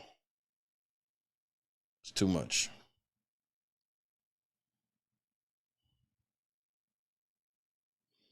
Man, the first two and maybe even the third one, these are epic, bro.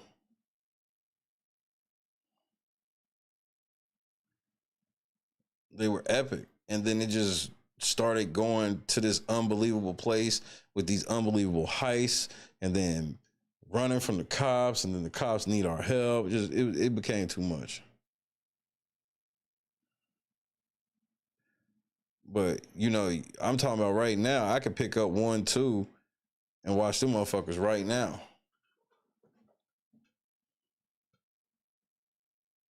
And I think 3 was cool. Oh man, all 3 transporters, Crank. I mean, there's not too many Jason Statham movies. He's my favorite action hero of this time. There's not too many Jason Statham movies I won't watch. That's the one I still ain't seen yet, and I gotta watch that because I heard that's really good. I gotta see Working Man.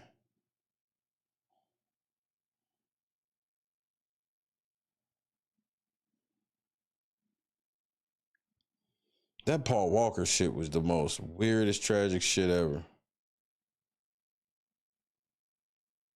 The Fast and Furious star died in a Fast and Furious type car.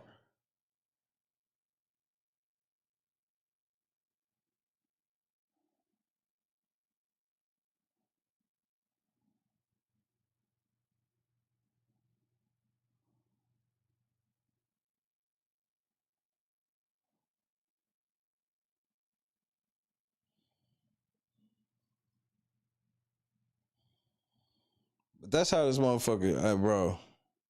It's so easy to get all this shit back. And then the motherfucking writers got the nerve to go on strike when all the motherfucking shows and movies and shit are the lowest quality ever.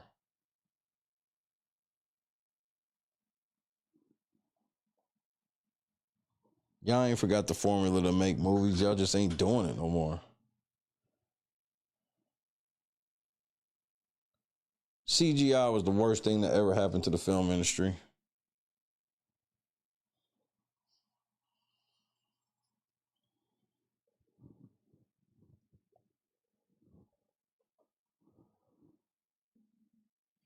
You talking about Keanu Reeves, Speed? It's one of me and Christy's favorite movies.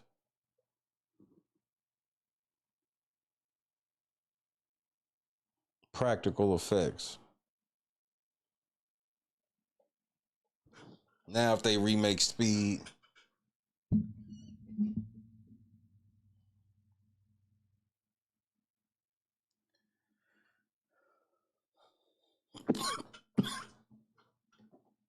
but that's the thing. It was all types of different types of movies that I could fuck with. You know, fun adventure movie. Like Speed is a real fun adventure movie. It's a good Saturday afternoon movie.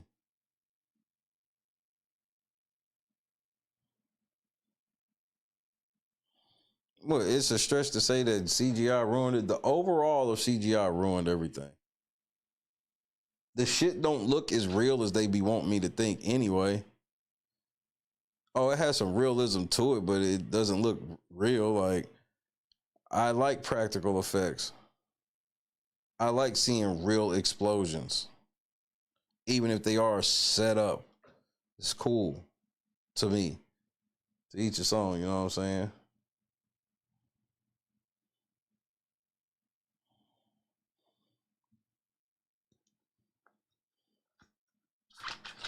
But Speed had a lot of good elements.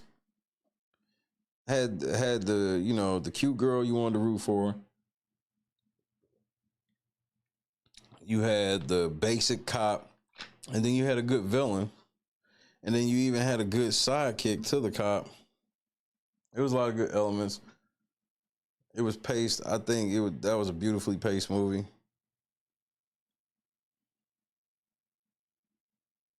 And then, you know, I could take a more serious approach to the same type of movie and then watch Ransom. Ransom is the same type of movie, but with like a more tough, you know, whatever you want to call it, slant to it.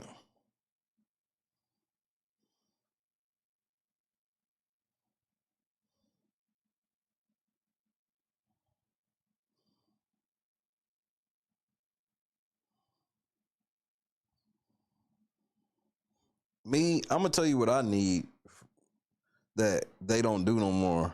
I need a good sports movie. I grew up in the era of the 90s and the 80s where it was just like we always had good sports movies, whether it was a family sports movie, a more adult themed sports movie, a kid's sports movie. There's just no sports movies no more. Payback is that shit, bro.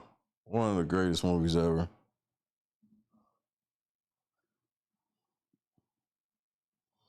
I guess we got a football movie coming up that's like a horror movie where I'm like, what is this, bro? Why can't we just have a movie?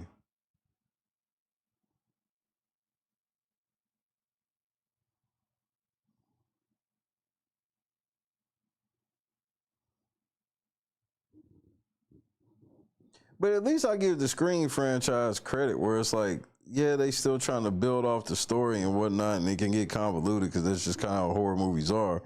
But they still trying to do different shit. It's not just a complete rehash. It's a kind of a rehash. You know what I mean? But horror movies, it's easier for that shit because that's just how horror movies always been. Horror movies have always been just kind of like straightforward. And you watch it for the straightforwardness. You know who's going to win.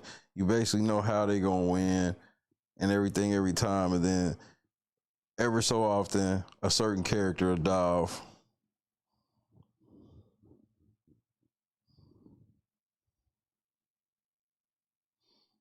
Spaceballs coming back. Me and Christy wanted to go. Today was I believe, in the movie theater here, yesterday and today was the 30th anniversary of Clueless. So maybe I'll see if Christy just want to watch Clueless at home tomorrow.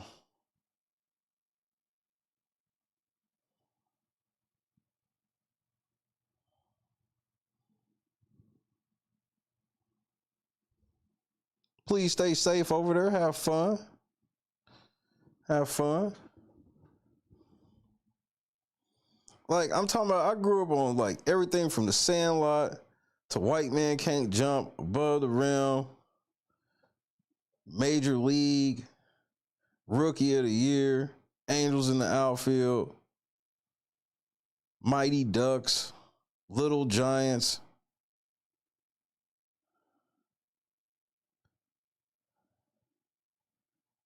Like, these are all just like massive hits.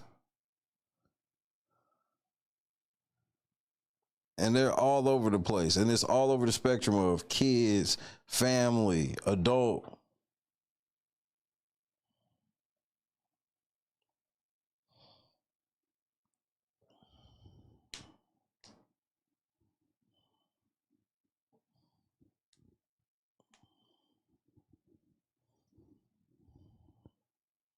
Bad News Bears, Wildcats. Above the Rim had one of the greatest soundtracks ever. Like, it was just a plethora. Blue Chips.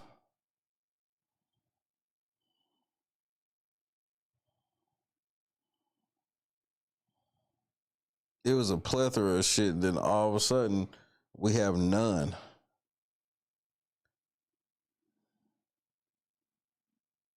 The Fish to Save Pittsburgh.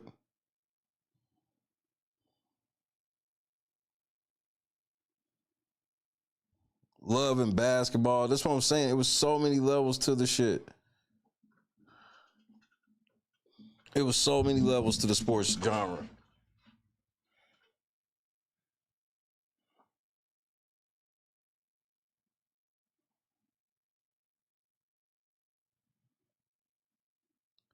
I didn't even watch that shit because I was like, this is not Woody Harrelson and Wesley Snipes. That's the other thing that be pissing me off is when they do these part twos and then use people who aren't as big as the people that were. Wesley Snipes and Woody Harrelson was a big deal when that movie came out. Drumline, yep. I give that sports adjacent. They don't do none of that shit no more. I think of all, like, we still see crime shit pop up here and there or whatever, even if it ain't necessarily what you want, but the sports movie genre is basically dead. You know, most people didn't give a fuck about hockey and fuck with Mighty Ducks.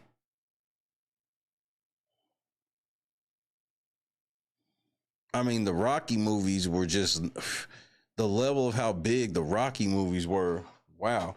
Like, and Creeds weren't even bad movies. I think there was just way too much product in it.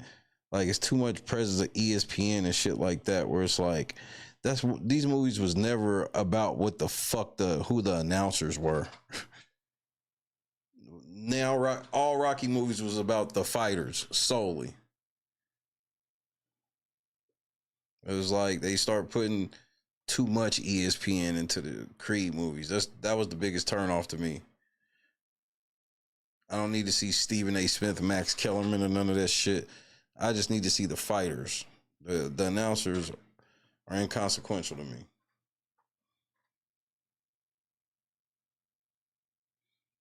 But for whatever reason, they don't do this shit no more.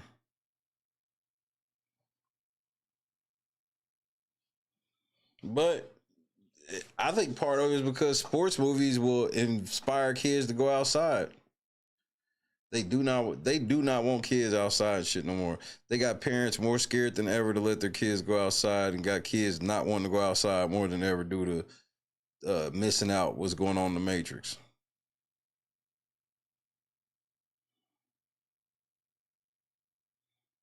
That's about when I stopped watching ESPN right around, like,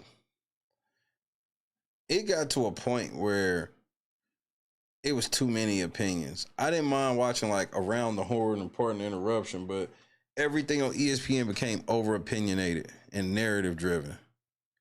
I remember back in the day when ESPN, if they were doing a narrative, they weren't doing it heavy. It was just like, this is what happened in the game.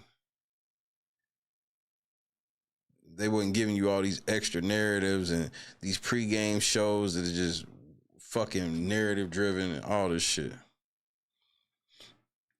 Oh, Dodgeball is an epic movie.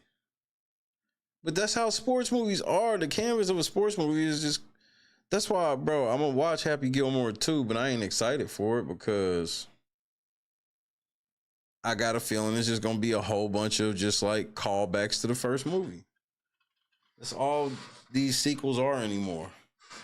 Callbacks to the first movie.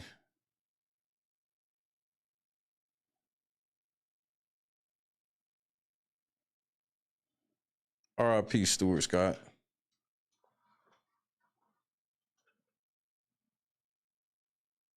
The best damn show, best damn sports show, period. They would never have a show like that again.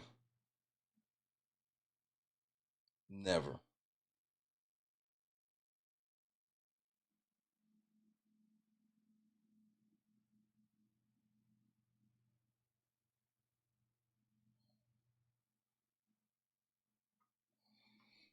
Shit, Coach Carter.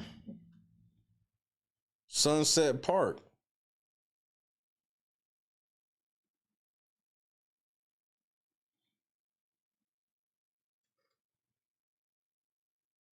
Yep, I definitely mentioned Blue Chips. For sure.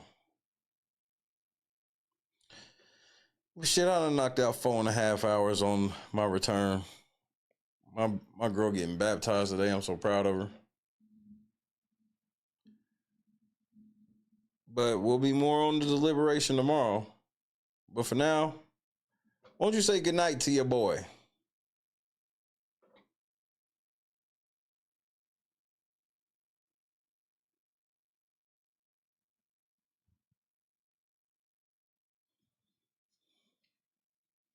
Money Train was my shit.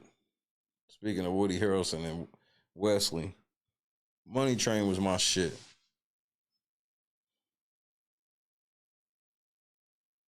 We both hit him.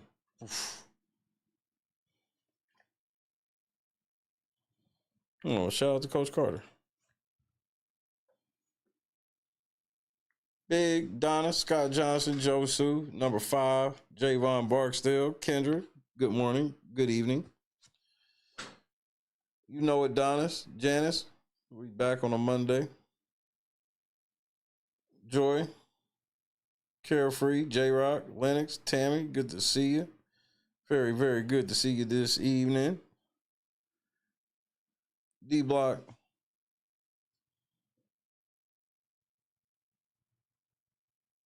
Bro, I be feeling like this is when I feel like an old angry man when I got to rant about TV and movies. I told Christy today, I was like, that's one thing I'm going to do when I get older is catch up on TV. I can't remember the last time I watched like a new show. Shit like that. Like my time is limited now and my stress level, like I don't even be wanting to get emotionally invested in shows at this juncture in my life. Like I'll see shows that Christy watching and I'll kind of see him in passing, but may sit in the room during the episode, but I ain't even really paying attention. I'll let her tell me what's going on. Kind of second-handed that way.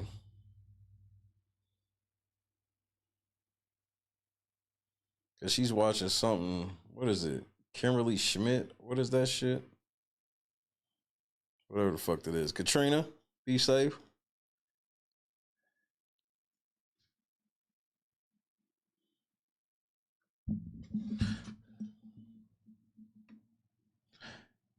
Joy, I've already seen part of it and I'm about to watch the rest of it as soon as I sign the fuck off of here. I wish I could have saw it before work because I might have played it, but I might play it tomorrow. I might play that bitch tomorrow. Unbreakable Kimmy Schmidt. Yeah, I think that's what Christy's watching right now with Aaron from The Office. And some other motherfuckers she know. But then again, I'm probably lying, man. God is great. It is good to be back. It is good to be back.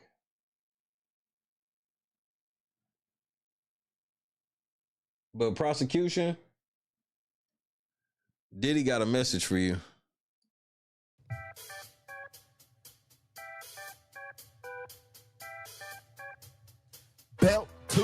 And I guess we gon' survive the onslaught of this lawsuit. He got 22 days from the 5th. But boy, I know that he coming back to YouTube because he needs some help because his grip is gone. I might not have the lyrics, but I'm telling y'all that we're looking real strong. And I guess Duce, we ain't going nowhere. So this is what I'll say. You tried, they helped you, you failed. Good luck. Bye-bye. Dismiss. Get your ass out of here. I only heard from 2 teams. Guess what the 2 teams that called me, Ocho, say, what's your phone number, where you gonna be? Who that? Hey, Shannon, one of them little white girls at the door, she got on a Gucci dog collar talking about she came over here instead of letting you choke her in public. Shut the fuck up. Hey, don't think you can start disrespecting me because you got the little white girl at the door and you live on the air, bro. I don't care about you being live on the air. Who you think you talking to? Next door. That's what I thought, bro. You better be talking to next door, man. You got me all the way messed up. Don't you ever disrespect me like that again. Just because you got all these cases and all that stuff going on, man, don't mean you gonna start disrespecting me, bro. Stop choking them little white girls. Got me all the way messed up. Hall of Fame head ass. Belt to ass. Cincinnati Bengals was one. I would never intentionally hit somebody with a baton in the head. It would look intentional. But I wouldn't do nothing like that ever. I would never inflict pain on anybody. I'm not the type of person. I would never do that to nobody. You have to believe me. Why would I do that to somebody? If you look at the footage, you will see that I'm innocent. You know what I'm saying? I'm not that type of, I'm not a monster.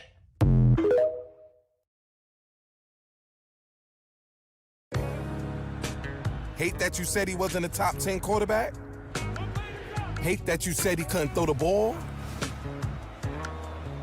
Hate that he got over when push came to shove? Hate that he always say the right thing? Money is nice, championships are better. Hate that in your all-knowing, armchair wisdom, you were sure he'd come up short. Hate that you got it wrong?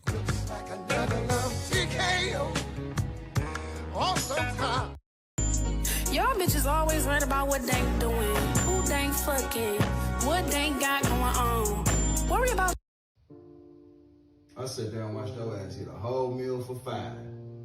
You had a fucking box of pizza, a slab of ribs with a side of large fries, but ain't offered me shit though. After I just got you from the hospital last night. Oh, that shit ain't scare you, huh? But you just want to keep stuffing shit down your mouth. I just want to go back. You want somebody to feel sorry, but you keep eating honey buns and shit under your bed. Yeah, I saw you last night trying to sneak them under there. I don't know how you got down, but I saw you. Where? Where? What the fuck you mean where? Oh, your big ass wanna play slow. All right. Tell me what the fuck this is, then, right here. Honey buns and shit. Oatmeal cream pie. What else you got under this motherfucker? Twinkies and shit. Stop yelling at me. Stop yelling at you. Why does this shit make me laugh every time? I know y'all niggas is tired of this shit funny to me, like you don't even know. Hey, baby. Shout out to Jack Funny. About to go to Burger King. You want something? Y'all see it. Yep. That's what it is. Best hands in the world. Y'all be playing with me.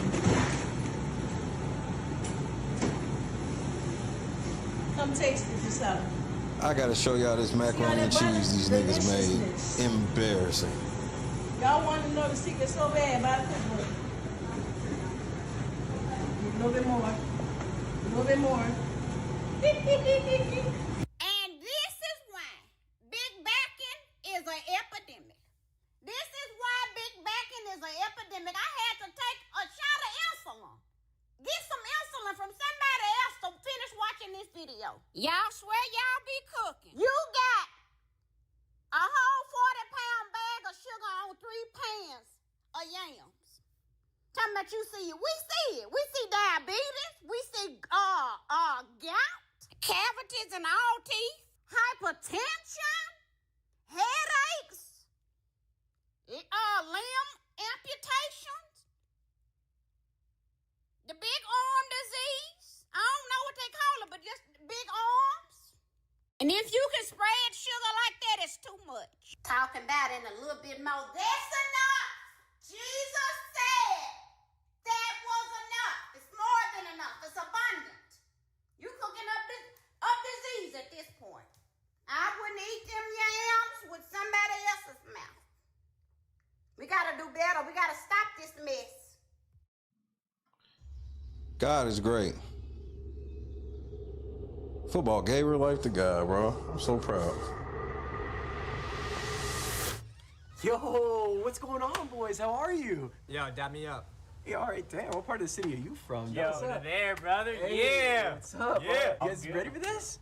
Take this. Oh, all right, sick. Why don't you guys come inside? Don't ski. These are the guys. I'm Octavius Gray. And I'm Steve. Steve Lavoie. It's okay, I have vape in here, right?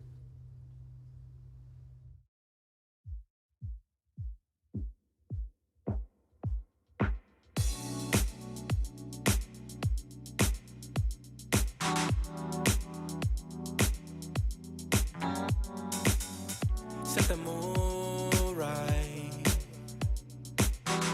Pick you up, baby, I'm looking so fly. Sunset rooftop, yeah, that's nice, right? Hop in the G-Class, I know you need that. Heart racing fast like the speed of light. Is this attraction, or is it the moonlight? You want satisfaction, but only for one night. This could be real love, but you've been broken, and I just want you to see what I can be for you. What I can be for you. What I can be for you. What I can be for you. What I can be for you. You got me wrapped up in your love. Barely. Finding you is like a treasure. Making my heart feel this way, yeah, yeah. And I'll treat you so damn special. What you did, who you were with, I don't care about those days. When I'm with you, I won't complain. Share your success and heartbreaks. Yeah, you know I stay by your side. Never leave you dissatisfied. But I need you to let me know. Is this attraction, or is it the moonlight? You want satisfaction, but only for one night. This could be real love, but you've been broken, and I just want you to see what I can be for you. What I can be for you. What I can be for you. What I can be for you. What I can be for you. Baby girl, it's just one night. Yeah, baby girl, it's just one night. Oh, yeah, it's just one night. Yeah, baby girl, it's just one night. Yeah, girl, it's just one night. Yeah, baby girl, it's just one night. Oh, yeah, it's just one night. Yeah, baby girl, it's just one night.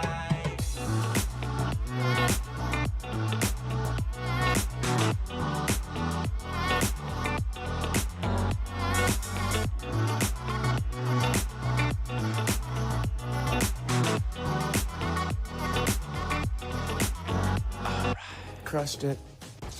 God is great. Now we got Monday under our belt. Let's get to the rest of this shit. 4th of July this weekend.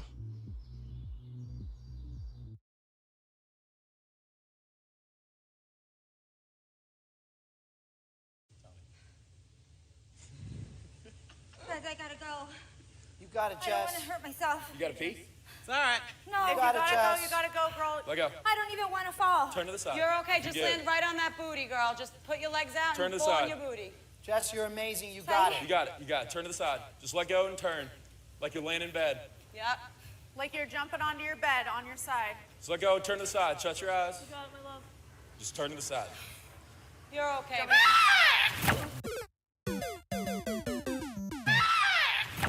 Have fun. I've never even heard of him. I'm petty.